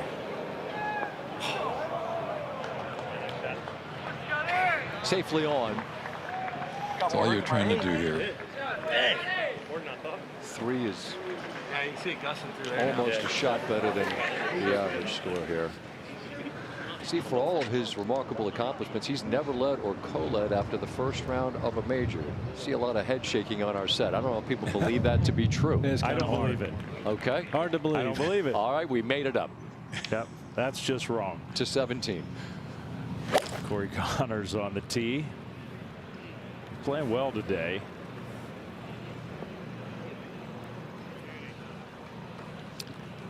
Par 3 playing 241 yards. There have been 11 birdies at 17, back to 14. Fitzpatrick. Rock solid and steady. And like Scottie, on but barely. Scottie will get a little bit of a teach for line and speed. Driver off the deck for Keimer. You saw the ball flight from behind. 295 to get there, and he's got all of it. Oh, that's ball below his feet. Spectacular shot. Chasing it up the hill. What a hard shot. Made it look easy.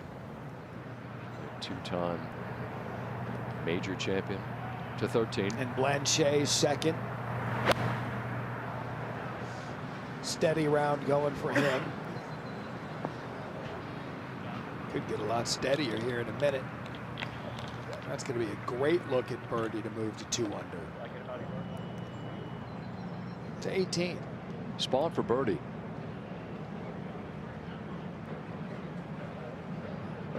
How about it? What a finish for the reigning U.S. Open champion. What a finish he had at Oakmont. That's 3 birdies to come home and get back to even for the championship. 13. Here's Smalley now, just a shot off the lead. His second at 13. And he'll take dead aim as well. An already crowded leaderboard here in the sunset hours of round 1 of the PGA Championship, and Scottie Scheffler's one of them as we continue our coverage from Aronimink on an absolutely perfect day in the first round of the PGA.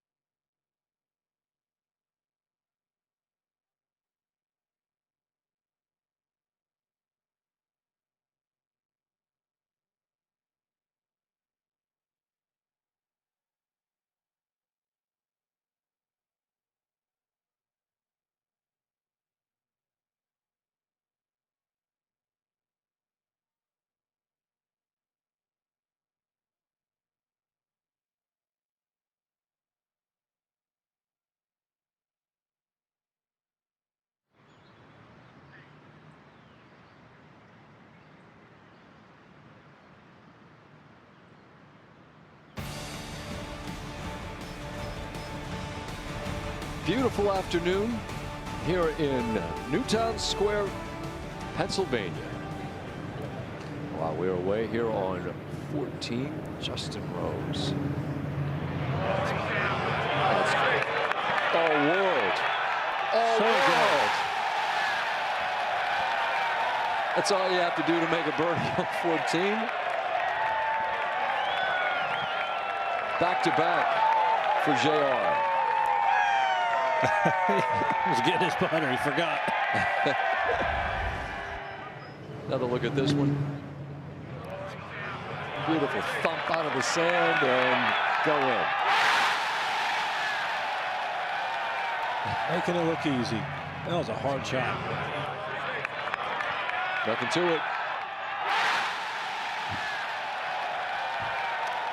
There are a few sections on this golf course that I have a feeling are going to get voluminous come the weekend, and that's one of them right there. The big grandstand set up, and folks have been waiting all day to cheer something. They got the beautiful bogey save from Thomas, and now that from Justin Rose.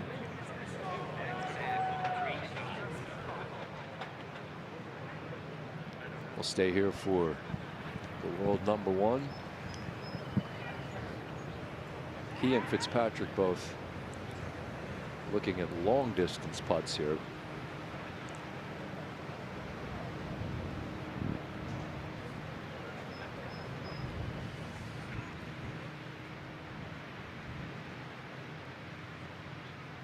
Yeah, Matthew Fitzpatrick already putted up the hill while we were watching that replay of Rosie's unbelievable bunker shot. Scottie's got a pretty good read off his putt. Breaks about 3 feet from left to right. Just get the right speed on it.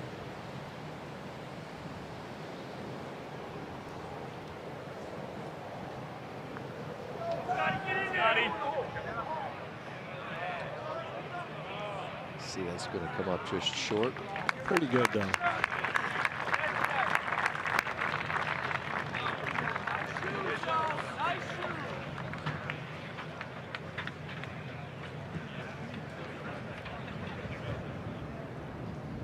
This is for eagle and the lead for Martin Kaymer. Oh. Just didn't break back. Still the two-time major champion.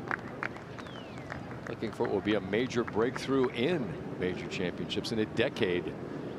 And that is a brilliant start for Kaymer. 67 to 15. Second for Justin Thomas. From 176. What a shot. Beautifully played. Almost impossible with that hole location being downwind to stop it around the hole, and that's as good as anyone has done all day long. Okay, Smalley to tie for the lead at 13. Another player hanging out at 3 under par. Back-to-back birdies for Smalley.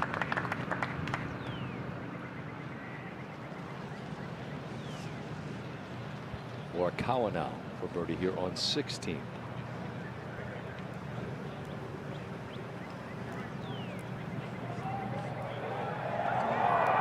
Not able to knock that in. Back to 15. That's Young's second. Well, a little closer, but going with the same club, Curtis. Just a little narrow. Or they were hitting woods into this on Tuesday, being back into the wind. Indeed, they were. Yeah.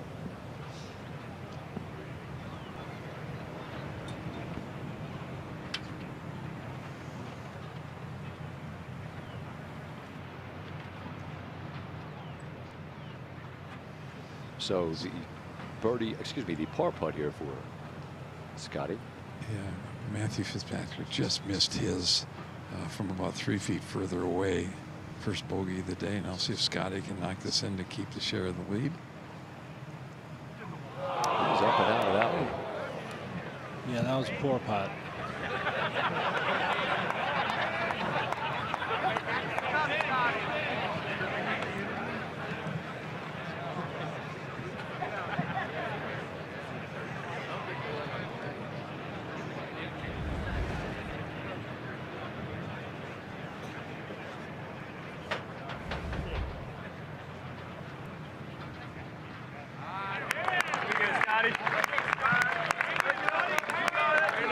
Scheffler chuckling at the miss. And Ted Scott had a bit. Fitzpatrick trying to limit the damage.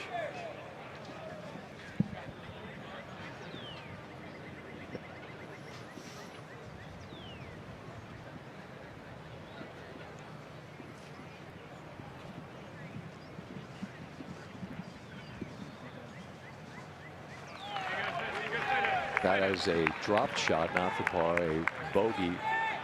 First of the day for Fitzpatrick. How can his possibly go there? Both a bit confused walking off 14 to 15. And Justin Thomas for birdie. Down the hill. Hang on. Ooh. Hang on now.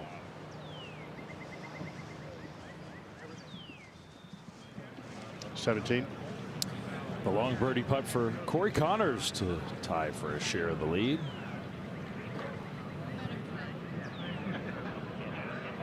Oh, good putt.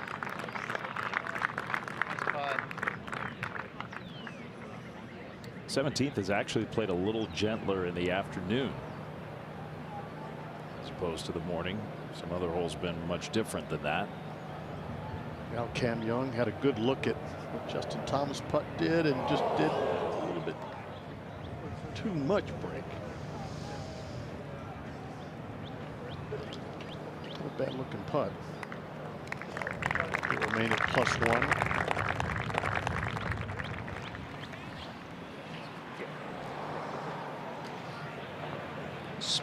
Smalley's tee shot on the way here on 14. Yeah, just right there at the base of the hill. Hard to get it all the way back there.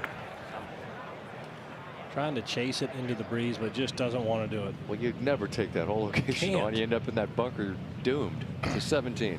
Morikawa.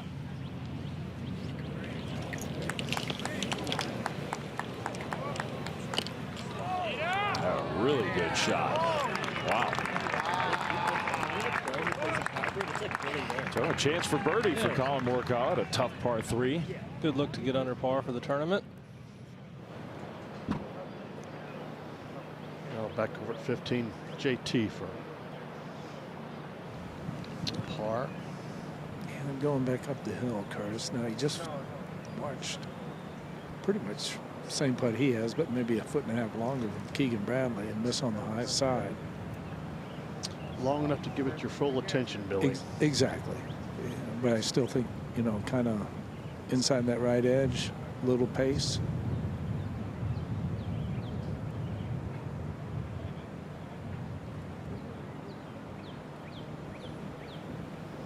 Okay. After that great bogey save on the last, good par here at 15. And that's what those greens do to you. It's turning back down the slope, going back down the hill, and runs out another foot, 18 inches more than you would expect. I think slope is that slope gets your attention here more than the speed this week.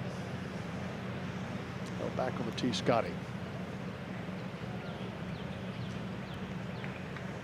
Wind off the right and down. Important hole to put it in the fairway. At this length, you don't want to be hitting it some 200-yard shot out of the rough.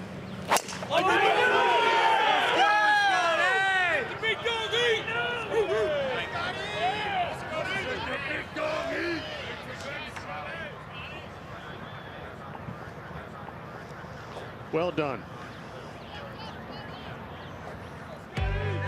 So after a bogey on 14, Scheffler, will it stay or end up hanging in there against that column? Just barely stays in the fairway.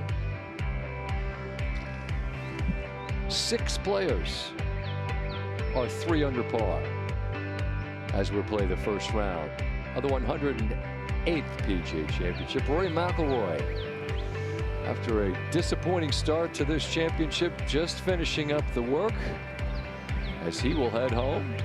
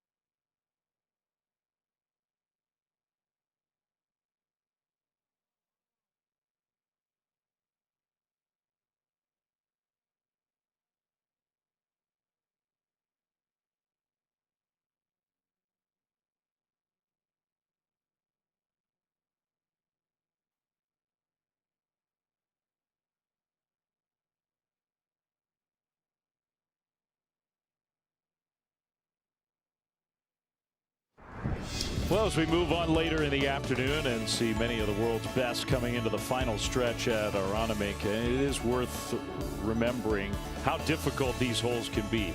The 15th tied for the longest scorecard yardage of a par 4 in major championship history. Now the 16th is a birdie opportunity, although as the wind has kind of shifted, it's playing into the wind.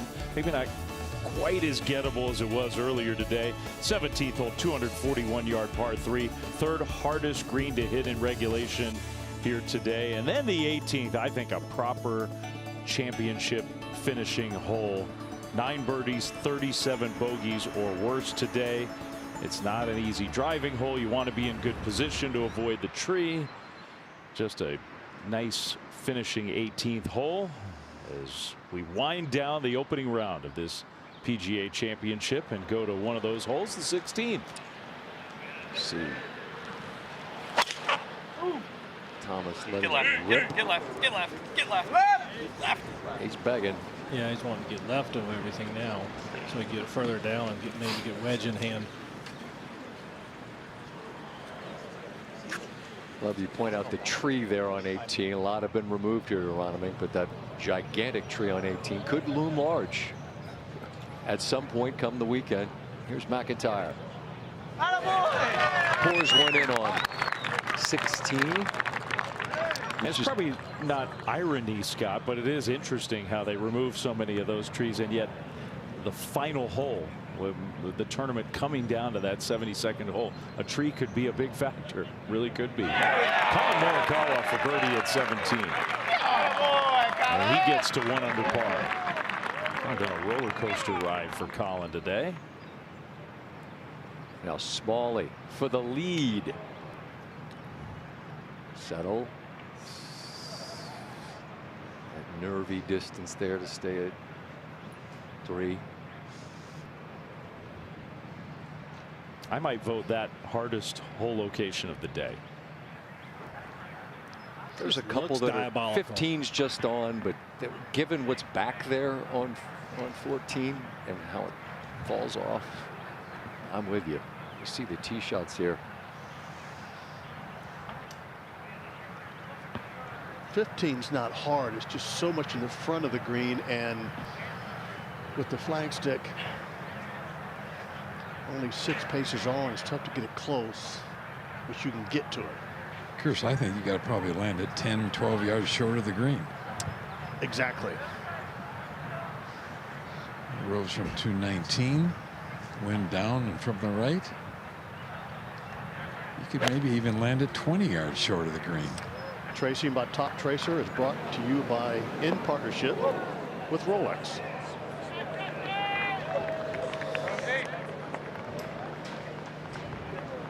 Nice shot, but plenty of work to be done. Gosh, I think sometimes the front hole locations are Those are the worst, sometimes. especially downwind. Oh my gosh, yes. Having to figure out how to bounce it in there. Now Thomas. Didn't get it out. No, it's going to be lie dependent from there as well. You could see the top of the ball really, but we were looking down obviously from above, so I don't see the frustration there from Thomas. Now back over at 15, Scottie Scheffler.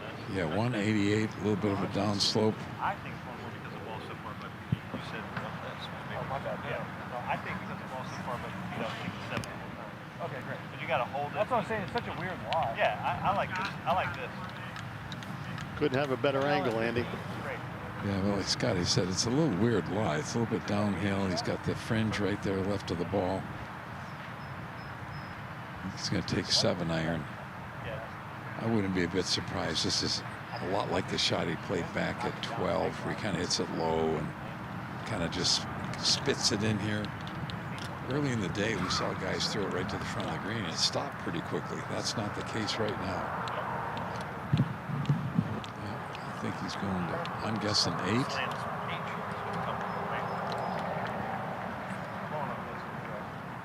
Well, he doesn't know what we know. You can land it well short of the green and it'll bound forward.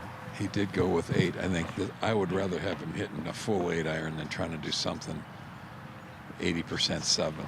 Sounded like they were trying to land it 8 yards short of the green. Yeah, I think that's just about what he needs to do with an 8-iron.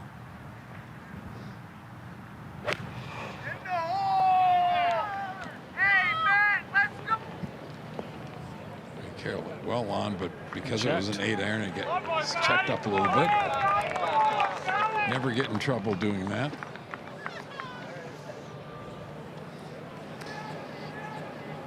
'17. Robert McIntyre doesn't love it as it heads right up against the grandstand. And a really tough shot coming up.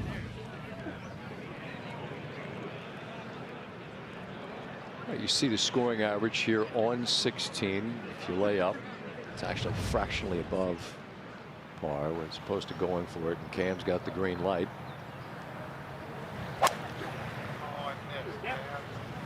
Fairway. Fairway. No, green. Wow. He wasn't optimistic when the ball was in the air. Wasn't happy about that strike at all. It got there.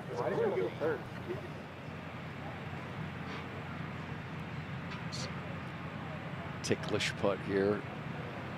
And Smalley pours that in.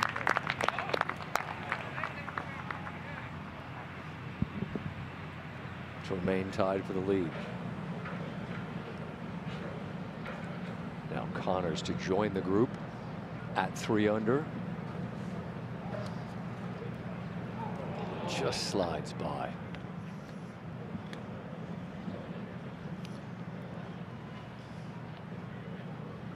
Again, was a big part of the storyline that week at Oak Hill going into the weekend. 75 there on Sunday, and he drifted out of the top 10. But here, just one off the lead after 18 holes. Yes. Now back to the lie for Thomas here for his 3rd. Well, it's certainly workable. 173. It's just that the hole is so close to the front. Pretty straight edge. Yes, it is. So, I mean, this is the kind of one I was talking about where if anything, I'm looking just to touch up to it. That's, I mean, that's we were talking about from the second shot. So Yeah. Basically, Same concept. Same idea. Great. So, yeah, fine. 76 or 7 at this one. Yep, good. And I think you have to be accepting of, okay, can I put this on the green somewhere beyond the flag stick?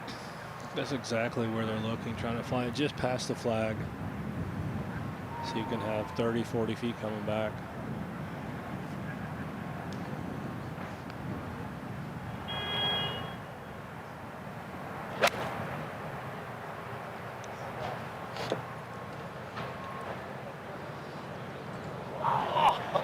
Man, I thought that was good because it had jumped a little. Golly. Good effort. Oh. Hear the frustration. They grinding so hard to try to execute the game plan. He can't believe it. Let's see if he can get up and down to save par at 15. And the long birdie putt for Rose. Yeah, this is about 70 feet, Curtis. Down the hill. Big swinger from left to right. Down the hill. All about speed here, Andy. Well, he's done a masterful job getting it around today. He's had to scramble for a bunch of pars and the hole out on the par 3.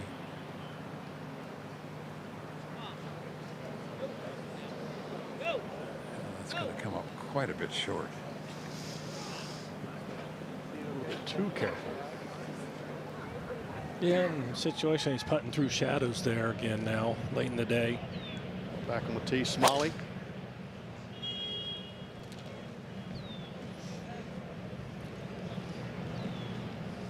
Ah. Yep. Makes for a much tougher hole, doesn't it? Probably won't be able to get to the green. Well, if one thing after that first putt. Scottie got a good look at the speed. Yeah, this just inside of 50 feet.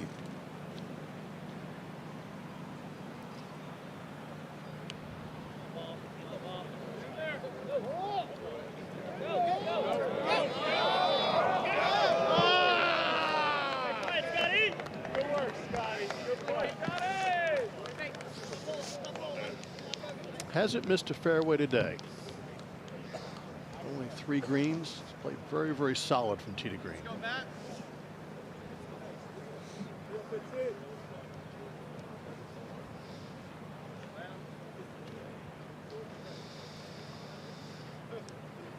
Fitzpatrick should have gotten a pretty good idea of the speed watching both of those two come down here.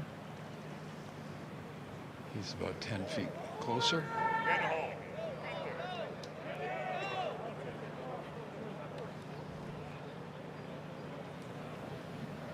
All 3 of them saw something in it, that it was faster than it really was. The wind's still blowing pretty hard out here. I wonder if the wind could have helped slow those down a little bit back into the wind. You know, you're also playing a golf course for the first time in many, many years, and although some of the players have played it in a tour event, it's been a while. Greens are so tricky and have so much movement. It's hard to learn everything in 2 to 3 days of practice rounds. I don't know if anybody envisioned a whole location here in this front right, Andy, like it is today. Yeah. Particularly downwind. So Rosie's got this still about 10. We'll get back to that in just a moment, and we see the lie and the shot in front of Thomas here. Yeah, a little green to work with. Very much short side here, Billy. What's a great shot here? 6-8 feet? I would say 6 or 8 feet behind. Just nothing you can do. And the balls haven't been spinning out of the bunkers, have they? Yeah, they got a tough time spinning. Terrible lie. 15. Par. Good putt. Good save. Well, he saved some shots in the last couple of holes, hasn't he? Birdie 13, made it from the bunker at 14. Good par save here at 15. From the middle of the fairway here, Morikawa. There's that tree you heard Dave Fleming mentioning a little bit earlier. Morikawa. Fine shot. Middle of the fairway, having to curve it a good 15, 18 steps to his right. 17. Robert McIntyre, challenging shot here.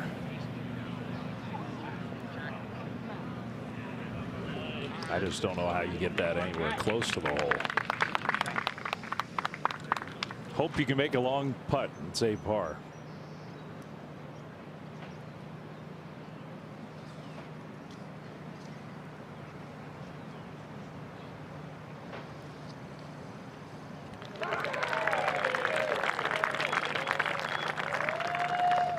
Good par for Fitzpatrick there.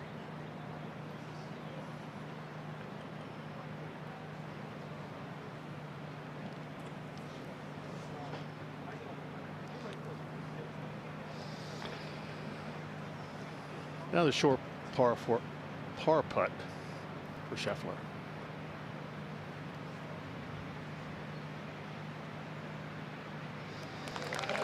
Solid 4. He remains -2. Yeah, 3 good 4s, 3 good 2 putts. Never unhappy with a par here at the 15th. 16. And Young for eagle. Well, from just inside 80 feet, I think if you can get within 5 feet, that would be good work. Just about to that distance, Billy. Now the second for Lowry here.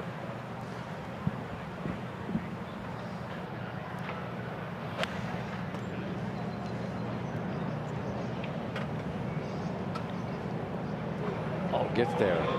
Oh, yes. That's favorable bounce. Fortuitous. Aggressive line.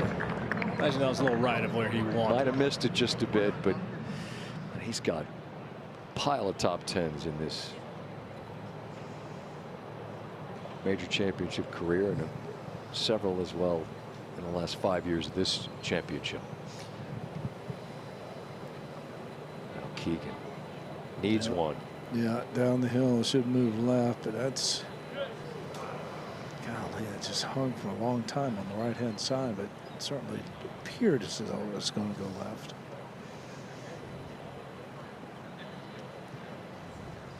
Disappointing day for him. Let's see if Morikawa can make the 10th birdie of the day here on 18.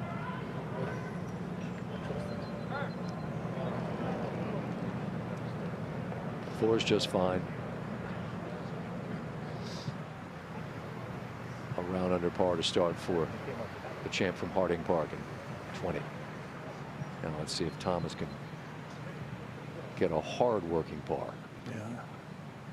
Putt's going to move in the same direction. Going to move left. In fact, he's looking probably 15 inches outside the right edge.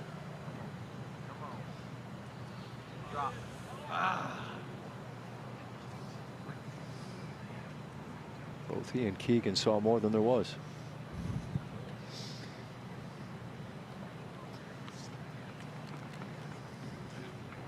So a couple of shots dropped.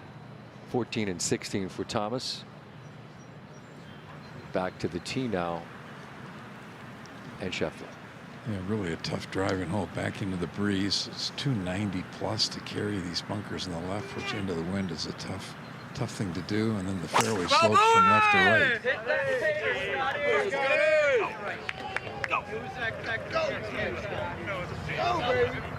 It did carry the bunkers, but it's in the rough. That'll be the first fairway missed today.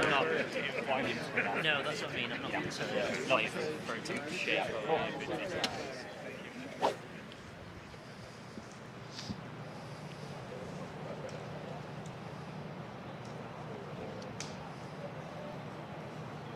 Young sizing up this birdie putt. Well, I think there's enough tilt coming off the bunker that Justin Thomas played out to kind of support this putt a little bit more and have it be pretty straight.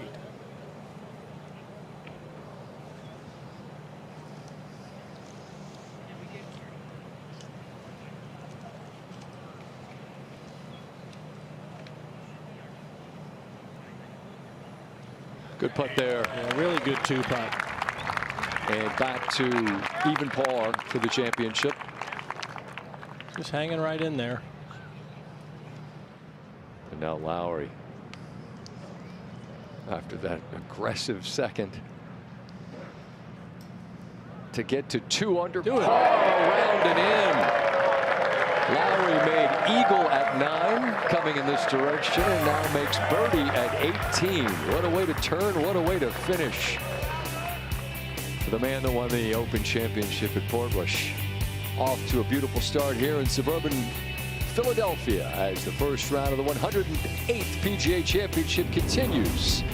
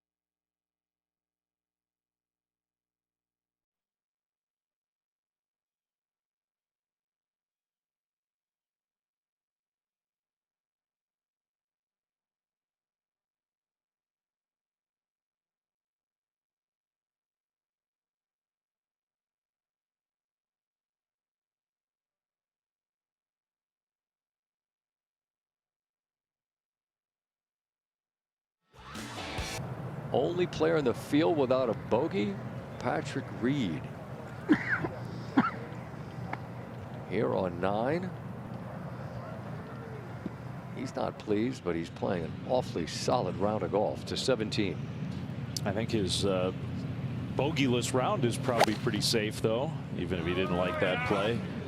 Cameron Young kind of flighting that one down. Saddle down, some man. heat to it. Hit it too low, Kyle. You could hear Cam say, "I just hit it too low, Kyle." Now Smalley, after dropping in the rough, this is third at the par 4 15.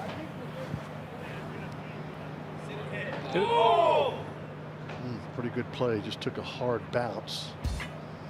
David, whenever you start bouncing it through the fairway, you're never quite sure. No, it's a guessing game, isn't Yeah. it? I mean, you're at the mercy of the bounce. Yep. Tell you what, this feels like a big swing for Justin Thomas. It does, doesn't it? He's played such a good round, but he's given up a couple shots here late. Our tracing by Top Tracer, brought to you in partnership with Rolex, and that one's headed right.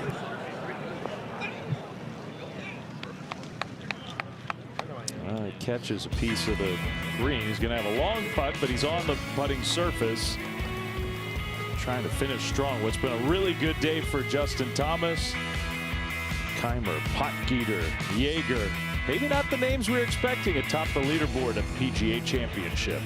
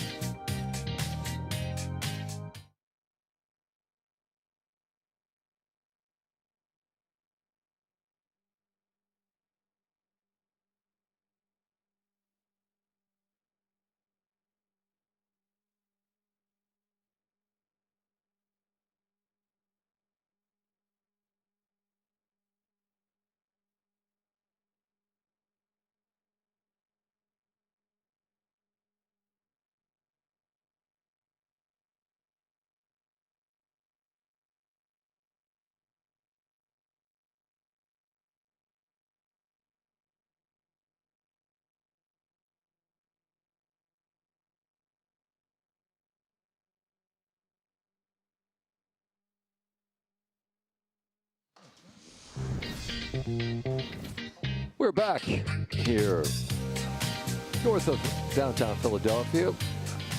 With or without? That's the question. Green onions and green peppers group. We a cheese whiz group. It's like ice cream, however you like it. Plenty of options around here in Philadelphia. Patrick Reed for what would be his lowest opening round ever in the PGA Championship, muttering to himself. 68 still matches his best ever opening score And this is 13th PGA Championship and the only player with a clean card.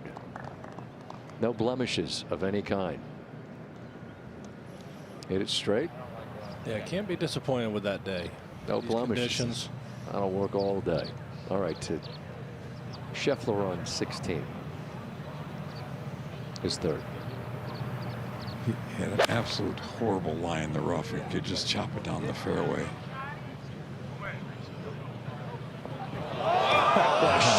Scottie Scheffler misses his first fairway, Andy, and does that. Yeah, that's just why he's the best player in the world. To 17.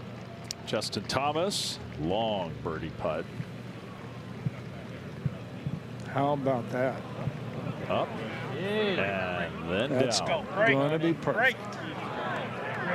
Almost had to take it in the fringe, Dave. Yeah, I think he found his spot perfectly.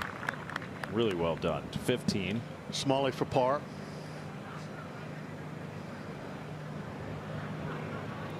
I just didn't get quite up high enough. All set up by a poor tee shot. He'll drop back to -2, one behind the fivesome of leaders.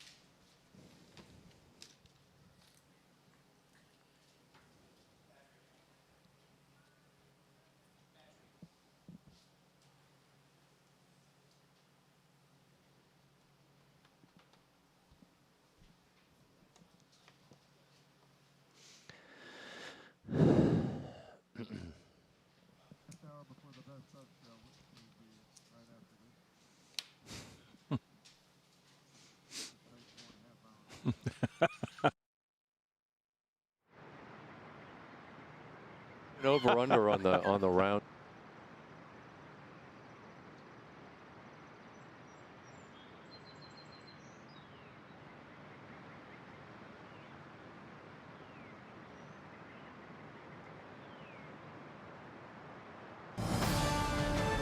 Steamrolling into the 7 o'clock hour here in suburban Philadelphia, Newtown Square, Pennsylvania.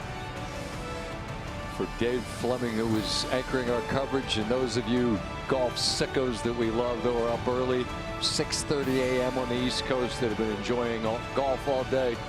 We certainly appreciate your passion for this sport. We share it as we bring you this coverage of the first round of the second major championship of this year, and the 108th play of the PGA Championship. 17. Well, Cameron Young's going to try to save par. Yeah, kind of fluffed his chip, got hung up in the kind of that bluegrass. Kind of a spotty back 9 for Cameron Young. Well, okay, so Scott was talking about how early we started today. Guess what we're doing tomorrow? Run it back. We're running it back. 6:30 a.m. on ESPN Plus all the way till noon. Then we'll shift over here to ESPN and we'll take you till the end of the second round. Why wouldn't we? And then over the weekend, ESPN Plus in the earlier morning, ESPN from 10 to 1, both Saturday and Sunday.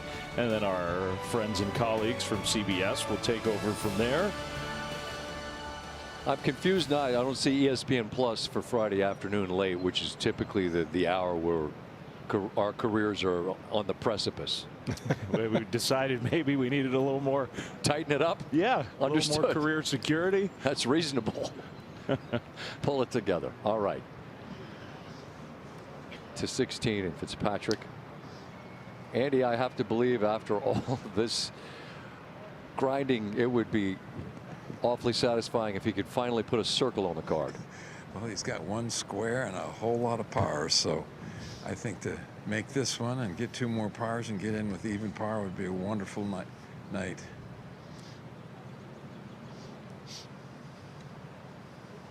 And he's played some really good golf today at times, and he's gone some stretches where it has been a little looser. Yeah, there you go. Just pouring them in. Just birdie after birdie. Just 3 off the lead. Can you sign my boot, please? Can you sign my boot? Yeah, just watching him, you can see why he's played so well lately. Please and thank you goes a long way with the youngsters asking for a signature. It does. And now Scheffler missed the first fairway, laid up, and then stuffed it in here. And he hit a great second shot just to get it out of the lie. It was one of the worst lies I've seen all day. He looked like he was going to try to hit a 7-wood and end up going back to about an 8-iron to get to 3 under. All right, top of the tours. Scottie Scheffler. Potentially the first lead co-lead. Still 2 holes to play. But remarkable to consider that he's not had a share of the lead after the first round of any major. Back to 17. So now Young has to make this for bogey, and he does. But a drop shot at the long par 3, 17th. 1 more hole to go. Cameron Young is 1 over par.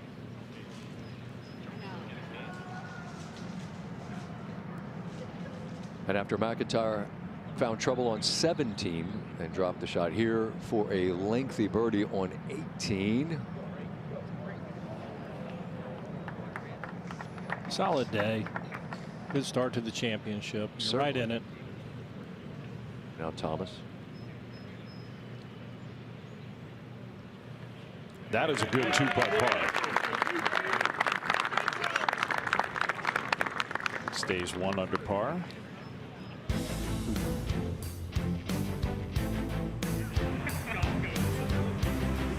How about some of the shots of the day? We saw Justin Rose haul out from the bunker on 14. David Pooch does as well. Dan Brown here on 11. This green is so treacherous. But he had the exact number, put on the brakes, and hoops it. John Rahm was 2 over on the day. Had no momentum of any kind, and then in the blink of an eye, there you go. And a smile on his face. And then he does it again on 8. Birdie's so tough to come by there. And he knocks that in. As your Shane Lowry here on 9. You just saw a moment ago his birdie to finish on 18, and that's the eagle chip in on 9. Adam Scott. Scottie from the bunker on 13. Pouring it in. And I mentioned Rose. Boy, that whole location, 14 is no bargain. And Rosie had him on late on a Thursday afternoon here at Aronimink. To 17. Well, maybe the shot that's going to determine whether Scottie Scheffler shares or has a lead all by himself at the end of a first round of a major for the first time. Pretty amazing.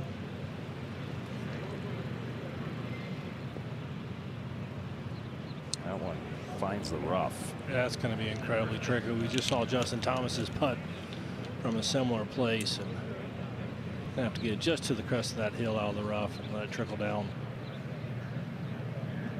Thomas here on 18. Roll time! Oh, give me a good lie, please. Asking for a good lie.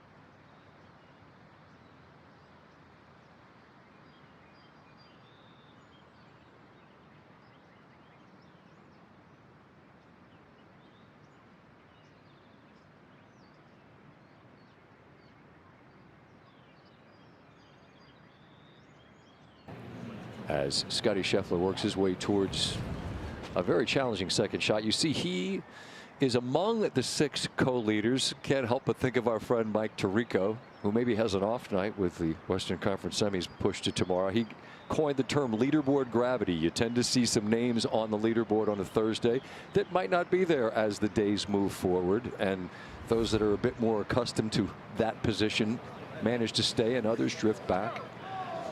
Keimer has done it several times before.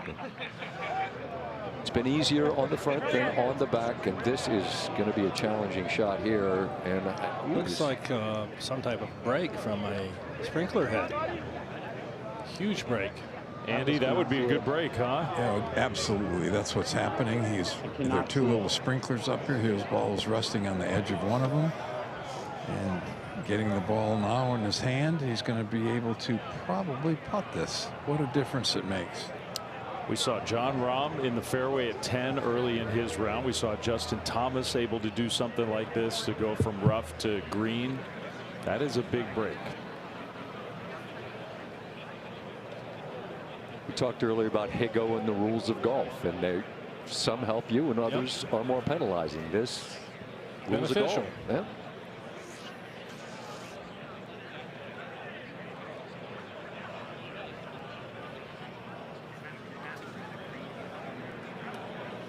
This shot got exponentially easier. Don't get me wrong, it's incredibly difficult still, that putt, as we saw with Justin Thomas's.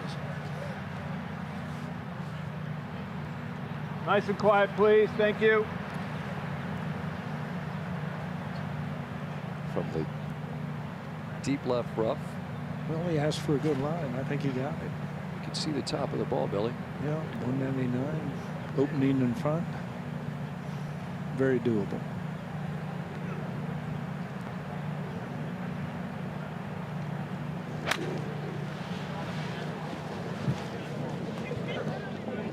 Going to chase that one up, and it's a well played shot. I'd say even better than well played. That's excellent. A birdie look for Thomas.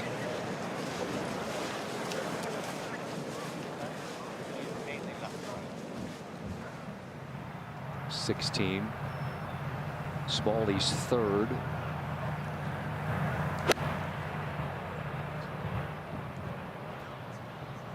Such beautiful tempo, and that is special. Get close for a look to join the lead. Played 2 brilliant rounds of golf last weekend down at Quail Hollow, and starting in fine fashion here. Indeed. So the long shadows of the late afternoon, early evening in Philadelphia. Scottie Scheffler, 3 under par, trying to take advantage, Andy, of a pretty good break. Well, it's still a really, really difficult putt. He's got to just get it to the very top of the hill and let it trickle down. To get this within 3 feet, I think it'd be really well done. Just saw Justin Rose coming from a little bit more toward the front of the green over the same ridge, a little bit lower area, and it still ran by quite a bit.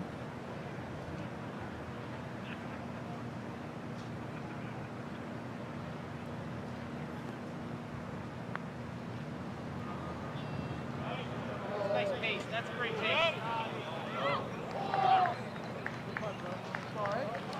I think the fan who was standing next to him, he knew. Excellent play. Pace. He would have not done that from the rough. I can guarantee you that. That might save him a shot.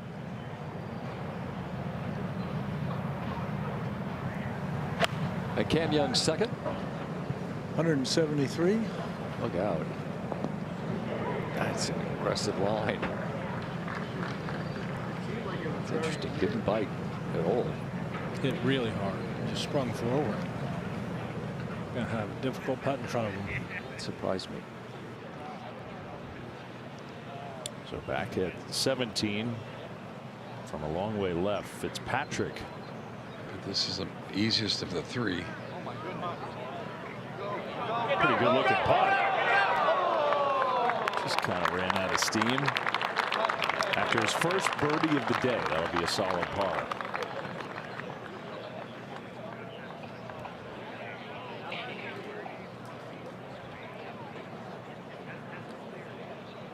Matt's brother Alex, by the way, finished with a 72, 2 over par in his first round. He was the first group off at 6:45 a.m. this morning. Older brother Matt, one of the last players to finish. I'm sure Alex has no complaints after their win in New Orleans and his great play last week at Quail Hollow. It's been an amazing few weeks for that family, and especially for Alex.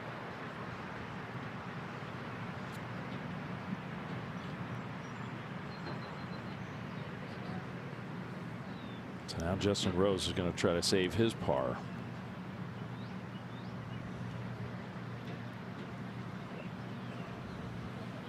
Should leak just a little bit to his right.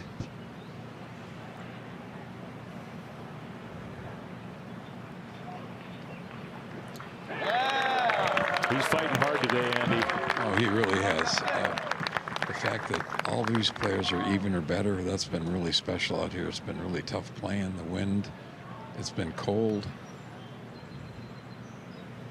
He has really done the things that we've watched him do for years, just grind and grind and grind. Now Scottie from inside of 3 feet, thereabouts.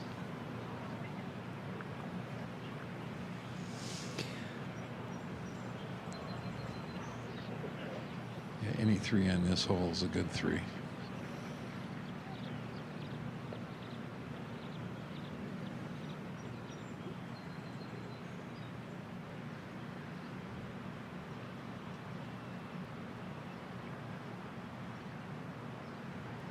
That's a good 3. Taking advantage of that tremendous break. I mean, there's no way he could have gotten it within 10 or 12 feet from that original line. Get a break, take advantage of it. Absolutely. That's par for Fitzpatrick. On to the 18th for those three. One hole to go.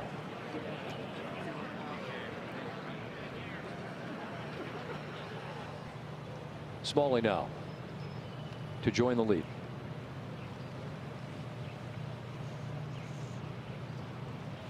Yeah! Let's go, Smalley! There you go.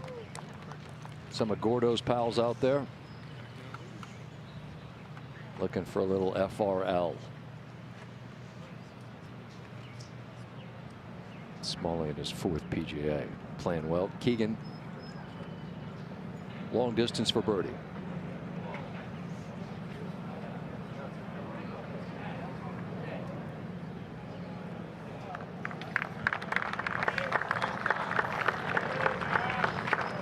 Hadn't been an easy day for Keegan.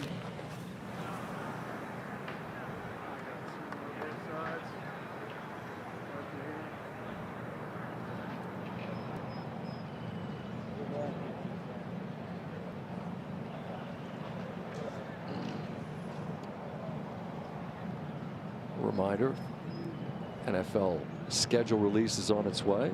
You see Young and Kyle Stravinsky getting a look at it. Cam credits him. He's one of the great green weeders in the world. Really giving him a ton of confidence, and we've seen it bear fruit. Yes. And lots of it. Certainly have. As he eyeballs that quickly back to the tee. Breeze left to right. Can't reach the bunkers. Up they cut through the fairway.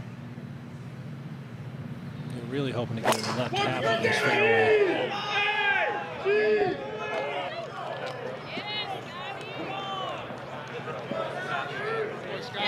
What a great tee shot.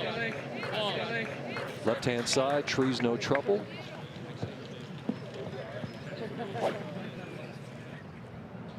Meanwhile, back up on the green.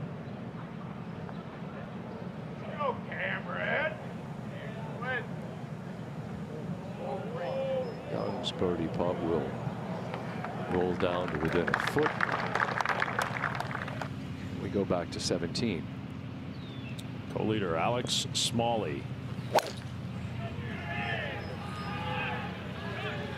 That one headed left, and there is trouble over there. Okay. Me and Dave, let's talk about this. Come here. Okay. So 227. Like 32.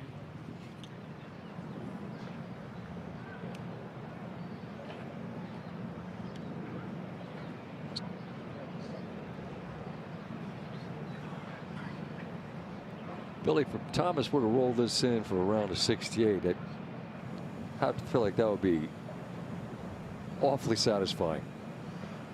I would think so too. You know, he's played well. He's made mistakes. He's been able to recover from those mistakes, and now to finish with this birdie attempt right here after the tee shot, you make this, carry a little momentum. Thomas's birdie putt on its way. Was carrying too much pace.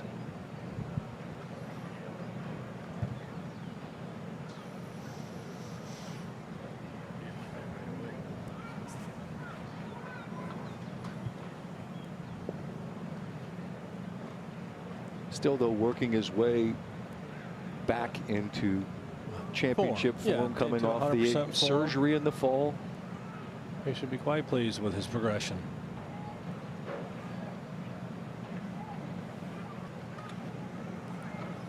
And I think when you look at the golf swing, Scott and David, there's so much speed in this golf swing, and taking his time coming back, all of that made it possible. Keegan around him down. Respect there, but that's a big part of it. Not rushing back, getting healthy.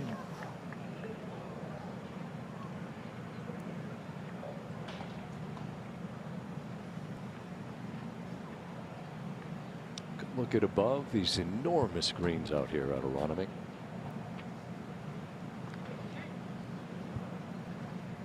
every bit of 3 or 4 feet here. Yeah, and I think for the most part today, he's been pretty aggressive with the putter. I mean, I'm going to say he's had a half a dozen of this length and maybe a little bit more for a comeback putt. Knocks that in. It's a great start. And Thomas, interestingly enough, it's the 5th time he's opened in the 60s in the first round. As his day is done, Curtis, you calm down. If that duck lives here, you leave that duck alone. We'll continue from Aronimink. Just a moment.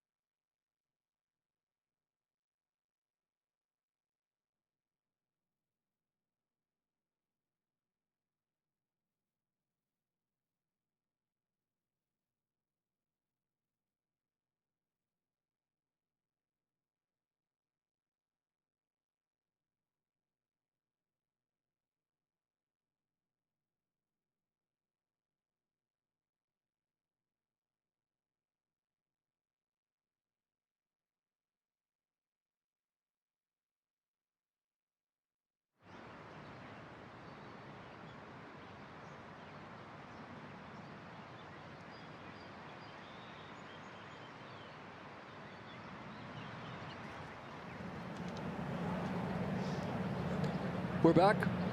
Matt Fitzpatrick's second here from middle of the fairway on 18.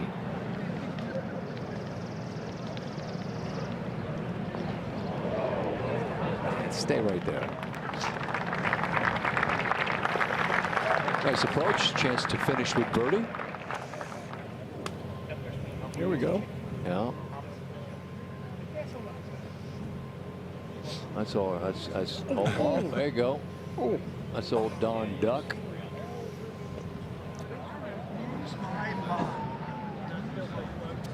And this is no good for Rose. A lot can go wrong here. Got the lumber in the hand out of the rough and looking good though.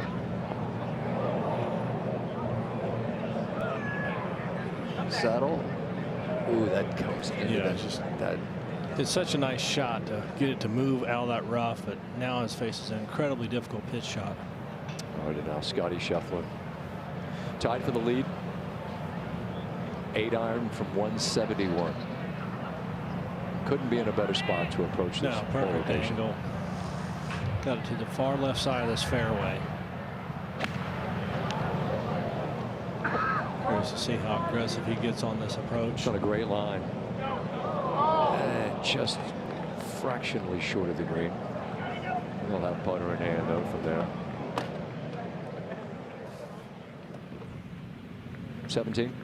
There's Smalley's second shot. He's electing to putt this one.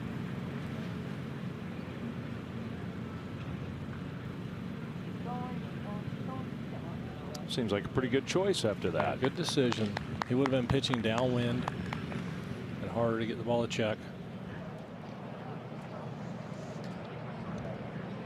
David, you lived in the place where this man resides. That's the best player in the world. There's a different set of expectations and a different attention that's on you when you arrive. How do you assess his performance on this opening 18? I think it's been impeccable. We've highlighted extensively his struggles in the opening round all year this year in 2026, and how excellent he's been from the second round, third round, fourth round. Particularly those weekend rounds, yeah. Yeah, leading scoring for both of them. Correct. That's tough to beat. He's just spotted the field a little bit too much this year so far, and now he's gone out in a place where we've talked extensively about putting the ball in play so that you can hit your approaches, which will be with shorter clubs, to certain sections of these greens, and he has done that masterfully today. I'll admit, I underestimated how challenging these greens would play. You walk them during the practice rounds, but you just see how many wedges these guys are going to have, and you think they're going to light this place up. 3 under, this course has certainly acquitted itself really well and stood up, and largely because of the challenge these greens present. Yeah, and with that, it also seems that this is going to be the best scoring day of the week. It's going to continue to firm up, dry out. There's supposed to be wind throughout the week. All right, as Scottie takes a look at this, we'll get down quickly to Michael Eaves, who's with Justin Thomas. Yes, Scott, 3 under JT on the front, 2 over on the back. To what do you attribute the difference? Well, the front nine's definitely more gettable than the front, than the back. So that's a start. Yeah, I mean, I felt like flawlessly there for probably 13 holes. Right. Yeah, I honestly, I just had a very hard time staying focused, and it's a long day out there. It was so tough, very, very windy, some tough pins, but really proud of the way I played and the way I hung in there, and solid first round. Yeah, obviously some moments of frustration we saw out there, but I was wondering how much grace do you give yourself that in the wake of that it didn't completely get away from you? No, for sure. I mean, it just was, I had really only a couple bad shots today. I played really, really solidly. I drove the ball well until kind of the last handful of holes. Made a lot of great putts, had a lot of quality iron shots. If I had any energy left, I'd go to the range and hit some, but I am absolutely not doing that. I believe that. What was the greatest challenge out there today? The wind, the slope of the greens, all the things? All of it, The pins were brutal. They were, the pin on, there were so many, but that one on 14, we're standing on the back of the green. I'm looking at it like, this is like a 220-yard par 3 into a 20-mile-an-hour wind, and that thing is right on a ridge. But, that's what's kind of cool about this place is you can push the pins a little bit and kind of make it challenging, and Gary did. They did a great job. Well, as it stands right now, you're 2 shots off the lead. Anticipation for tomorrow, going out earlier as opposed to later in the afternoon today? Really just try to get some rest and kind of get back in it. I feel like, I did a lot of really good today and continue to do a lot of really good things. So just try to do more of the same to start out tomorrow and see if we can, ride a little momentum and post another good number. It can always be better, but 2 shots off the lead after the first round, not a bad position to be. Scott Van Pelt, especially for a guy who's already won this thing 2 times. Heck yeah. A couple of Louisville fellas there together. Love to see that.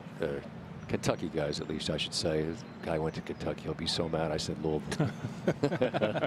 He'll be so angry at me. Big Blue Nation, my bad.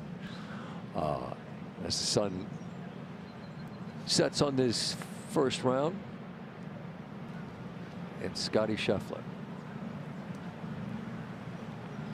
for the lead on his own.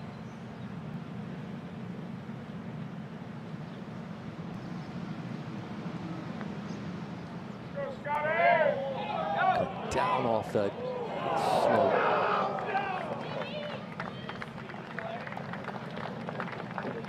No, but given what we've discussed quite a bit, and his brilliance on the weekend to start in this way. Yeah, going back out first thing tomorrow morning kind of can keep it going. There's a weight attached to his name when you see it there, right? He'll finish up here.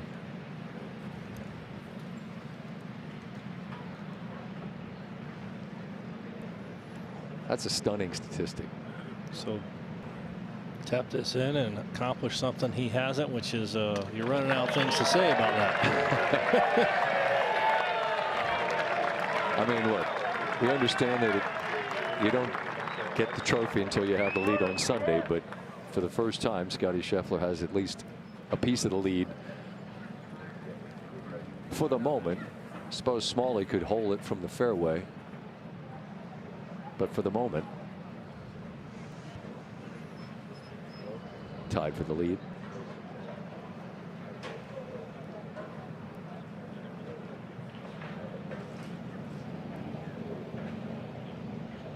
His work now done.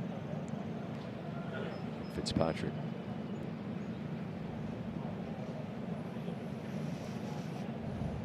You know, this to break par today when he hasn't had anything really go in, hasn't had anything go his way, has just hung in there, kept putting up pars.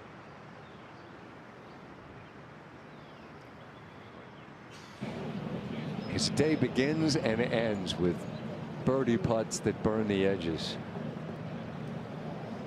We hear the word patience used so often Yes. at major championships. It's tested, isn't it, David? It's been entirely tested, and you know, with not anything really going good for him, he's still 3 behind.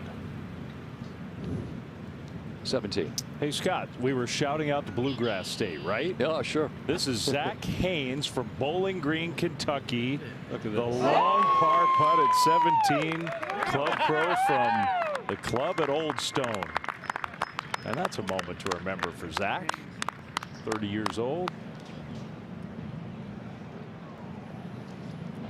Back to 18. And Rose for par.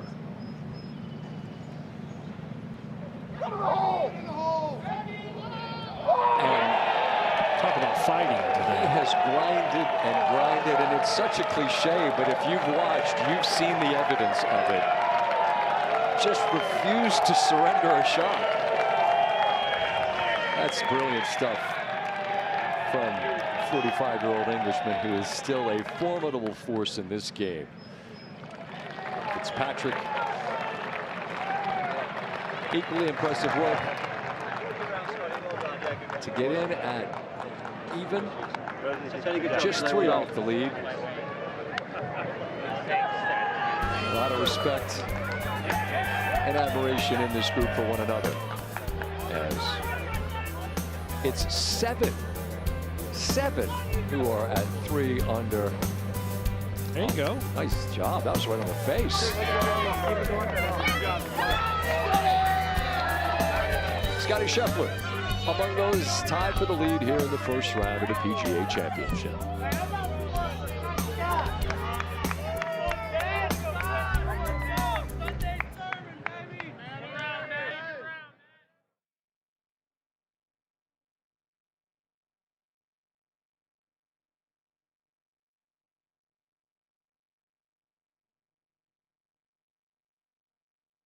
Philadelphia. Roars everywhere. Crowds stacked around tee boxes. Major stars taking turns on stage. All waiting on the headliner. A late day set from defending champ Scottie Scheffler. Rory McIlroy gave the crowd flashes of brilliance before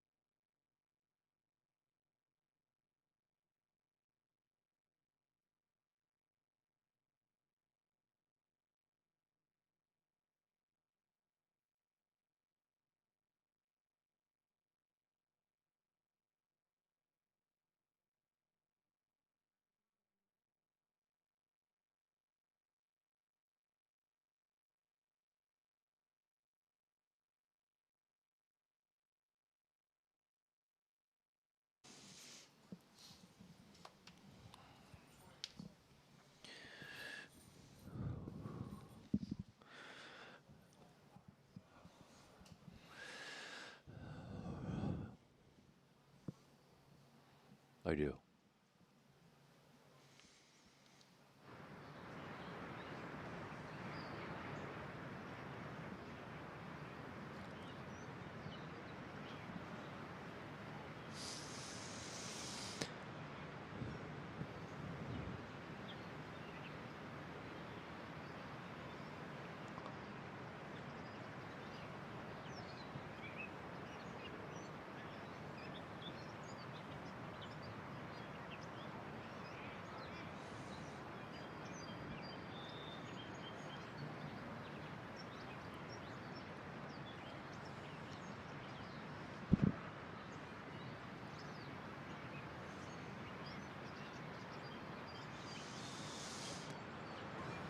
Go Birds.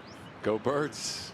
That's the war cry here. We had an EAGLES Eagles war cry going earlier today. That guy giving thumbs down to the Eagles got some guts. Get Delore here in a bit. Now on 8. Nicely done. Matty Schmidt. Another shout out to Louisville, an appropriate Louisville shout out. Now to Smalley, co-leader on 18.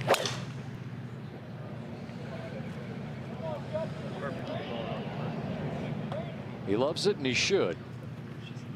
Center cut. All right, one player left. He could prevent Scottie from accomplishing something he's never done. Going over the math. I'll sign it.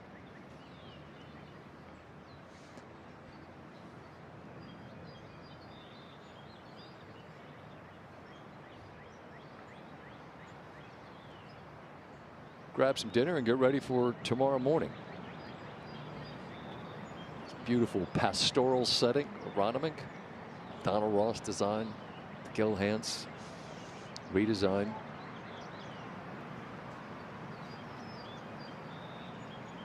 On this opening day of the 108th playing of the PGA Championship. And folks know Scottie, but for those who are with us that perhaps aren't week-to-week watchers of the PGA Tour, Alex Smalley has been playing some excellent golf. Get to his statistics in just a moment. Curtis, you want to take that one? That's Yellow Mirage. Yellow Mirage is +4, but you know he can come back tomorrow. He got a lot of game. I just, you know, Curtis told me he liked his game. I do. Everybody starts somewhere. And great players. Yep. He played so well down upon Avidra. I think that was caught folks' attention. That's like this, a great field and a challenging venue, and he stood up to the test. Make a name for yourself. Well said. Bernd Wiesberger, who has played pretty well today. That was for bogey, though, so he drops a shot at the 17th.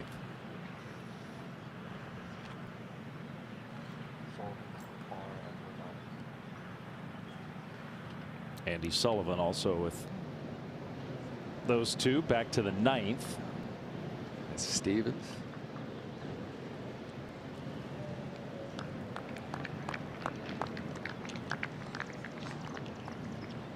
He's even. Looking to get to red numbers. So there is a crowded group of 7 at the top. But could Alex Smalley make birdie to lead on his own? Michael leaves with one of those leaders, Scottie Scheffler. Michael? Yeah, Scottie, 367 today. Since you've become the world #1, I get a kick out of telling you stuff that maybe you don't know. So I'm going to drop one on you. Do you know, as it stands right now, this would be the first time you've ever led a major after 18 holes? Were you aware? Not aware, but I don't know. Is it really a lead when you're tied with like 6 or 7 other Co-lead? guys? Co-lead? Yes. Co-lead. All right. Well, with a big emphasis on the co part. With several dudes, right? Yeah, But let me ask you this, though, because you haven't gotten off to great starts consistently this year, but you did today. What was the difference, really?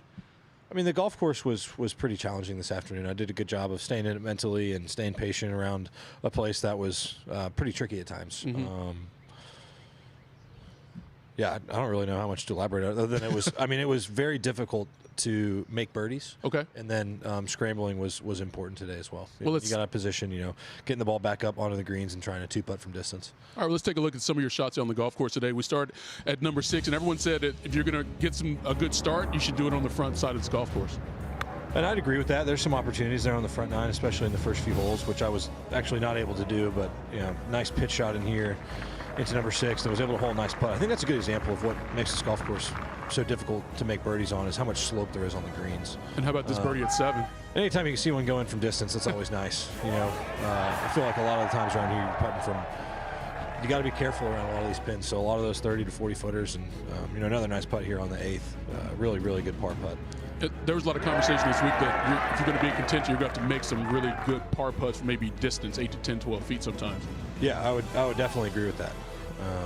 I think the golf course, especially when you get out of position, is there's certain spots where you can't put the ball, but when you get out of position, there's a lot of places. If you get a lie, you can kind of get the ball in there on the green, and then another nice wedge shot here into the 11th. That's I'm sure you guys have seen on the coverage. It's a pretty tricky green. Yeah, we've been talking about it all day, actually. What was the balance between patience and being aggressive? Like, this is a good opportunity here. You had a wedge in your hand. You could give you a good shot, and then you catch the side of the hole. Yeah, I mean, another good example why it's tough to make birdies. I mean, nice wedge shot in there, and I mean, it's got a foot of break in it. This one, that's not a highlight, but the way you laughed after was a highlight. Well, I just watched Fitzy's putt break to the left, and then my ball broke about a cup to the right, so there's really not much you can do there other than laugh. Other than laugh. Then you come back here in the par 5 16. Yeah, I hit a decent drive there. I got a horrible lie in the rough, was able to get out into the fairway, and then just probably my best iron shot of the day there. I took some off the 9 iron, was able to hit it nice and high and soft and get a good look for birdie. All right, so mentality for tomorrow, you obviously start a little bit earlier than you did today. Yeah, we'll see how the conditions are tomorrow. It looks like there still should be some wind, and it should be a little cooler in the morning, but you never really know how hard that wind's going to blow. Right. So see if we can get out there early on some fresh greens and see what I can do. All right, I got one more for you as we send it back to Scott Van Pelt. You're only the 3rd player that is a defending champion at this event and to lead after 18 holes. The other 2 guys to do it, Tiger and Brooks, and they both won. You don't need a response. I just want you to sit with that overnight before you tee off tomorrow. Send it back to Scott. I don't know if you did him a solid there or not. You see the last 20 major starts for Scottie. He's a fixture in the top 10. He's a fixture in the top 5 while we're at it. Lately, his last 3 events, he's been a runner-up, and he's currently tied for the lead. But this man could change that if he's able to make the 11th birdie of the day here on 18. Well, going to have to make a sizable putt to do that.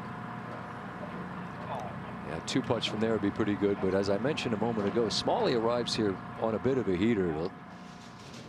Tied 14th, tied 2nd, tied 7th, tied 17th in his last 4 events prior. Here's Stevens now to finish with a birdie, which he does. Well done, Sam. He shoots a round of 69 as well. And Stevens, in his 3rd PGA Championship, off to a fine start. As this day is nearly done, we'll hear some thoughts from Jeff Darlington when we continue from Aronimink.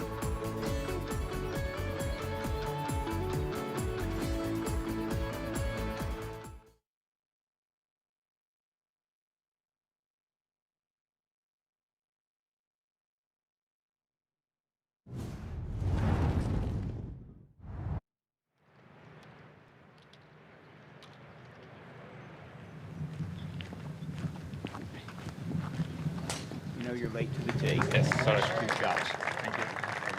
Good luck to you. I was late. I mean, my caddy was yelling at me to get to the tee, so it's kind of, I was there on time, but the rule is if you're 1 second late, you're late. So if you think about it, I was there on time, if you know what I mean.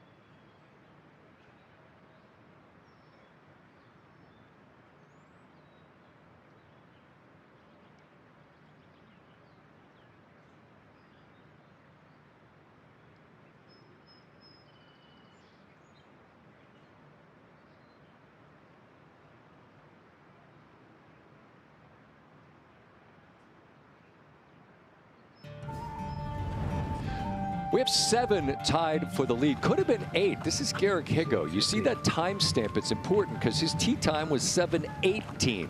He's a couple seconds late, and Good luck to you. I was late. I mean, my caddy was yelling at me to get to the tee, so it's kind of, I was there on time, but the rule is if you're 1 second late, you're late. So if you think about it, I was there on time, if you know what I mean. I mean, yes and no. No, I don't really understand that. You're late. I mean, I get the idea, but at 7:18, he was still on the putting green. And afterwards, after shooting 69 with that 2-stroke penalty, kind of pleading his case, but this isn't gray. This is black and white. Very much so. And so the card begins with that double, right? But it's the 2 strokes for being just a bit late. All credit to the young man for playing his way to 69. But David, as I get his sentiment in a sense, I mean, I'm here, but this isn't like a meeting. I'm not really here, kind of here. Let folks know if your time's 7:18, what time you have to be on the tee. Yeah, well, you need to make sure you're there at 7:17 to be safe. Right. Not 7:19:05. So there's, while I understand what he's getting at, like this is black and white. It is very much black and white, and it's a situation where, I mean, rarely is that something like that happen. I mean, most players get to the tee 3, 4, 5 minutes ahead of time, get a pin sheet, make sure they have tees, meet the standard bearer, meet the walking score, meet your officials, all those things. Greet your other players and caddies, that kind of thing. You're never cutting it that close. My guess is that Garrick will be at the tee several minutes prior to the appointed hour for Friday. As for the Thursday story, Jeff Darlington, there are many players here in the mix, but there's one guy that draws most of our attention, doesn't he? Of course, Scott. And, you know, actually what also draws our attention are the crowds here. We're about 15 miles away from the link right now, Scott, and we heard those chants throughout the day, Go Birds, the Eagles chants, all of that. It turns out, though, these fans also appreciate their golf, and they got what they came for. By Thursday afternoon, the PGA Championship already felt like golf's version of a music festival outside of Philadelphia. Roars everywhere, crowds stacked around tee boxes, major stars taking turns on stage, all waiting on the headliner, a late-day set from defending champ Scottie Scheffler. Rory McIlroy gave the crowd flashes of brilliance before his day ended on some very sour notes. It's been a fight for McIlroy. Bryson DeChambeau played aggressively, almost recklessly. John